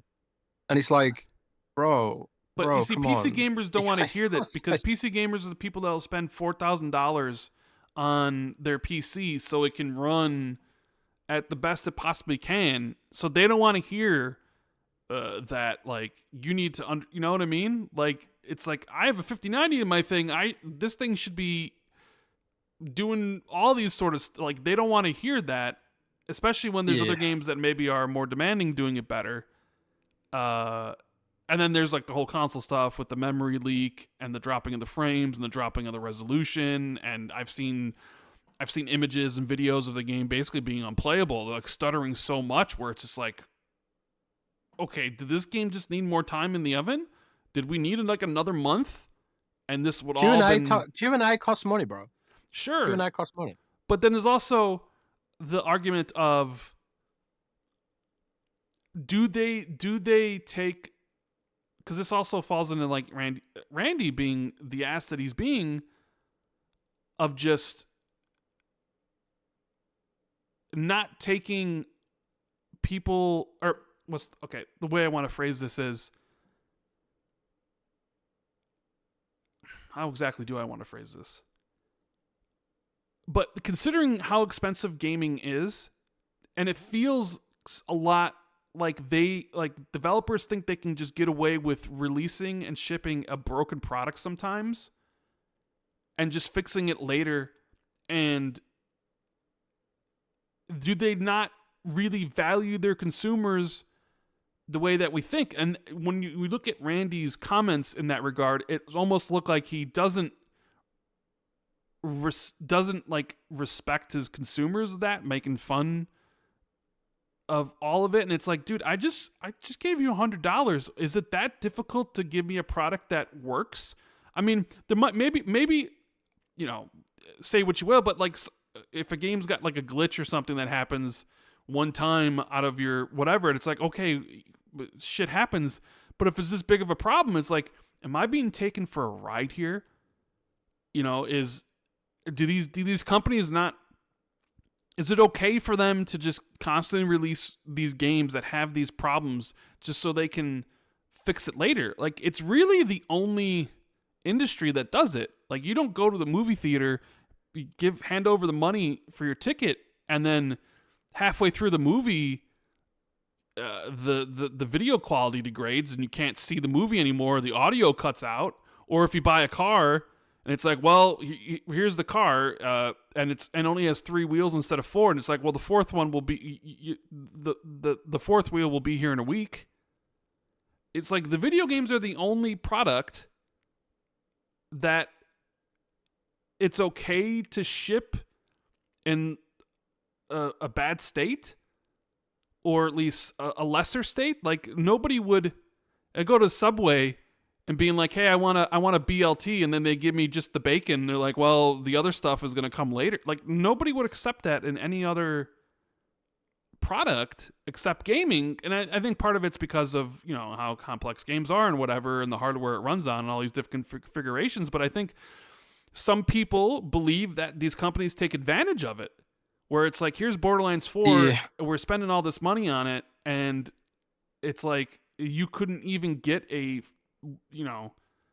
version of the game that doesn't have any problems or has minimal problems. And then when it does, and people call it out and be like, well, we want this fixed, you have the guy who runs the company making fun of everything and telling them to go code your own game, you know? Yeah. I mean, it's pretty clear that he's just, there's not media trained, and there's going to be PR people that were probably like, I'm surprised that nobody at Take-Two or 2K got involved here. But is Gearbox independent? No, weren't they purchased by Take-Two? I'm trying to double check. They were independent, then they were bought by Embracer, remember? And then Embracer sold them to Take-Two, because Take-Two bought them, I want to say. Yes, you're right. Subsidiary of 2K since 2024. So I'm surprised like nobody at 2K wrote him up and said, look, shut the fuck up. You know, I remember hearing, and I don't know how true this is, so take this with a grain of salt, it may not be true, but when Xbox was going through their whole exploratory phase about companies they wanted to buy before, like, you know, Bethesda and all that stuff, one of the companies was Gearbox. But one of the negatives was Randy Pitchford. Well, this is another aspect of it. Like, the way Randy conducts himself on social media is not like typical. The way the head of a subsidiary at a major publisher would typically not behave like this. No. But part of me wonders, like, as part of that sale, has Gearbox retained some of its independence, or does Randy maintain some kind of controlling share in the company? Because I feel like if a Microsoft studio head was crashing out like this about like Gears of War E-Day or something like that in the future, they wouldn't have a job probably, or they'd be banned from social media. It's happened before. I know like other Microsoft staffers who've been, you know, said things on social media that Microsoft didn't like, and they've been either demoted or sanctioned, or, you know, basically been like, if you use social media, we're going to fire you, you know. And then furthermore, people have been fully fired outright, you know. Well, but for think their about it. social media This isn't content. the first time he's caused controversy with Borderlands 4 because he was the one that brought up the pricing aspect and made everyone that's think that it was going to be $80. So I mean, he's opened his mouth and put his foot in it plenty of times. That's just the way he is. Yeah, I think he must, as part of Gearbox's sale to 2K, he must enjoy some level of autonomy that other studio heads don't have. Maybe they also think maybe he also thinks like any PR is good PR. You know, where like Borderlands 4 is in the news and like now more people are talking about Borderlands 4. You know, maybe they're more interested in it or whatever. And but there is that thought process. But it's like, but is that a good thing to be in the news for? Because your game has these problems and your CEO is talking smack about stuff. I don't know. I don't know. I don't know, baby. I don't know. But, you know, on the topic of optimization, you know, there was some comments about how the Xbox Series S has saved optimization. Xbox Series S has made Battlefield 6 better for developers, eh? Or better for all platforms, which is better for all platforms. Not the first time this has happened. Yeah. So like just to, you know, for those who don't know, EA was doing interviews about Battlefield 6. I can't remember exactly who said this, and I don't have it to hand. But a developer from DICE who's making Battlefield 6, which, by the way, is the only AAA game that I've been excited about in a really long time. They said that the Xbox Series S nailing that memory limit was helped them optimize the game for lower-end hardware in general. I think that's the way it should be, you know. And it's not just the Series S. It's potentially devices like the Switch, Steam Deck, older graphics cards. I don't know if you're going to be running Battlefield. I don't think you're going to be running Battlefield 6 on your 1060 from back in the day or whatever. But it bodes well, right? And you know, when I played, people who played Battlefield 6 on Xbox Series S in the beta said it run pretty well. The Xbox Series S is like, it's a weird device because it's got the right CPU, it's got a scalable GPU, but it's always just this memory disparity. Like Microsoft probably should have aimed to give it the same amount of RAM as all the systems, because that seems to be the thing that developers are coming up against the most when trying to make their games scale across systems. It's like with the GPU, they can be like, okay, well, we'll cut some, you know, resolution integrity here or whatever. But then when it just comes to RAM, that's when it starts eating into like your gameplay systems and things like that, you know? So I do think Microsoft probably took a risk there when they'd allocated that RAM, but it seems like if developers... Here's what they said, Jez. You ready? All right. So Battlefield 6 technical director Christian, he was in an interview with Kotaku, basically said that they had trouble getting the game to run in the Series S. No doubt. He says, quote, "I will say that the biggest thing we did that was a challenge for us was dealing with the console's limited memory. Xbox Series S does have less memory than even our mid-spec PCs, and so there was a point, I want to say like 6 to 12 months ago, where we kind of realized that a lot of our levels were crashing on the Series S. The process to optimize the memory made, quote, the whole game better and more stable. The devs also focus on specific optimizations for the Series S as well." He said, quote, we were doing so much testing, we were collecting all this data. Once we kind of started running all our levels through it and were able to see where the problems were after a month or two, we kind of had resolved all of our memory issues on the Series S. But then he concluded that Battlefield 6 is now super solid and performant on the Series S and will run at a smooth 60 frames per second. So I think that's really impressive, man. I think it's awesome. I mean, the fact that it'll just be across the board more optimized now. Because Battlefield is one of those games that's kind of notorious for performance issues out of the box. I remember like Battlefield 3 and Battlefield 4 had that rubber banding kind of stuff going on, which I think part is like a little bit more on the server end. But, you know, Battlefield 6, the beta was almost immaculate. It wasn't completely flawless, but it was like, this is the best beta Battlefield's ever had, and I've been in a lot of Battlefield betas because I'm, a Battlefield guy, as you know. There was some other Battlefield drama this week, though, Rand. I don't know if you saw, but there's been another beta test, closed beta, for creators and stuff like that. And some of the sort of Call of Duty, Twitch shooter kind of crowd, the esports crowd, they're not very happy because they nerf movement, right? They've nerfed bunny hopping. They've nerfed a lot of the. They've nerfed like the speed at which you can repeatedly jump or repeatedly prone. So like people who like do those crazy fucking movements constantly to sort of spaz out people who are trying to pick a target. The people who go crazy with their mice and keyboards and stuff like that, they won't be able to do that anymore because there's going to be like a cooldown on how many times you can jump over and over and over again, stuff like that. Taking the Call of Duty movement out of it. The community seems a little bit split on this. I've seen like a lot of sort of high-end esports types being like, oh no, this sucks. How could they ruin the game like this? But I've seen like plenty of people who are like just more casual, everyday kind of gamers like myself, been like, good with the childish Gambino gif, stuff like that.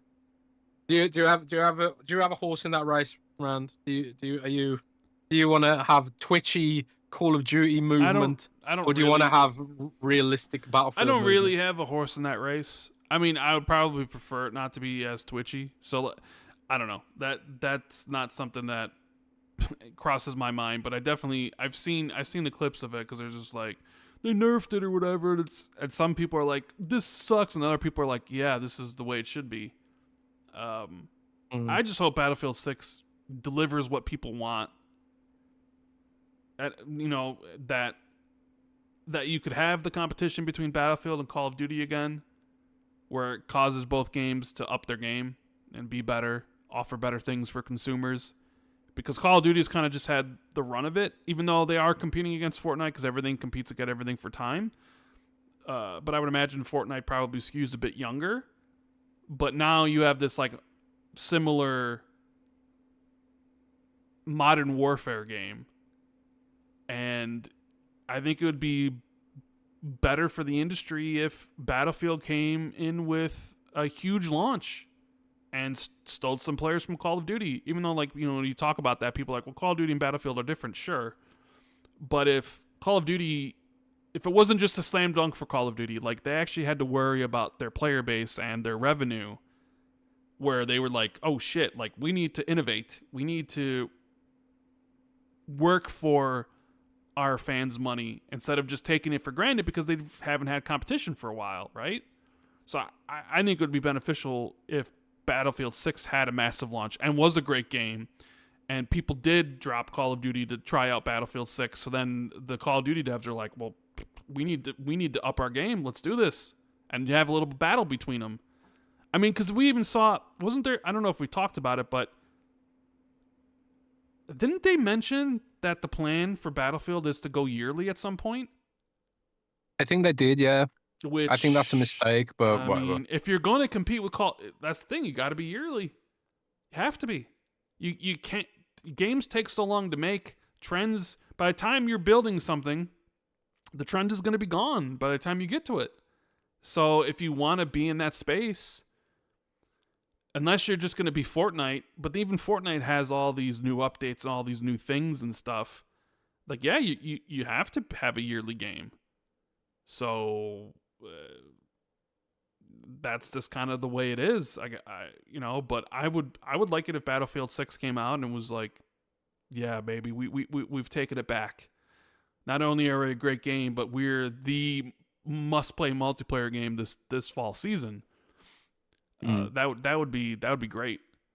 I'm interested in the battle royale stuff. Although I don't know if you saw the battle royale stuff with their circle. Did you see the thing where the circle, insta-kill circle, which they don't. I can't think of another game that has that, because there's always a lot of things you could do. You could fight near the circle. You could, not leave right away, and then maybe run your way in and loot, people that are dead in the. So I wonder how that changes the aspect of it, because now it's like if it touches you, you're dead. So now there's a lot of that of well, you don't need to kind of hang back by the circle to kill people. You can't loot, so it's like you got to be. I don't know. I played Firestorm and it wasn't very good, so I'm just hoping that this version's a lot better. And that my friends want it. Because my friends right now are really into Delta Force. They're just constantly playing Delta Force's extraction. Oh, mode. really? Yeah, they're really, really into Delta Force. Oh yeah, right now. you know what? Even I enjoyed Delta Force's Extraction. I tested that at an event. I think it was in LA last year. I played Delta Force, all of Delta Force's different modes. So like the team deathmatch was like, this feels like Call of Duty but worse. And then they sort of had a Battlefieldy kind of mode, and I was like, well, this feels like Battlefield worse. And then the Extraction mode was actually like, oh, actually, this is pretty good. But they're gonna go up head first against Arc Raiders soon, which looks pretty fantastic for people who are into that kind of thing. But you gonna play Arc Raiders round? Do you think your friends will play I don't know. that? I mean, I'm sure they'll try it out. Yeah, I'm sure they will. Will they stick with it long? Looks I pretty don't good, know. man. I mean, it could be cool. Pretty good. I mean, I know people loved. That was one of the things with Marathon was they released that beta during marathons, and it was like, oh, this is way better. And now Marathon is gone bye. Although I guess people supposedly there's a Sony state of play or maybe a showcase next week where we could see Marathon pop back up. And there's a lot of high expectations for this upcoming Sony show, where I think Tom Henderson has put it out that Wolverine is likely to be there. Maybe even Intergalactic from Naughty Dog. I think Jeff Grubb had mentioned that there was that 2.5D Metroidvania God of War game that was supposed to come this year that ended up getting delayed. Maybe it's there. So there's a lot of I've seen a lot of expectations about this upcoming state of play to see what Sony essentially has coming. Like Saros might get seen again. And I don't know if you saw this, Jez, but did you see the thing where let me get it right exactly? That Sony removed multi-plat revenue from their strategic indicators. Do you see that little bit of a? I did, yeah. Do you think so? There are people that are just like, it doesn't mean anything. It's just whatever. But there are some PlayStation fans that because they did this, they believe that this means PlayStation is done putting stuff on PC. Definitely like, not. This is them admitting that the PC experiment was a failure and that everything moving forward will only be on PlayStation and it'll be forever PlayStation exclusive and that they're completely done with PC releases. Definitely not. I mean, if you look at their if you look at the revenue breakdown, I think PC is like a huge growth area for them. So that's definitely not what it means. Yeah. And they're, I know some people want that to be true because, console war or whatever and stuff, but yeah, it's like what's going to happen with PC is that I think the timetables will just continue to accelerate, not completely go away. It's free money for them. And then if you ever actually wanted to do day and date, that's just a huge benefit to the game and the money that you would make. I don't know why they would want to get rid of it, but apparently they're not including it anymore. So what do we else we got? Maybe it's because they don't want to like make people think they're prioritizing multi-platform. Potentially, I suppose. Did you see the thing about Scalebound coming back? Scalebound was once again mentioned. Did you see this? It's not coming back. I mean, it's not coming back, but after considering how long it's been, is brought up again. Did you see this? I did see this. About how maybe it would have gone different if it was made under a Japanese publisher instead of Xbox. I did, yeah. He said something. That means? He said something along the line. He took the blame, didn't he, and said it was still ultimately my fault, but I think a Japanese publisher would have, taken. He said specifically things might have turned out different. I think, implying that it might have survived. I think there is something in there. Like at the time when Microsoft was trying to do some of this stuff, I feel like they weren't as ambitious with taking risks and things like that. It does feel like a lot of the more traditional games are coming out of Japan right now, the traditional kind of style games. Whereas like the big AAA publishers have generally speaking moved away increasingly from single player games. I know Microsoft's released like Avowed and stuff like that, and they're releasing the Outworlds 2 in a bit. But a lot of these projects were in development for a long time, you know. And part of me wonders, like, would today's Microsoft greenlight some of these, or does today's Microsoft want to double down on the World of Warcraft and shit like that? I saw a report ran from Newzoo that World of Warcraft hit number 4 for gaming revenue last month Mm. in the world because the expansion pre-orders went live, Dead game. which is fucking crazy to me. Dead game, fourth in Dead the game. world. Nobody cares about World of Warcraft, bro. Fourth in the world, bro. Fourth in the world. If you're gonna mention Scalebound on the podcast, I get to mention World of Warcraft. No, right? it's not like I want to All right, mention, bro. dude. It's All not right, like you wanted to every No. week. You want to bring up Scalebound in some way, bro. no. Every single week. You mistake I think me because I didn't want to bring It's this you up. secretly. You were secretly rooting for this game. You're a Scal bro.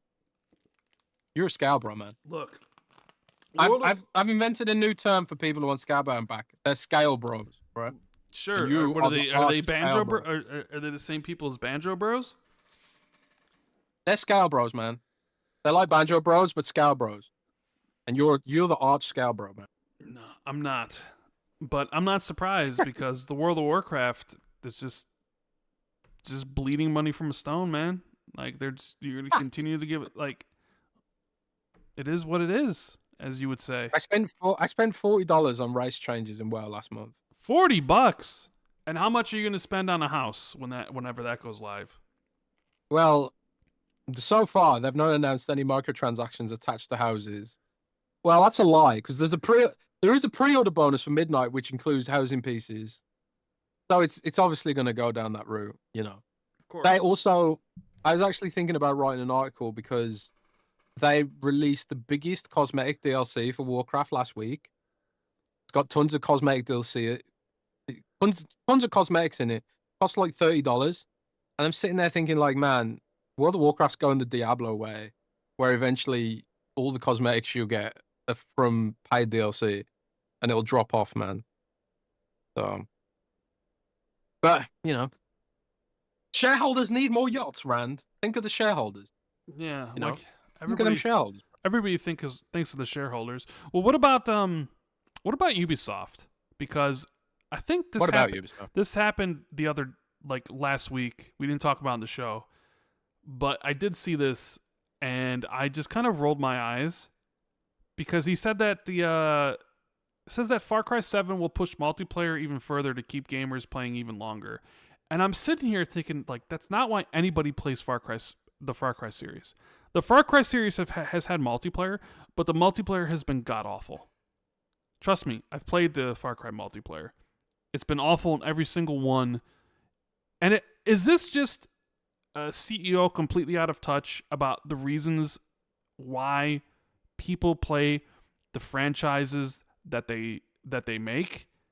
Or is it just one of those things where it's like, how can we get people to play Far Cry longer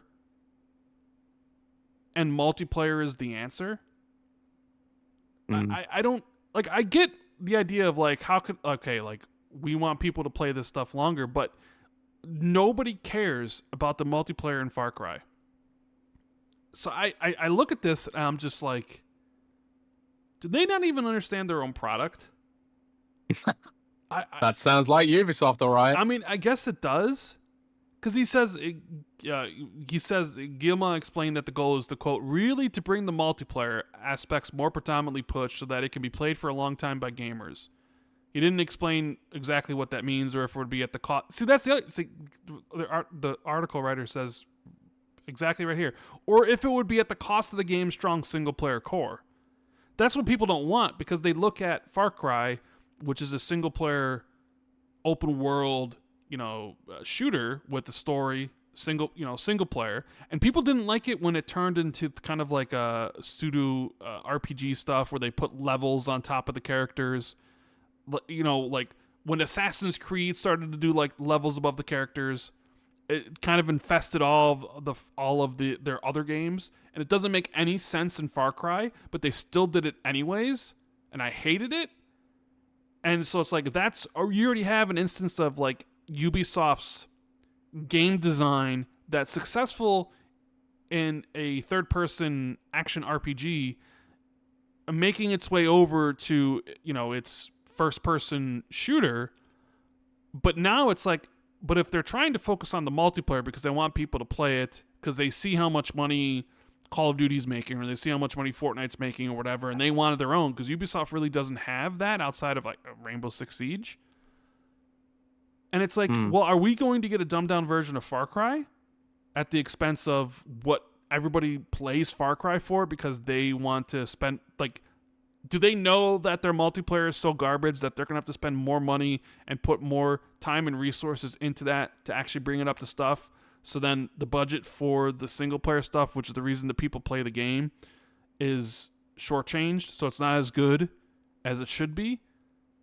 Because, say what you will, like, I enjoyed Assassin's Creed Shadows this year, but I think partially that's because I didn't play the last Assassin's Creed. I didn't play Valhalla, so I wasn't burnt down on Assassin's Creed. In fact, I was looking forward to the next one. And I feel very similar with Far Cry, because I played and I love 3, 4, and 5. Maybe love is a little bit too strong of a word for 4, but I love 3 and 5. In fact, I think 5 might be my favorite. But it was like, they came so often, or at least the wait in between 3, 4, and 5 wasn't that much, that by the time 6 came out, I was, just like with Assassin's Creed, I think I was burnt out on the franchise. So I think I only played 5 hours of 6. And that came out in 2021. So I'm at the point now where it's been a while. I'm like, I could go for another Far Cry game right now. And I remember like Tom Henderson talking about what Far Cry 7 is supposed to be, about how you're supposed to be like rescuing your family, but you have like 24 real hours to rescue them or something. Like and it sounds really cool what they're doing. So now I'm looking forward to it because I didn't play the last one, so I'm not burnt out anymore. But then I just read this, and I'm just like, are they going to screw this up? Like, who wants multiplayer in Far Cry? Like, if you ask Far Cry gamers what they wanted from the franchise, it's probably a return to what made 3 and 5 so great, not what makes Assassin's Creed cool. Like, they don't want that stuff, but Ubisoft, what are you going to do, right? Yeah, I mean, it's par for the course with Ubisoft. With Ubisoft, it's very much like, I'll wait for a friend to tell me if it's any good. Otherwise, I'll just completely ignore it. The same with EA, really. You know, like, even with Mass Effect, like, Mass Effect 4, I'm just like, right now, there's no reason to think EA won't fuck this up. What, Mass Effect 4? You know? Yeah, no reason to think. Mass Effect 5? Or whatever. I mean, do we consider? I don't consider Thingamabob. What's it called? I know you don't, but I mean Andromeda. Andromeda ain't 4, really, is it? This will be Mass Effect 4. I mean, technically, isn't it 4? I mean, no, it does take place after. Yeah, but I mean, if we're gonna get technical, Rand, we have to start talking about time dilation and shit like that. You know. Okay. Because they do travel a very, very long way away from the Milky Way galaxy and Andromeda. So the time is no longer an abstract concept in that situation. Relativity, bitch. Yeah, relativity brought that up here. I guess I did see this earlier. I wanted to ask you what you thought. We Warner Brothers is on the market, right? Because we saw that Paramount might want to buy it. But I don't know if you saw today that apparently Netflix is going to throw in a bid too, because Netflix wants to buy Paramount. Shit. Netflix wants to buy Warner Brothers. Sorry. Oh shit. So Paramount Skydance wants to buy them, and now Netflix supposedly is also very interested in getting them. And Netflix is interested in gaming too. Well, yeah. So Netflix has the gaming thing, and they have the whole gaming. Would they? Let's hypothetical road here. Let's say Netflix does buy Paramount. I've written down Paramount in my notes, but I know it's Warner Brothers. Let's say they buy Warner Brothers. If you're just strictly talking about gaming, do they then make those games exclusive to Netflix? Or because they spent all that money, would they want to recoup some of their investment and the games will still be multi-platform? Because I have seen people that love DC, love movies, that don't want Netflix to buy Warner Brothers because that would mean no more theatrical releases from Warner Brothers. Like, because Netflix doesn't really do those. It's all just straight to streaming. And they don't want to see DC basically come Netflix slop. Because the Netflix TV shows are great. A lot of them. I mean, obviously there's some that aren't going to be whatever. But more often than not, Netflix movies are garbage. But, I mean, that could change if Warner Brothers is involved. Hey. But people don't want, after the success of Superman, which did well at the box office, people don't want, like, the next Superman to just be a streaming-only movie. And maybe you lose... Maybe James Gunn doesn't want to... You know, there's a lot of... Like, Christopher Nolan was very against streaming. I know what you're saying. So it's like... Film people are like, don't want this to happen because they don't want Warner Brothers to become the streaming thing. The gaming thing was like, well, would they put it exclusive where you only access it on Netflix or whatever? Like, I mean, this... it could go one of two ways, because Netflix has shown itself to want to change... They want to change people's behavior. They want people to think of streaming first above cinema and whatever other than like that. But maybe Netflix is also... I would hope that Netflix has the cognizance to realize that you can't force people to completely change their habits. If people want the cinema experience, you know, that will keep going. And if Disney keeps releasing things in the cinema, you're kind of only hurting yourself potentially. Like there's often like hype revolving around that stuff.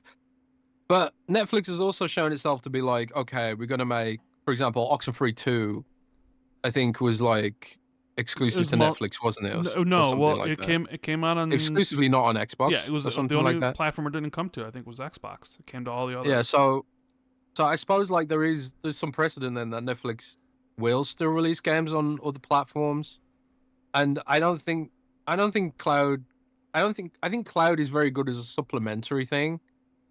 Generally speaking, I think there are situations where if you're living right next to a data center, you can have like a almost one-to-one console experience. But you know, there's not a lot of people who live right next door to a data center, right? To the point where it's like the laws of physics no longer apply in terms of impacting your latency. So I don't think Netflix is gonna get to that level.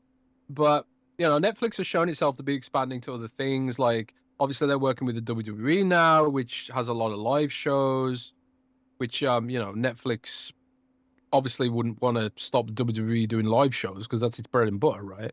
So maybe this is a sign of Netflix wanting to approach a more traditional approach with regards to movies, with regards to studio production, with regards to gaming.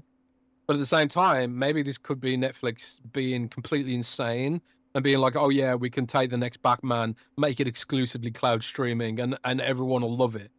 It could be them being fully ignorant of the way gaming is, and they've shown themselves to be ignorant with regards to some of that stuff.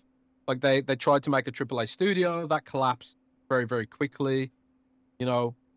And I suppose like this could be evidence of them being like, well, instead of trying to build their own studio, maybe the best way is to acquire into a AAA studio.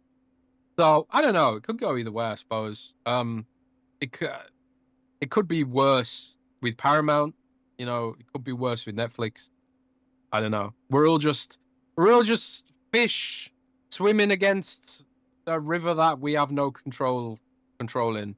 So these rich people playing with money, and we just have to, you know, hope we don't get fucked over in the end process. You know, it is what it is. Mm-hmm. Your favorite saying.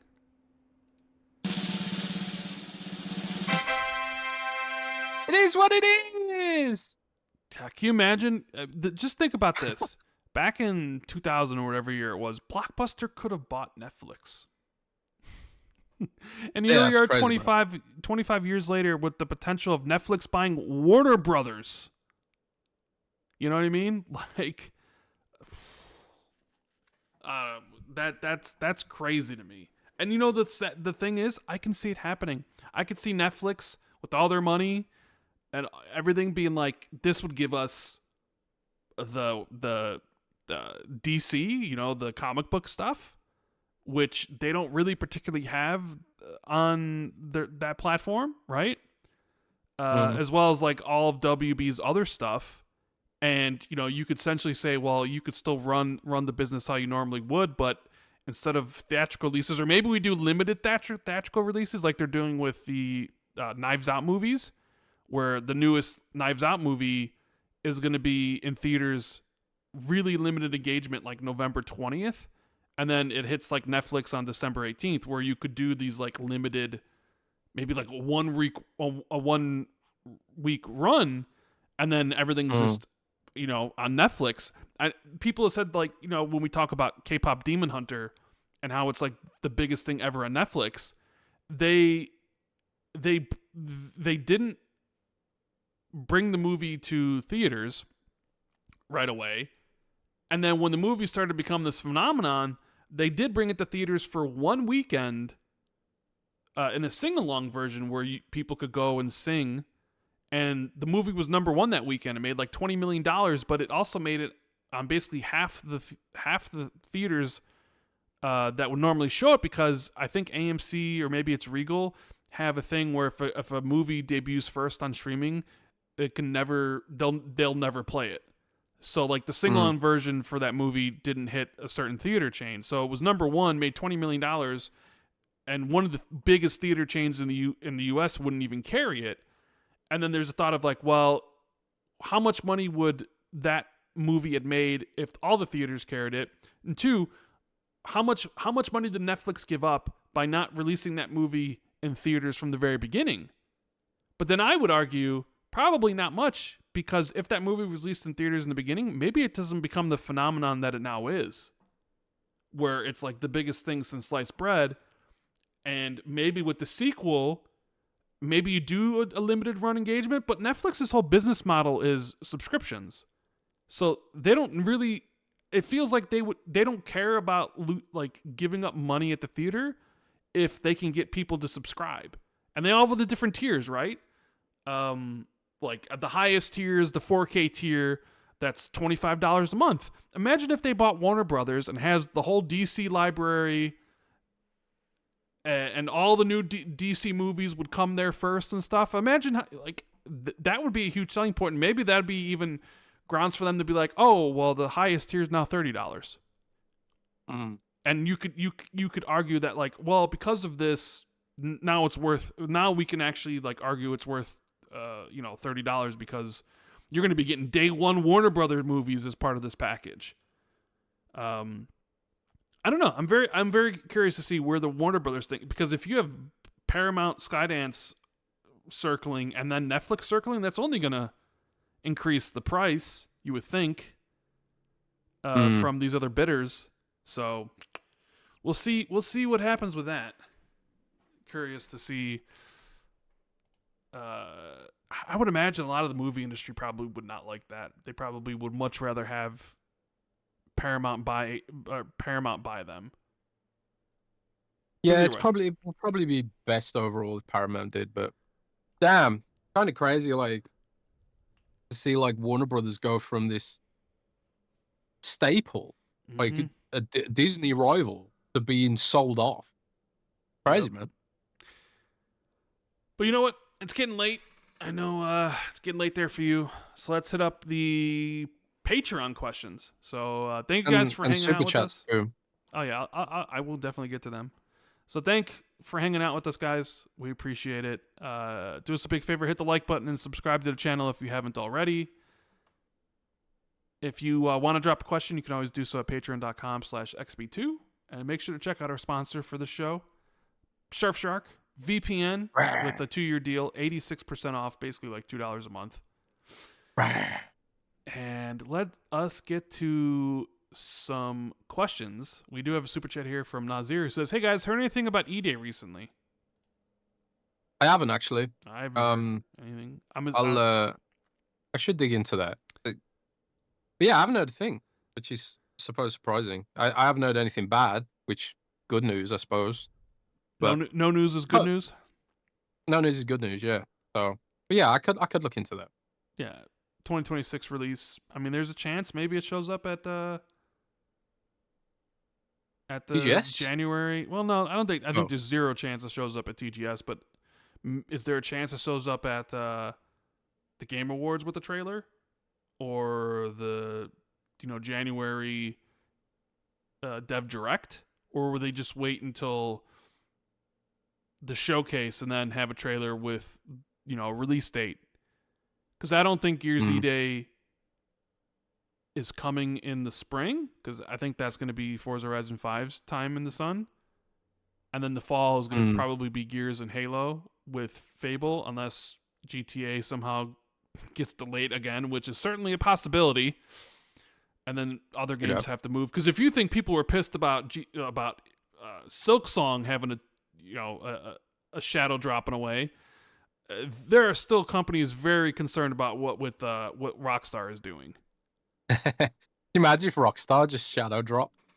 Like, oh, by the way, the game's out in 2 weeks, and there's like a bunch of other games. They could coming do out. it too. Can you imagine? They could get away with it. Can you imagine if they shadow dropped it on top of Call of Duty? Can you imagine how much damage that would do to Call of Duty? Well, that'd be crazy. I'm sure it definitely would be. So, before you continue, like SEC just mentioned something interesting. Okay. Paramount is owned by the Ellisons, who now control Oracle, Paramount, TikTok now in the US, and then maybe Warner on top. That would be dangerous for Apple and Microsoft. That's a good point that I completely overlooked. So, if you don't know who Larry Ellison is, he's just overtaken Elon Musk as the world's richest man because of his stake in Oracle. And Oracle is a big cloud company like Microsoft Azure, and they host a lot of the AI bullshit, right? And now Paramount's owned by them. They control Oracle, and they're also going to benefit from this deal that the Trump administration's worked out with China for TikTok. So, like, America is going to have its own TikTok app separate from everyone else's, with ByteDance's algorithm licensed out, and that's going to be hosted on Oracle. So they're going to make all the money from that. And then if they get Warner Brothers on top, it coalesces into a pretty broad tech company that does. You got the social media play, you got the cloud play, and then you got the gaming play, and the cultural play. Microsoft started licensing out its properties. Like, we've got a Call of Duty movie coming now, we got a Minecraft movie. Yeah, but we have a Call of Duty movie that Steven Spielberg wanted to direct, but we were scared because he wanted control. So now we're not. So now we're doing it with somebody else that isn't freaking Steven Spielberg. A lot of great decision makers there over at Activision. Yeah, it does seem like, though, that there's this sort of, like, in order to be a big tech company, you've got to have like a hand in everything now. You've got to have a cultural touchstone to point to in increasing amounts. You can't just be an XYZ company. You've got to do everything now. You got to be an everything company, bro. Like, Apple's got its studios now. Microsoft's getting involved in that kind of shit. It feels like back in the day, like, Microsoft realized this is where everything's going when they made like the Xbox Entertainment Studios in 2013, but they didn't follow through. Maybe they should have started acquiring things back then instead. I don't know. But yeah, that was an interesting point. Thank you, DC. We got a question here from Matt. Since Xbox is leaning towards their PC ecosystem, do you know if we'll start getting wallpapers, theme colors, etc. for the Xbox PC client? It's great, but still feels like an app and not a home. Would love to customize it like the Xbox console dashboard. That's a really amazing point, and it's something I've actually thought about writing an editorial about. I've got a list of articles that I want to write topics on, and one of them in there is like, Xbox is too utilitarian and not fun enough. Like, they've forgotten the fun. Like, Steam has like trading cards. Steam has like all this customization you can do to the app. You can customize the backgrounds. You can there's all kind of flair you can have. Like Discord as well. Like, Discord has all these kind of ways you can customize your experience on Discord. And like, Xbox has been very sort of softly, gently with a lot of that stuff. And they do approach it like an app. And I completely agree. So, now that you've said that, it's validated my theory that Xbox's shit is boring, and that it could and should be more fun, because gaming is supposed to be fun, right? I suppose like a lot of the work Xbox is doing right now on that side is like going towards making sure it actually runs well on the Xbox Ally and the future gen consoles and stuff, because that's like where a lot of this stuff is going. There's a lot of technical stuff being done, but I think like it is important that they shouldn't lose sight of the fact that it is supposed to be fun, not just the games, but the whole platform. It's supposed to be a fun social platform all up, and not just like, oh, this is the app you use to access the fun. I think the modern Xbox insistence to sort of fade out into the background has been to their detriment, and it's a great point you brought that up. I agree.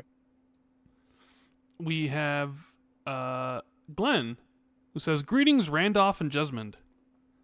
I'd like to discuss whether backwards compatibility has significant downsides. From the perspective of someone who is getting into gaming in 2025, it's obviously great. Let's call these people Glenn-type gamers. But for Rand-type gamers, those who have already played all the best games of recent decades and who tend not to replay them, I wonder if back compat is actually more of an annoyance. My line of reasoning is that the existence of back compat makes it less profitable to develop new games, which therefore leads to fewer new games being made. If you release a new game in 2025, maybe many Rand types will buy it, but Glenn types most likely have much higher quality games to get through first. Elden Ring, Sekiro, GTA 5, Red Dead Redemption 2, Skyrim, etc., etc., especially since those games will cost much less than brand new ones. So thanks to back compat, new games sell mostly to Rand types, whereas if back compat wasn't a thing, they would entice Glenn types as well as Rand types. People often acknowledge the time-sucking effects of games as a service games, but I haven't heard people discuss similar effects of back compat. Curious to hear your thoughts. Warm regards, Glenn." So thank you, Glenn. I think that is another interesting point about this sort of idea that maybe there is just too many games. There is just like That backwards compatibility is actually a bad thing. I mean, I wouldn't say overall. I don't think anyone could argue that backwards compatibility is a bad thing, and I think it gives people the reassurance that their content is going to be there and travel with them in the future, no matter what.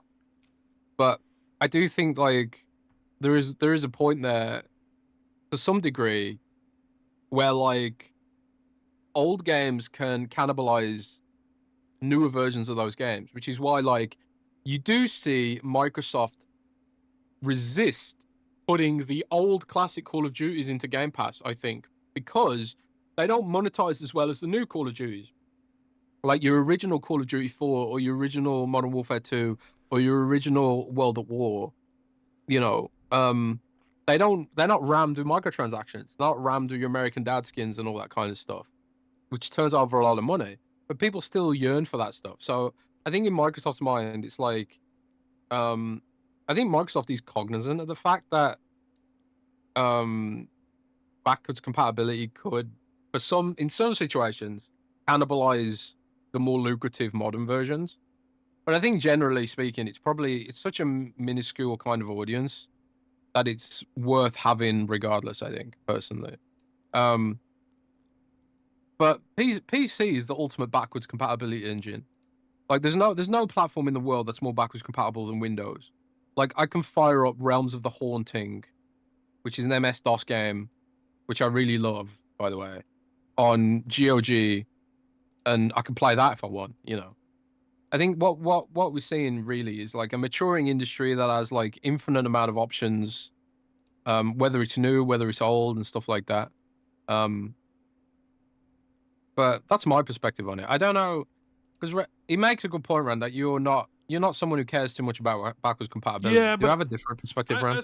I wonder if I'm an outlier. Like Glenn posts me as like a Rand type gamer, as like a lot of other people are like Rand, where are only interested in new experiences and don't really care about the old ones. I wonder if I'm an outlier in that regard, and that most people would rather play if they bought a game, they'd rather play those or replay them. Like, you talk to people who played Skyrim a bunch of times, or who played Mass Effect a whole bunch, or who've played BioShock and stuff, right? Like, there are plenty of people who do that. So I sort of wonder how much of the way I am is reflective in the current market.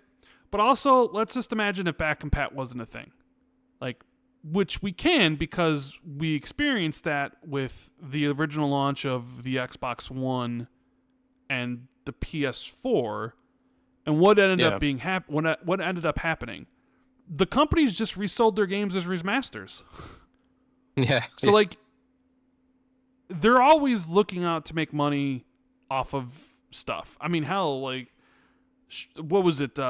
Shuei Yoshida said, like, they got to make remasters at PlayStation to help fund the new games or whatever it was not that long ago, because the new games are so expensive.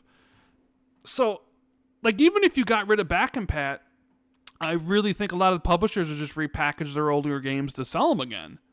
And I think I think back compat's great, because at least the one purchase gets you, it's always in your catalog, and you can always go back and play it. But I think there is some truth to the idea of, well, why buy and play Far Cry 7 when I could just go play Far Cry 5, a game I know I liked and a game that I own and I already spent the money on? There's no assurance I'm going to like Far Cry 7. And the same thing does apply to games as a service. We've talked about that repeatedly. It's like, well, I'm not sure if I'm going to like this game, but I got Fortnite to play. I know I love Fortnite. I'm going to spend all my time there. And I've never really seen any reporting saying that backwards compatibility harms new purchases, as I do think people are always kind of looking, and maybe this kind of goes against what I said, like the new hotness. It was just like, what's the newest game to come out? And I would love trending gamer. Well, I mean, you're the trending gamer. You're the one that played Silk Knight right away. I'm still gonna have to get to it at some point. So you're the I'm playing Amphil, bro. You're the ultimate trending gamer. And I guess I know people have talked about Nintendo in that regard, where Nintendo systems usually aren't, and I could be wrong, and maybe Donataku will jump down my throat here, but usually aren't back compat, because they're worried that people would just continue to play their older games they bought instead of buying the new software on the new platform. And maybe Nintendo was a little bit cautious with with the Nintendo Switch, the Nintendo Switch 2. You mean like how they sold the Mario All-Stars as a limited edition digital game, and then just announced a $70 edition of Mario Galaxy 1 and 2 that you have to buy again? Huh, that's interesting. Continue, sorry. Well, more of like a lot of the best-selling Switch games were just Wii U games that nobody played because nobody bought the Wii U. Like Mario Kart 8 was just the Wii U version, isn't it?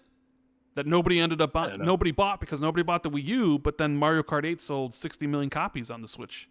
So I wonder if Nintendo thinks like, oh, well, we don't want to do back compat, but now that technology has progressed to the point and back compat's become so normal that that's just the norm now. People expect your purchases to just continue on as part of, the way Xbox and PlayStation have been moving, but also the way stuff moves on Apple and the apps, where it's your stuff continues with you. That's just the way it is now. And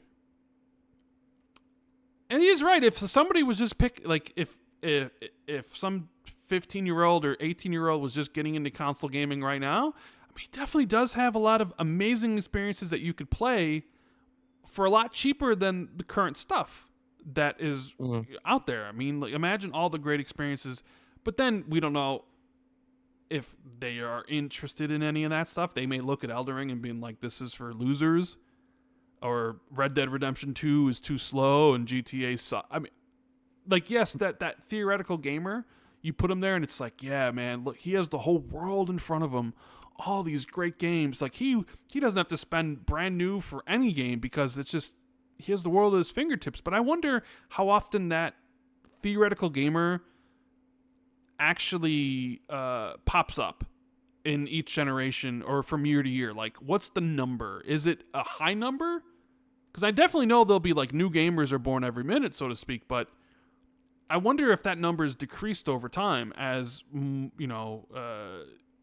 especially with kids nowadays wanting to play more on PC or playing more with Roblox, and does the graphics of if somebody like jumps in on the Xbox Series X PS5 gen and sees what the graphics and everything can do, are they really going to be interested in playing Metal Gear Solid 1 on the PS1 and like the graphical stylings that the older systems have? Are they just going to look at it and be like, ew, why would I want to play those things? You know what I mean? I don't know. Very interesting question though. We got OMG Turtles, who says, "Good evening, gents. I'm just a common man, working hard with my hands, and I don't have a lot of free time.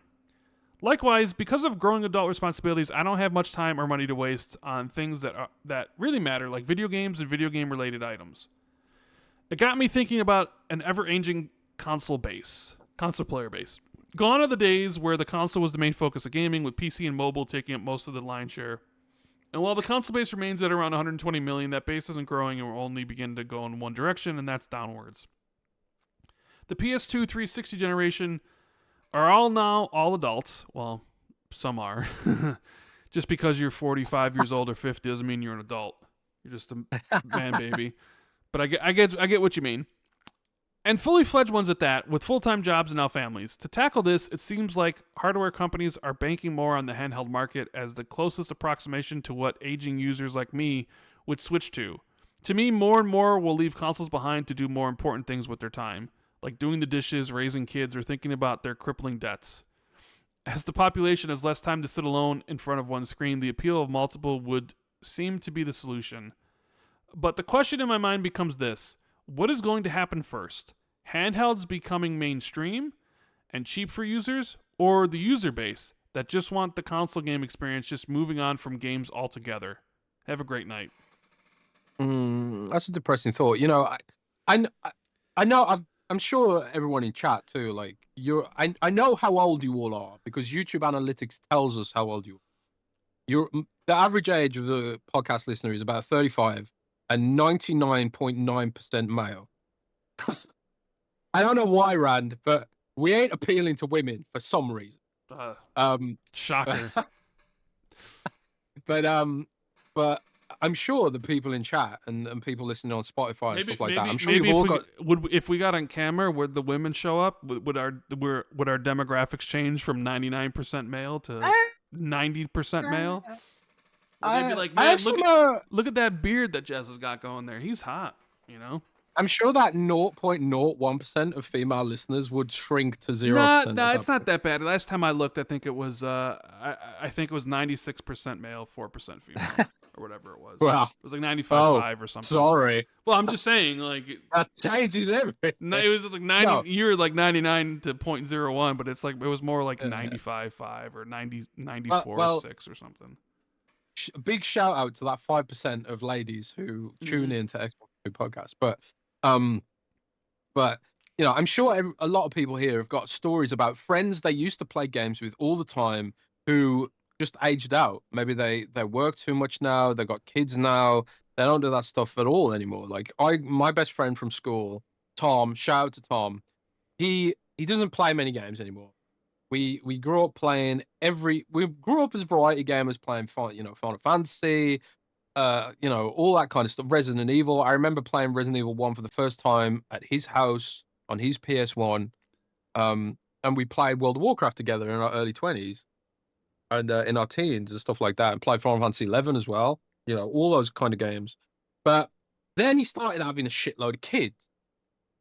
So now his evenings are dominated by taking the kids to activities, going to sports, and then doing his 9 to 5. He works in the NHS. And, you know, and then there's just not a lot of time left for gaming. So when he does play games, it's usually like, you know, your FIFAs or like a quick Call of Duty match here and there and stuff like that. You know, the time, the available time on offer for that kind of stuff is diminished. But I've got other friends who also have kids who have managed to find time in gaming through their handheld, Steam Deck primarily, because it is the most affordable PC gaming option right now, you know. And I do think there is a section of adults who are just like, oh, this is too hard to keep up with. I'm just gonna age out. But I think there is also a section of nerdier adults who are just like, even though they've got kids and jobs, they're like, I'm going to cling on to this by hook or by crook. And, Steam Deck is the way to do it, because maybe the kids are watching, something on YouTube, or maybe the kids are taking over the TV playing Roblox or Wobbly Life, which is a game that's trending right now. I don't know if you've heard of Wobbly Life, Rand, but if you've got a little kid and you want them to play something that's more wholesome than Roblox, check out Wobbly Life. It's like Grand Theft Auto for kids, minus the violence. Um, but I do think that I think a significant amount of people will just age out and will just quit gaming altogether. I've seen it, man. Or if they don't quit gaming altogether, they just become another statistic in free-to-play games without actually spending any money, like the hyper-casual audience. Which, by the way, that is also becoming a problem, Rand. The people who play free-to-play games and don't monetize at all. That's an issue that platforms are seeking to address with ads. So you'll start seeing ads in games like Genshin Impact and stuff like that in the future, probably on Xbox and PlayStation. But when it comes to how many of those people will become like that, I have no idea, man. I'm amazed how popular Roblox is and how dominant it seems to be with that generation. Because obviously, like people our age, we all ignored that shit. I didn't even know what it was really. I was like, what the fuck is this game? It's like, is it a Minecraft knockoff? What is this game? And then you look into it and it's like, oh, actually, it's bigger than all of Steam. It's kind of a shocker, right? There's a whole generation that have moved on to that culture, of having Roblox on one window and then Discord on the next window. And that's their gaming experience. It's a bit of Discord, it's a bit of YouTube, it's a bit of Roblox. And the high art gaming stuff that we enjoy, that seems to be like a dad gamer thing now. A boomer gamer thing, bro. So, but I often wonder, like, do games like Silksong cut through that? Because Silksong has got that sort of cartoony art style. It doesn't. It's brutally difficult, but it's got a huge fandom, and I think some of that fandom does skew young. I do think. Maybe. I mean, I don't mean young. I mean like early 20s young. Sure. I mean, it's an interesting question about, like, the idea of the future of old people gaming being handhelds because of other things going on versus people just aging out, right? I think handhelds have a long way to becoming mainstream outside of Nintendo. And I don't think Nintendo's made handhelds mainstream. I think it's just because Nintendo is mainstream. Yeah. And I think part of the things that's going to be a factor, a blocker for, handhelds being mainstream is the price.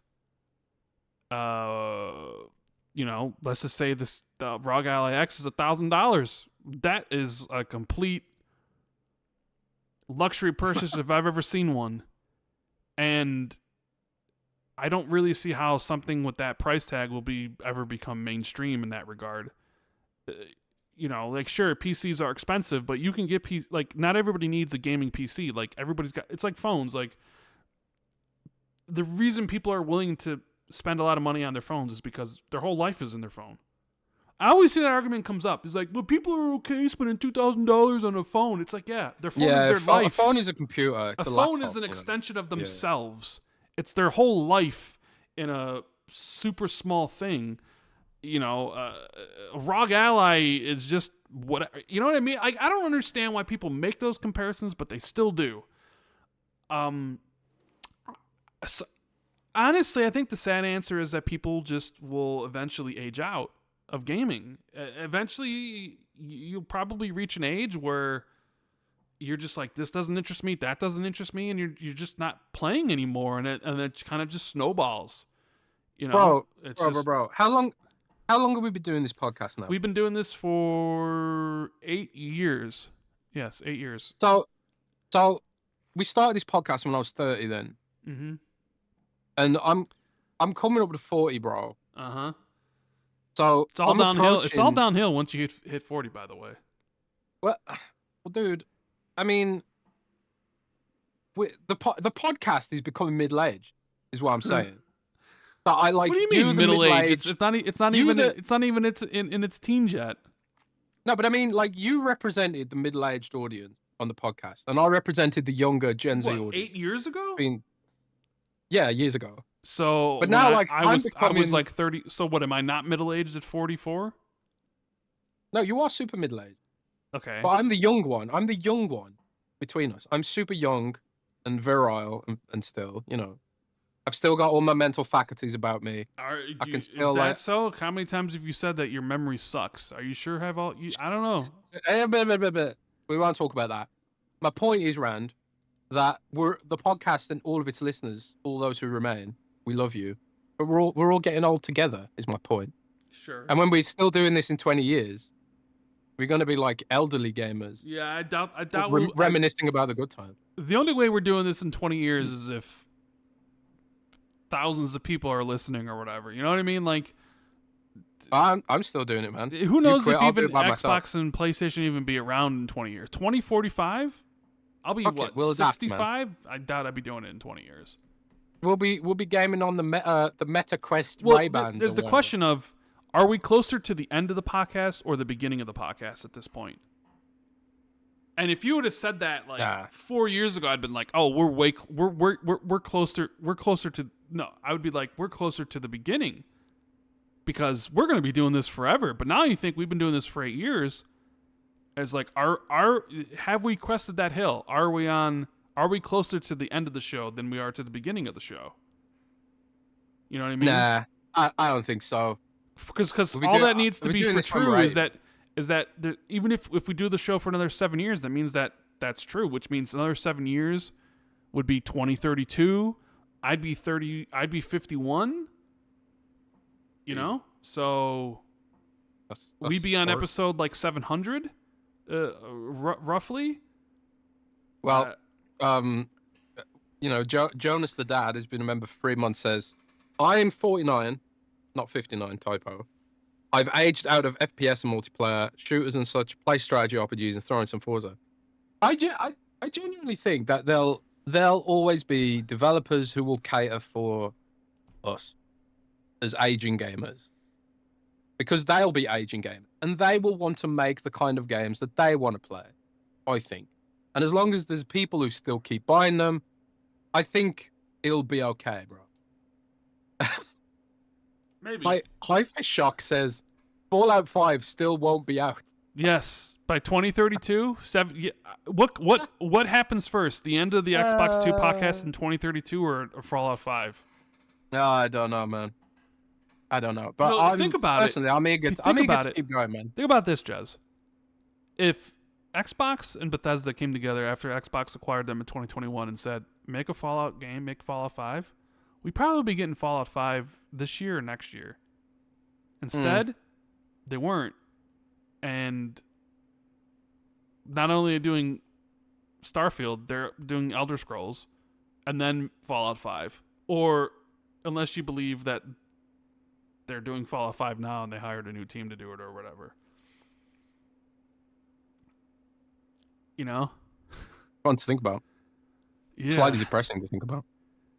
But yeah, let's get another question. I mean, I still love gaming. Do I love it as much as I did during the 360 gen or when I was younger? Maybe not. Maybe I do. Really? Well, I do.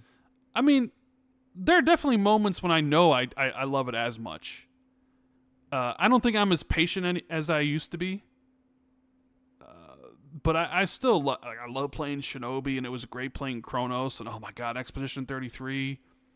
So I still think like there are the joy of. Sorry, go on. Well, yeah. So I still think the joy of gaming is ever so bright in me.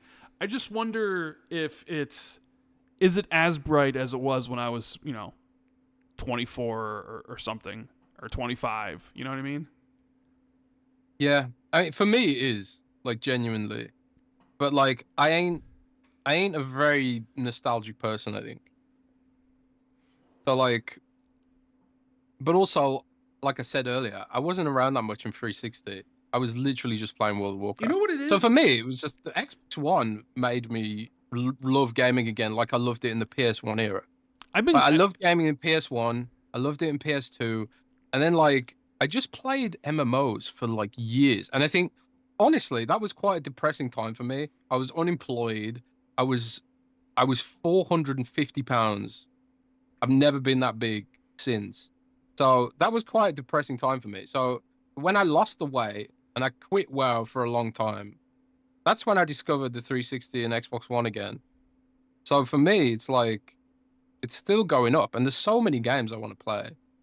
I'm clinging on to that joy of gaming so hard, even despite learning about all the ugly sides of the industry, all the fanboys that want to like troll and tack all day forever, all the drama and the bickering and the bullying from journalists and stuff like that.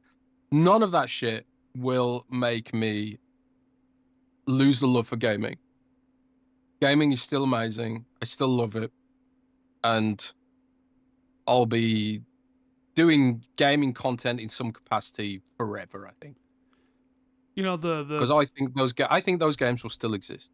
the thing I want to make mention of, you know, I've been gaming for, you know, a long time, right? And there's never Really long time. Well, there's never been a moment where I stopped. It's like I started with the Nintendo, right? Got the Nintendo, went to the Genesis, got like the, you know, the 32X and the Sega CD, got the Saturn, got the Dreamcast, and then it was like PS1, PS2, you know, GameCube, Xbox 360, Xbox One, PS4, now Xbox Series X, PS5, right? Where it's like, it's basically been a thing in my life since, God, whenever I got the Nintendo NES, was 1989, 1988. I'm not sure of the time frame. So there's never really been a gap. It's always been, I'm just playing games. And I played more games as time went on, like as I got older versus when I was younger. Because, you know, got a job, got my own money, my own time, you know, it's just like whatever. But my other hobby I love, books, is I started reading for pleasure like when I was 16. But then I quit around 2004. And I didn't read anything from 2004 to 2021 for 17 years. And so I'd read for pleasure for like, I don't know, like 8 years or whatever. And I had a collection. I had to get rid of it. Part of it's because I was homeless and I needed money and blah, blah, blah, blah, blah. We don't need to go into any of that shit. But I didn't read anything for a long time. And then when I got back into reading,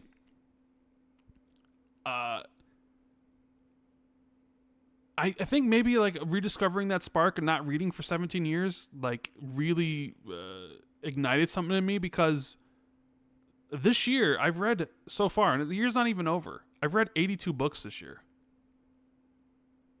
Like, and I'm so excited. I'm always so excited for the next one or the next series I'm reading. And it's not like I'm not beating the games. Like I think I've beaten 25, 30 games this year or whatever it's been, which is on pace for what I normally do. And not granted, during the 360 gen, it would have been a lot more because I played more, but I also quit reading back then.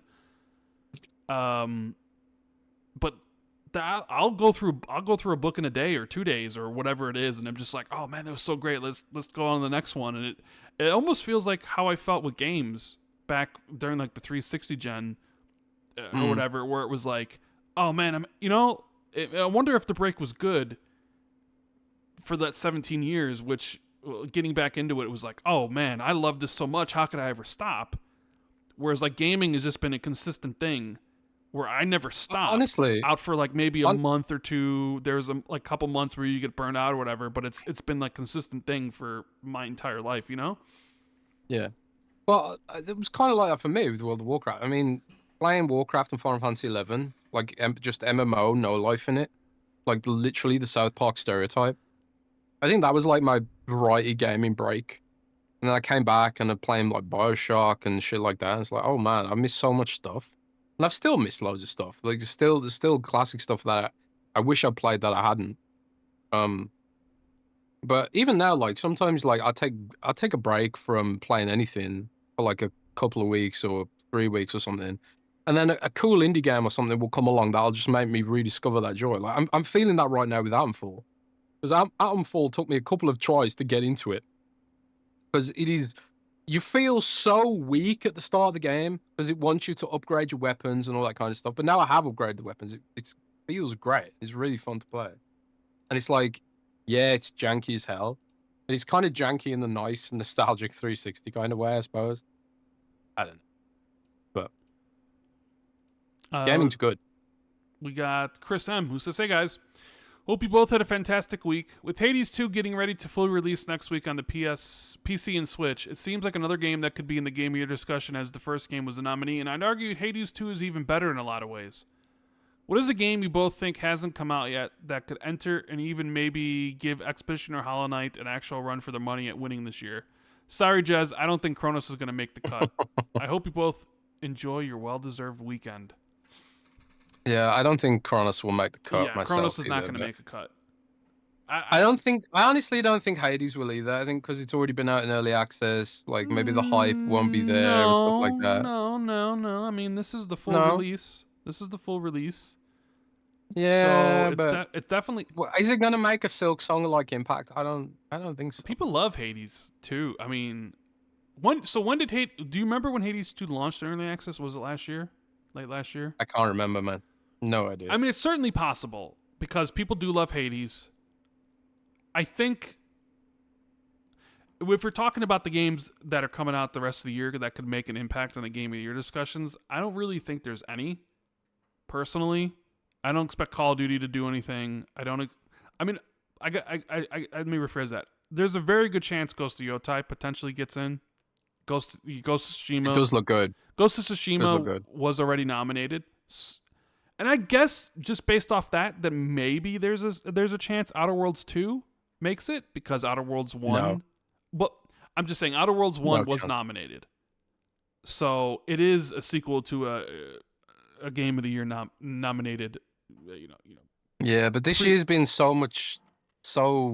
there's been so much stuff. I don't think I will. Well, yeah, that's the thing. There's a lot of competition this year because you already have locks for Donkey Kong, Expedition 33, Silksong. I mean, that's 3 spots out of 6 already taken just for those 3 games.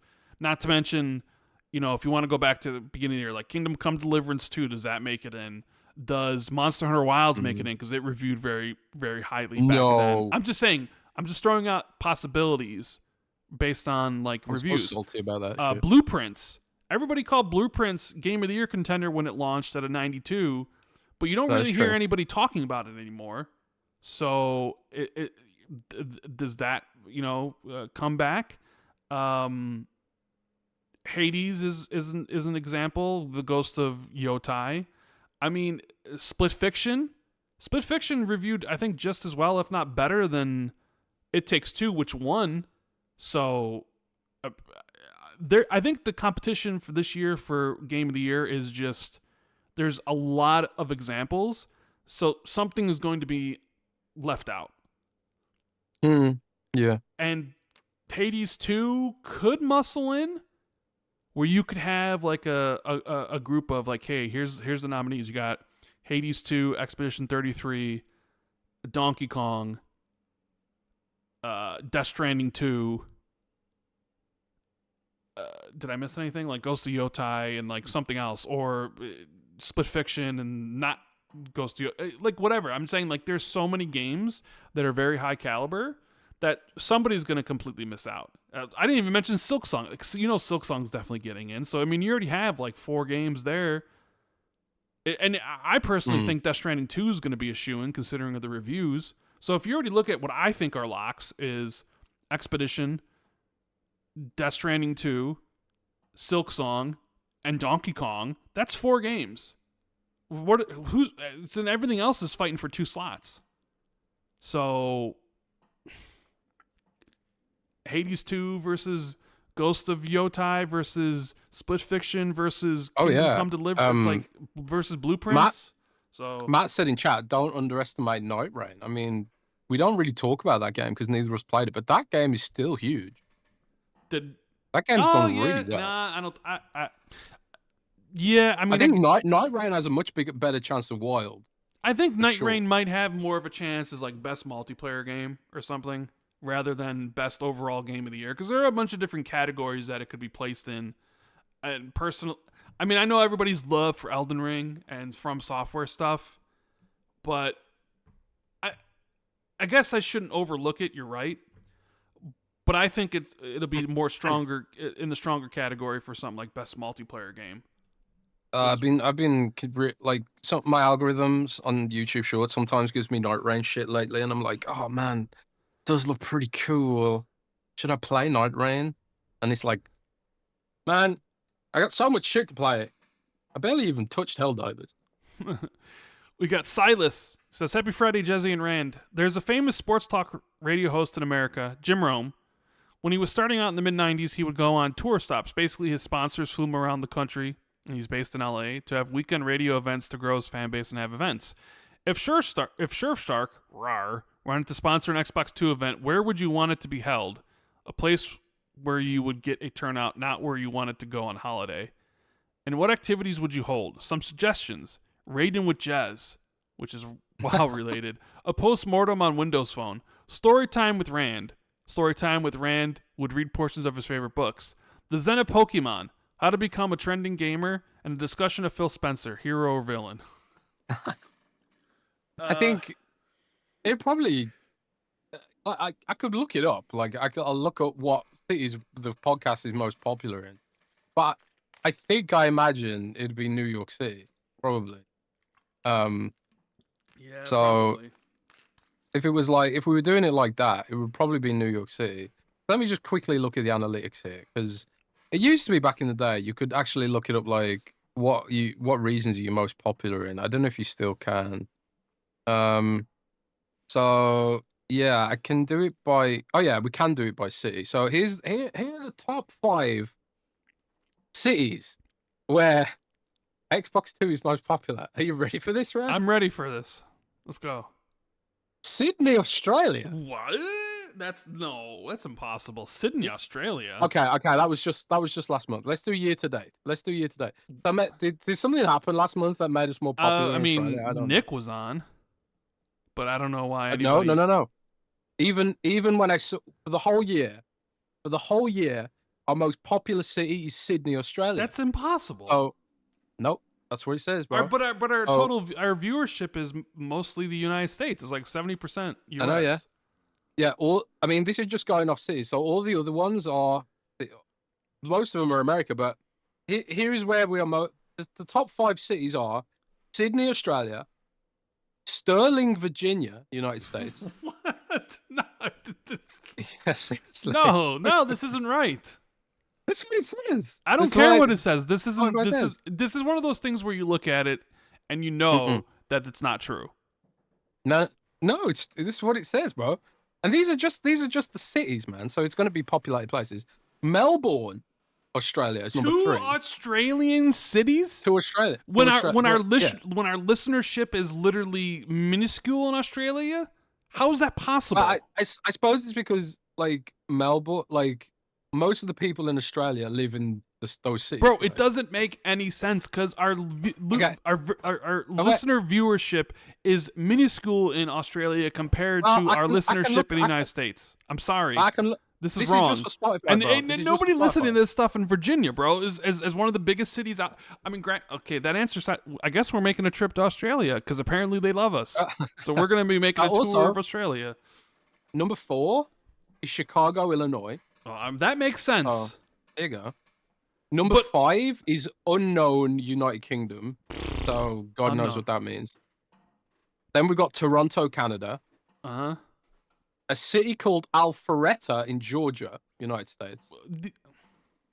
And then Manchester, England, United Kingdom. And then Denver, Colorado. And then Orlando, Florida. And then most of it from then is just America. But if we sort it by country, United States is 54%, United Kingdom 17%, Canada's 7%, Australia's 5%, Germany's 2%. So how is Australia at 5%?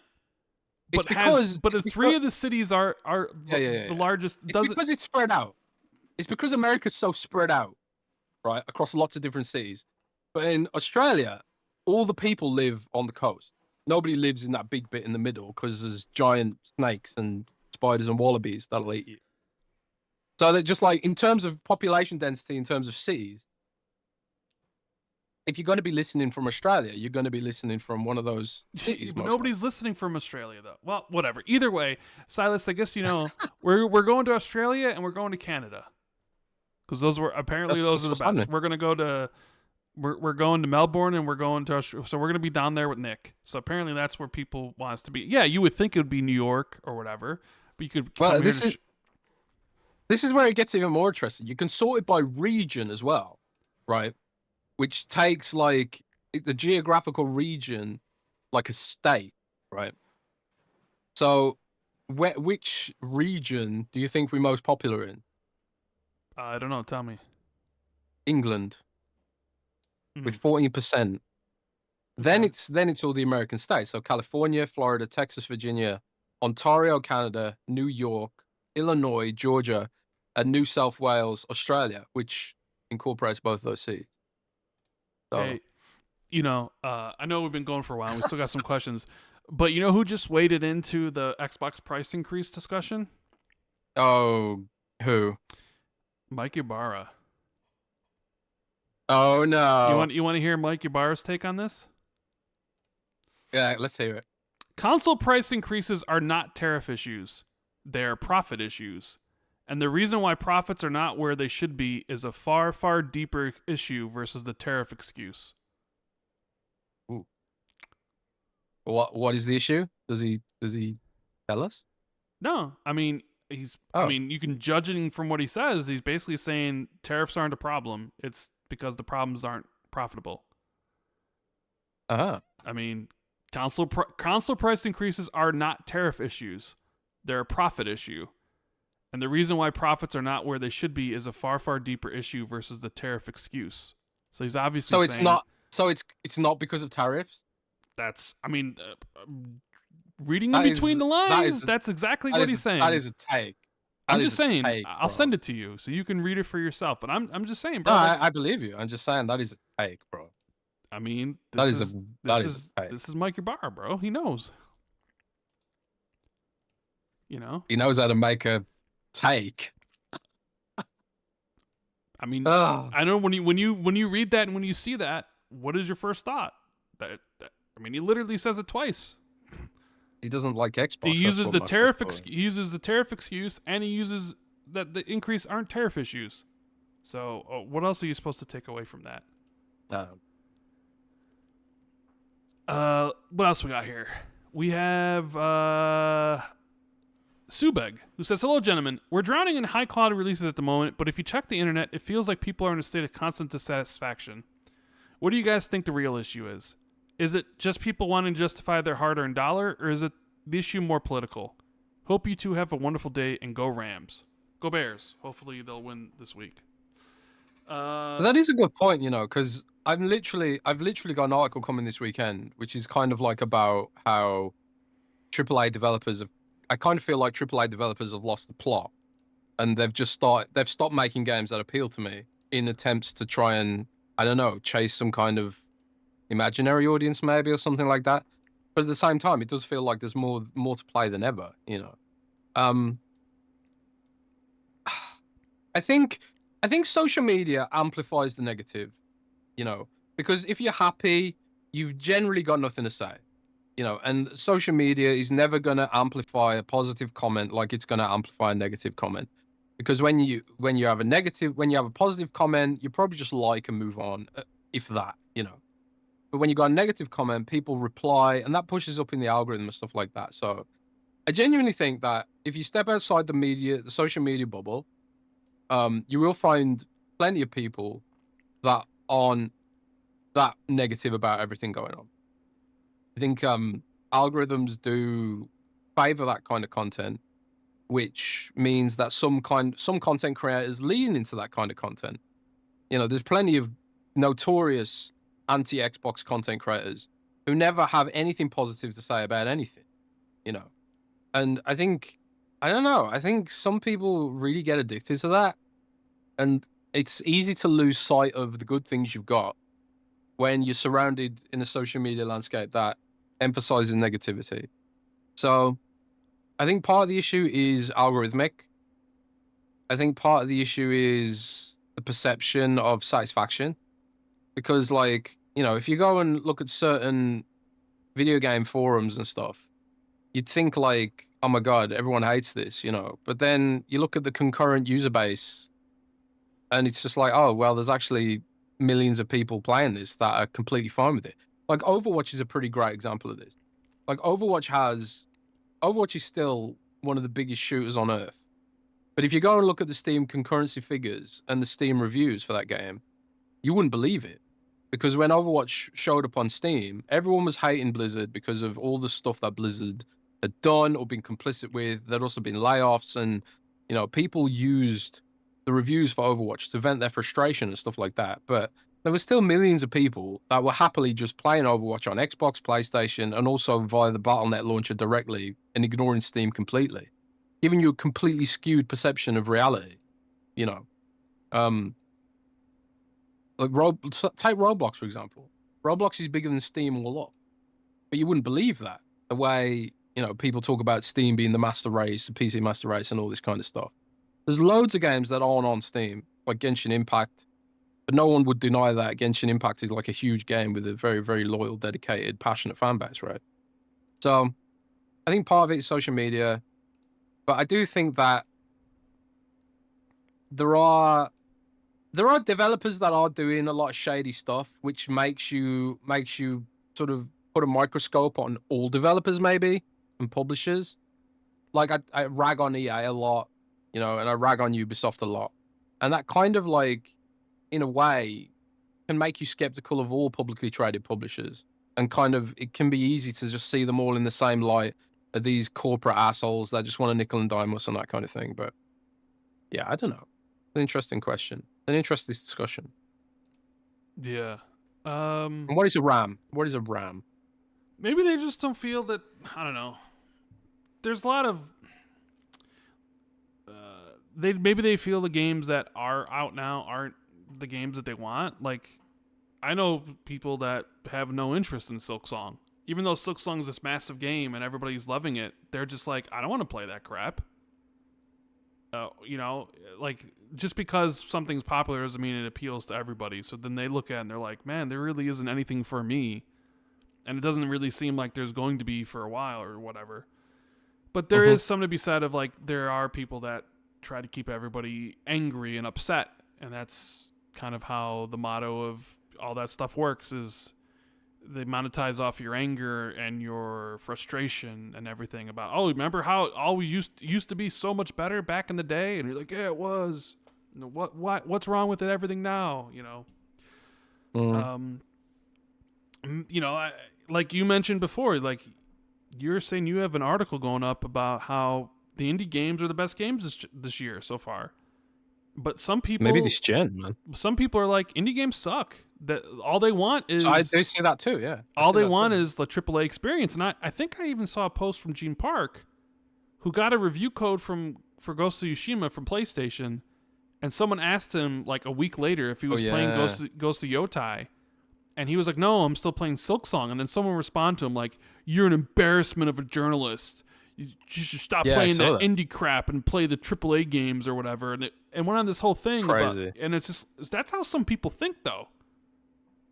So they may look at that and be like, this is just indie garbage. I want the big AAA experience, and there isn't. I mean, I guess Borderlands 4 is out, but even some people will look at Borderlands 4 art style and be like, ew. Yeah, so. Ew. Like that. Yeah. Trixar for Trey says the price increases are out of hand. I swear the handheld have better tech than the Series X and S. I mean, there is something interesting about the Ally that I think we're not going to see the full benefit of initially, and that's the MPU. Like, the Xbox Ally is the only handheld that's going to have the Z2 MPU in it. Like, even the Lenovo, I didn't know this until this week, but the Lenovo Legion Go 2 has the Z2 Extreme, but without the MPU, so it won't have the upscaling tech or the frame generation tech, at least not to the same level. So I think there's going to be some interesting shit that the Xbox Ally can do that the current gen consoles can't do, and maybe it will give us a glimpse of what the next gen Xbox will look like. But yeah, it's interesting.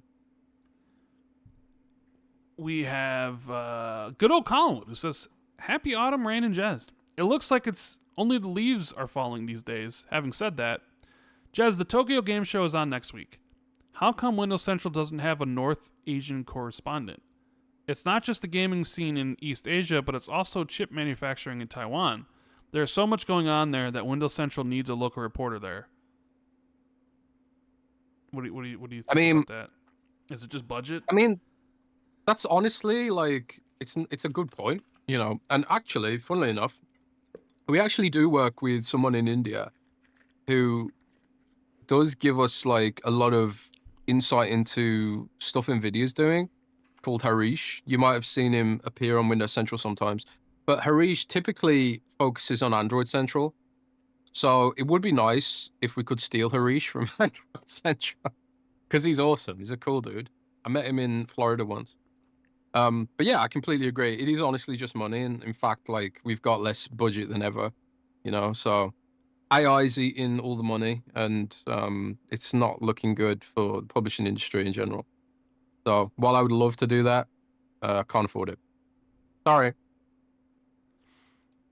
And he says, "Rand, we know you read a lot of good books. Do you read evil books?" Only the evilest. I do love me some horror. But yes, I definitely will read evil books, not just good ones. I've read evil books. Mm. I've read the Satanic Bible and Scriptures. I've read the Unabomber's Manifesto. That was pretty evil. And also the Necronomicon, H.P. Lovecraft. One of the few books I have read. Omen says, "Why is the Xbox routinely a higher price than the PS5? I think partially because Xbox is unwilling to subsidize and eat the cost anymore. They feel like maybe it's a losing battle to compete price for price with the PS5, so they're not willing to lose that battle anymore. Where PlayStation probably is a little bit more, they're willing to eat some costs to keep it at a price point that they're comfortable with. I think Xbox is just being like, yeah." I've even seen some people on social media today say, Jez, that them raising the prices is just them.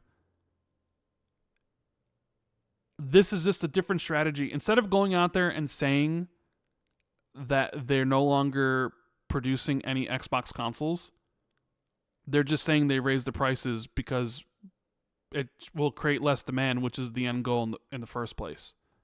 So, why haven't they raised the prices in Europe then? I don't know. I mean, I guess that's a good counter argument to anybody saying that, like, you know, them saying, and I do think it'd be odd for them to be like, to come out and be like, hey, we're no longer making Xbox consoles, considering the biggest game of all time is about to come out next year, and you better have consoles ready for that shit because I'm sure people would want it. But it would look very bad if you came out right now and said, oh, we're done producing any Xbox consoles. Because I would imagine that also would question your commitment to future, if you're doing, you know, future consoles, and if you are, people might be like, well, you also gave up on this really early. Are you going to give up on it? It doesn't really, like, there's reasons why you wouldn't want that. But then you look at it and you're like, well, the pricing for this stuff is outrageous. So what are we doing here? So yeah, I just think they're just not willing to eat the cost anymore. And they're like, the battle's lost right now, so that's what it is. Rave Damos says, "Gentlemen of the Friday festivities, Jez, since Xbox is actively building bridges to transition current console players into its hybrid Xbox PC future, will Windows Central consider publishing an Xbox to PC for Dummies style guide?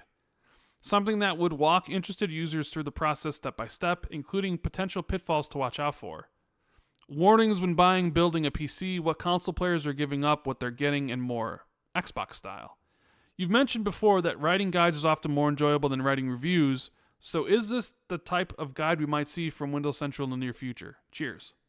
That's a good idea, Jez. I mean, it is a good idea. And, you know, funnily enough, I actually have that in one of my article ideas, but the other way around. Someone actually emailed me once and said, I'm switching from Xbox. I'm switching from PC to Xbox. Do you have anything that would explain like the differences and stuff like that? They actually asked me that. So that is something that I would consider doing. But the problem is AI has taken all of the traffic for guides. So it's not worth writing guides at all when people are more than ever just asking ChatGPT to give them an immediate answer. And then, or worse, ChatGPT steals the information from me and then deprives me of a click. So I actually work to help ChatGPT generate value for that platform while getting none for myself. So guide writing is actually just completely dropped off at Windows Central because of that. AI has taken all the traffic, man, and a lot of the money with it as well. So while I would love to do that, it's unfortunately just not worth. It's not. It's literally not worth the time.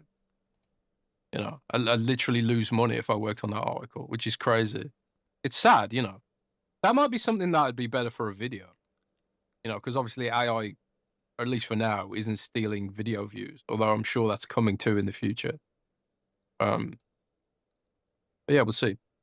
I do like the idea though. Indeed. Let me see if there's any more questions that came There in. was there was some. If you expand at the bottom, we've got a new member called Zalath, Borderbrand, and Deku has submitted questions too. Oh, okay. Okay. Deku says, "Hey guys, hope you're having a good week. Jez, have you tried playing Frostpunk 2 on console yet? It was almost late to work.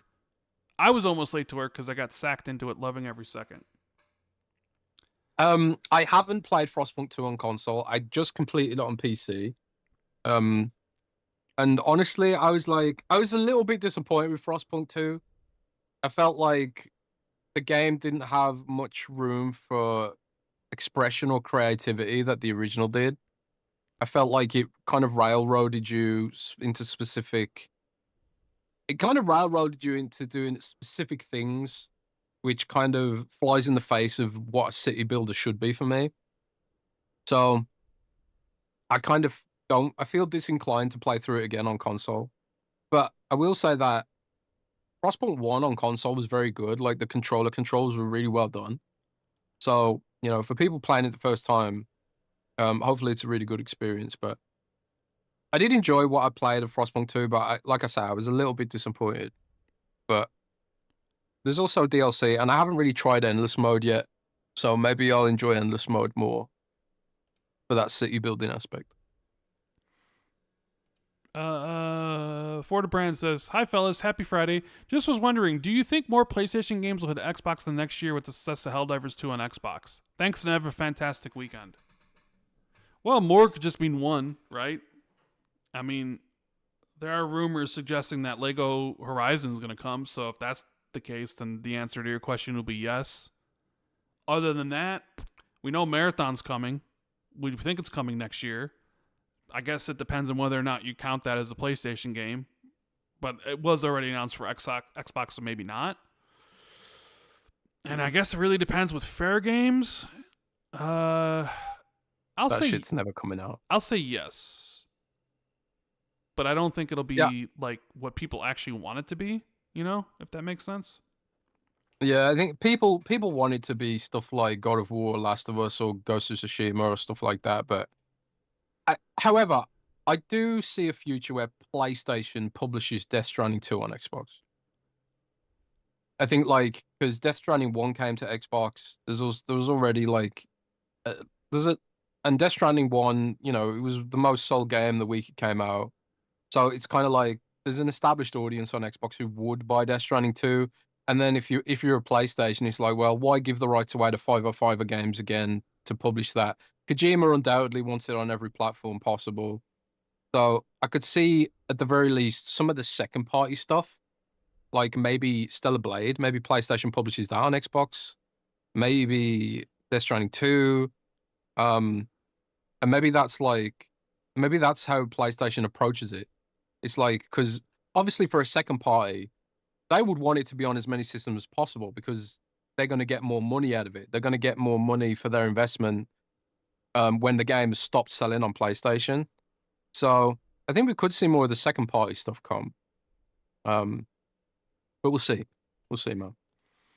And we have Zaris, who says, "Hey, Ren and Jez, I've been listening for a little over a year and a half, and I'm writing for the first time, so I apologize for being a bit lengthy. Well, not entirely Xbox related. This is a question most aimed at Jez due to his strong words last week, though would welcome feedback from Rand. Much like Jez, I am also a disenfranchised Pokemon fan who wants the game to be better, so I'm writing in after doing some thinking, thinking last since the Nintendo Direct. While people will rightfully whine and moan about quality of these games, do you feel like there's enough consistent support for the Pokemon Monster Battler alternatives or adequate amount of pressure companies, publishers of those alternative IPs? As someone who loves Monster Battle games in general and hates Game Freak's handling of the Pokemon franchise, I'm equally as frustrated with Bandai for the inconsistent handling of Digimon, in addition to Koei Tecmo allowing Monster Rancher to somehow become even more irrelevant. Let's also throw some shade at Square Enix for launching the most recent Dragon Quest Monsters game in a state that somehow ran and looked worse than Pokemon Scarlet. I get that this genre, more broadly speaking, is very niche, but I think now more than ever there's a hunger for games in this genre that actually respect the players. If Power World had more of an actual endgame to keep people engaged after the first month, I'd be thrilled, and I really hope its 2026 launch goes well. And for all my frustrations with Bandai, the new Digimon story game actually looks incredible. Can't forget about Monster Hunter Stories 3 either, and I want both of these games to really succeed. Anyways, thanks for listening to my rambling. Have a great weekend, and thanks for all that you guys do." This is definitely Zoloth. This is definitely a Jez thing. Yeah, Zoloth, like, I joke and stuff, and I hate on Nintendo, but honestly, a lot of that is because of the way they've handled Pokemon. It kind of really opened my eyes to like a lot of the sort of the missed potential, with that franchise, because they rest on their laurels because it's Pokemon and people buy it regardless because of nostalgia or whatever, even if like the games are actual ass. They're like they do not. Pokemon's the biggest media franchise on earth, and the games do not reflect that in any way, shape, or form. The quality just isn't there, and it's not good enough. It pisses me off. And I'm someone who is nostalgic about the monster battler genre. And my brother is as well. My brother plays a lot of those sort of ROM hack Pokemon games, those are incredibly popular right now. I'm sure Nintendo's not happy about that. Because people are basically taking the ROMs of the classic Pokemon games, making them better, adding all the kind of features people want, and then releasing them for free, like difficulty modes and challenge modes and extra Pokemon in some cases and all kinds of shit, right? So, I do want this genre to succeed, but it does feel like a lot of the games that have attempted to make Pokemon clones have just not been able to deliver. What was that? That was that Temtem game. There was a lot of hype about that for a while. That just absolutely flopped. And then Pal World's got its issues, sure, and they've got like a big 1.0 release next year. And then maybe Pal World's Pal World's going through litigation, so it's like what the hell's going to happen there too? And then obviously you've got Monster Hunter Stories 1 and 2. I really enjoyed Monster Hunter Stories 1, but I played it on fucking Android because I didn't have a Switch at the time, and it never released on any platform that I have. So I've been consistently salty that Monster Hunter Stories has never come to Xbox. Monster Stories 3 is coming to Xbox, and it does look pretty good. But again, I don't know if it will live up to that Pokemon sort of the Pokemon vibe people want it to have. But there's other games too, like the Genshin Impact devs have announced a Honkai Pokemon game in the Honkai Star Rail universe. That looked really good. There's also Animo, which I played at Gamescom, which seemed very, very good. Instead of like summoning the Pokemon, you turn into them and you fight as them, which I thought was an interesting way to get around Nintendo's pattern. Part of it might just be like companies like they don't want to step on Nintendo's toes and get sued, and then they make their monster battle games like they're either like too different from Pokemon, they don't scratch the itch, or they're kind of low key because companies are afraid of getting sued. I don't know. Like there was Cassette Beast, which was pretty good, and I'm sure people in chat know various others that were pretty good. There are a lot of ones out there, but I suppose a lot of them don't really give the Pokemon feel. You know, there's a lot of nostalgia there, right? I think Monster Hunter Stories probably has the best chance of doing it, and maybe the Genshin one as well, the Hoyoverse one as well from the Honkai devs. So yeah, we'll see what happens, man. I think like I would hope that the increased competition from studios like Hoyoverse and Palworld itself, frankly, maybe makes Nintendo think twice about the way they oversee Game Freak making Pokemon games. But the fact of the matter is, those games sell no matter how bad they are. So maybe not. So I guess, is there a reason why the Monster Battler stuff is the way it is? Do the companies not care enough to put or to make it look good or whatever? Like, Honestly, they think don't that know. fans will just accept? Will they think like Digimon fans will just accept it whatever because it's Digimon and they love it, and Pokemon, like, there's no I think that's financial probably part incentive of it. to Yeah. make it super good and awesome because they'll just get it. They're gonna buy it anyways, kind of I thing. think I think I think so, but I think genuinely, like, there needs to be a company that just raises the bar for that genre, because Nintendo has sold tens of millions of copies, making subpar Pokemon games for years and years now. You know, they've all been like since maybe I'd say all the Nintendo Switch Pokemon games were pretty bad. You know, in various forms, and they refuse to let it grow with the audience. You know, but like the older fans, they kind of maybe want a bit more difficulty out of it, or a bit more engagement out of it, or like deeper PvP systems, or whatever. You know, whereas like that, but Nintendo's very insistent. Like, we want to keep it accessible for the youngest of the young fans, so they grow up to become Pokemon adults, I suppose. Which maybe that's the right business model for them. But I think like as soon as like a company like Hoyoverse comes along and makes a more grown-up version of it, they will probably manage to corner a huge portion of that market and maybe make Nintendo think differently about it. All they need to do for Pokemon to be more engaging is add difficulty settings. You know, I don't know. Right. It's an interesting discussion, but I completely feel you, Zalath, and thank you so much for joining the Patreon and joining us on the show for Yeah. over a year, man. Yeah. Thank you. Man, it's we went on for a long time this episode. How long? We're almost at 5. Like 4 Hours? We're like 4 hours and 45 minutes or something. 4:40. I say this is what happens because I got up at 4 p.m. today, so I am wide awake. Yes. But usually, oftentimes when we did, like last week when we did the podcast, I was so tired.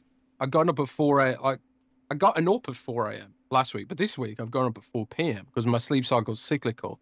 So I've been wholly awake for the show. But yeah, man, we've had like over 300 people watching for the whole show, peaked at like 500. So if you've been rocking with us for 5 hours, you're awesome, man. Thank you so much. Thank you guys so much for hanging out. It's a pleasure to do the show every single week for you guys. Make sure you hit the like button and subscribe to the channel, all that good stuff. Check out the sponsor, Surfshark, 86% off 2-year deal. The Patreon, if you want to join that and support what me and Jez do, patreon.com/XB2. And we will be back with maybe something on Tuesday or Wednesday. If not, then we'll definitely, obviously, Xbox 2 will be live on Friday next week. So hopefully everybody enjoys their weekend, get a lot of gaming in. And we'll see you next week. Keep it gaming, everybody. Keep it gaming, guys.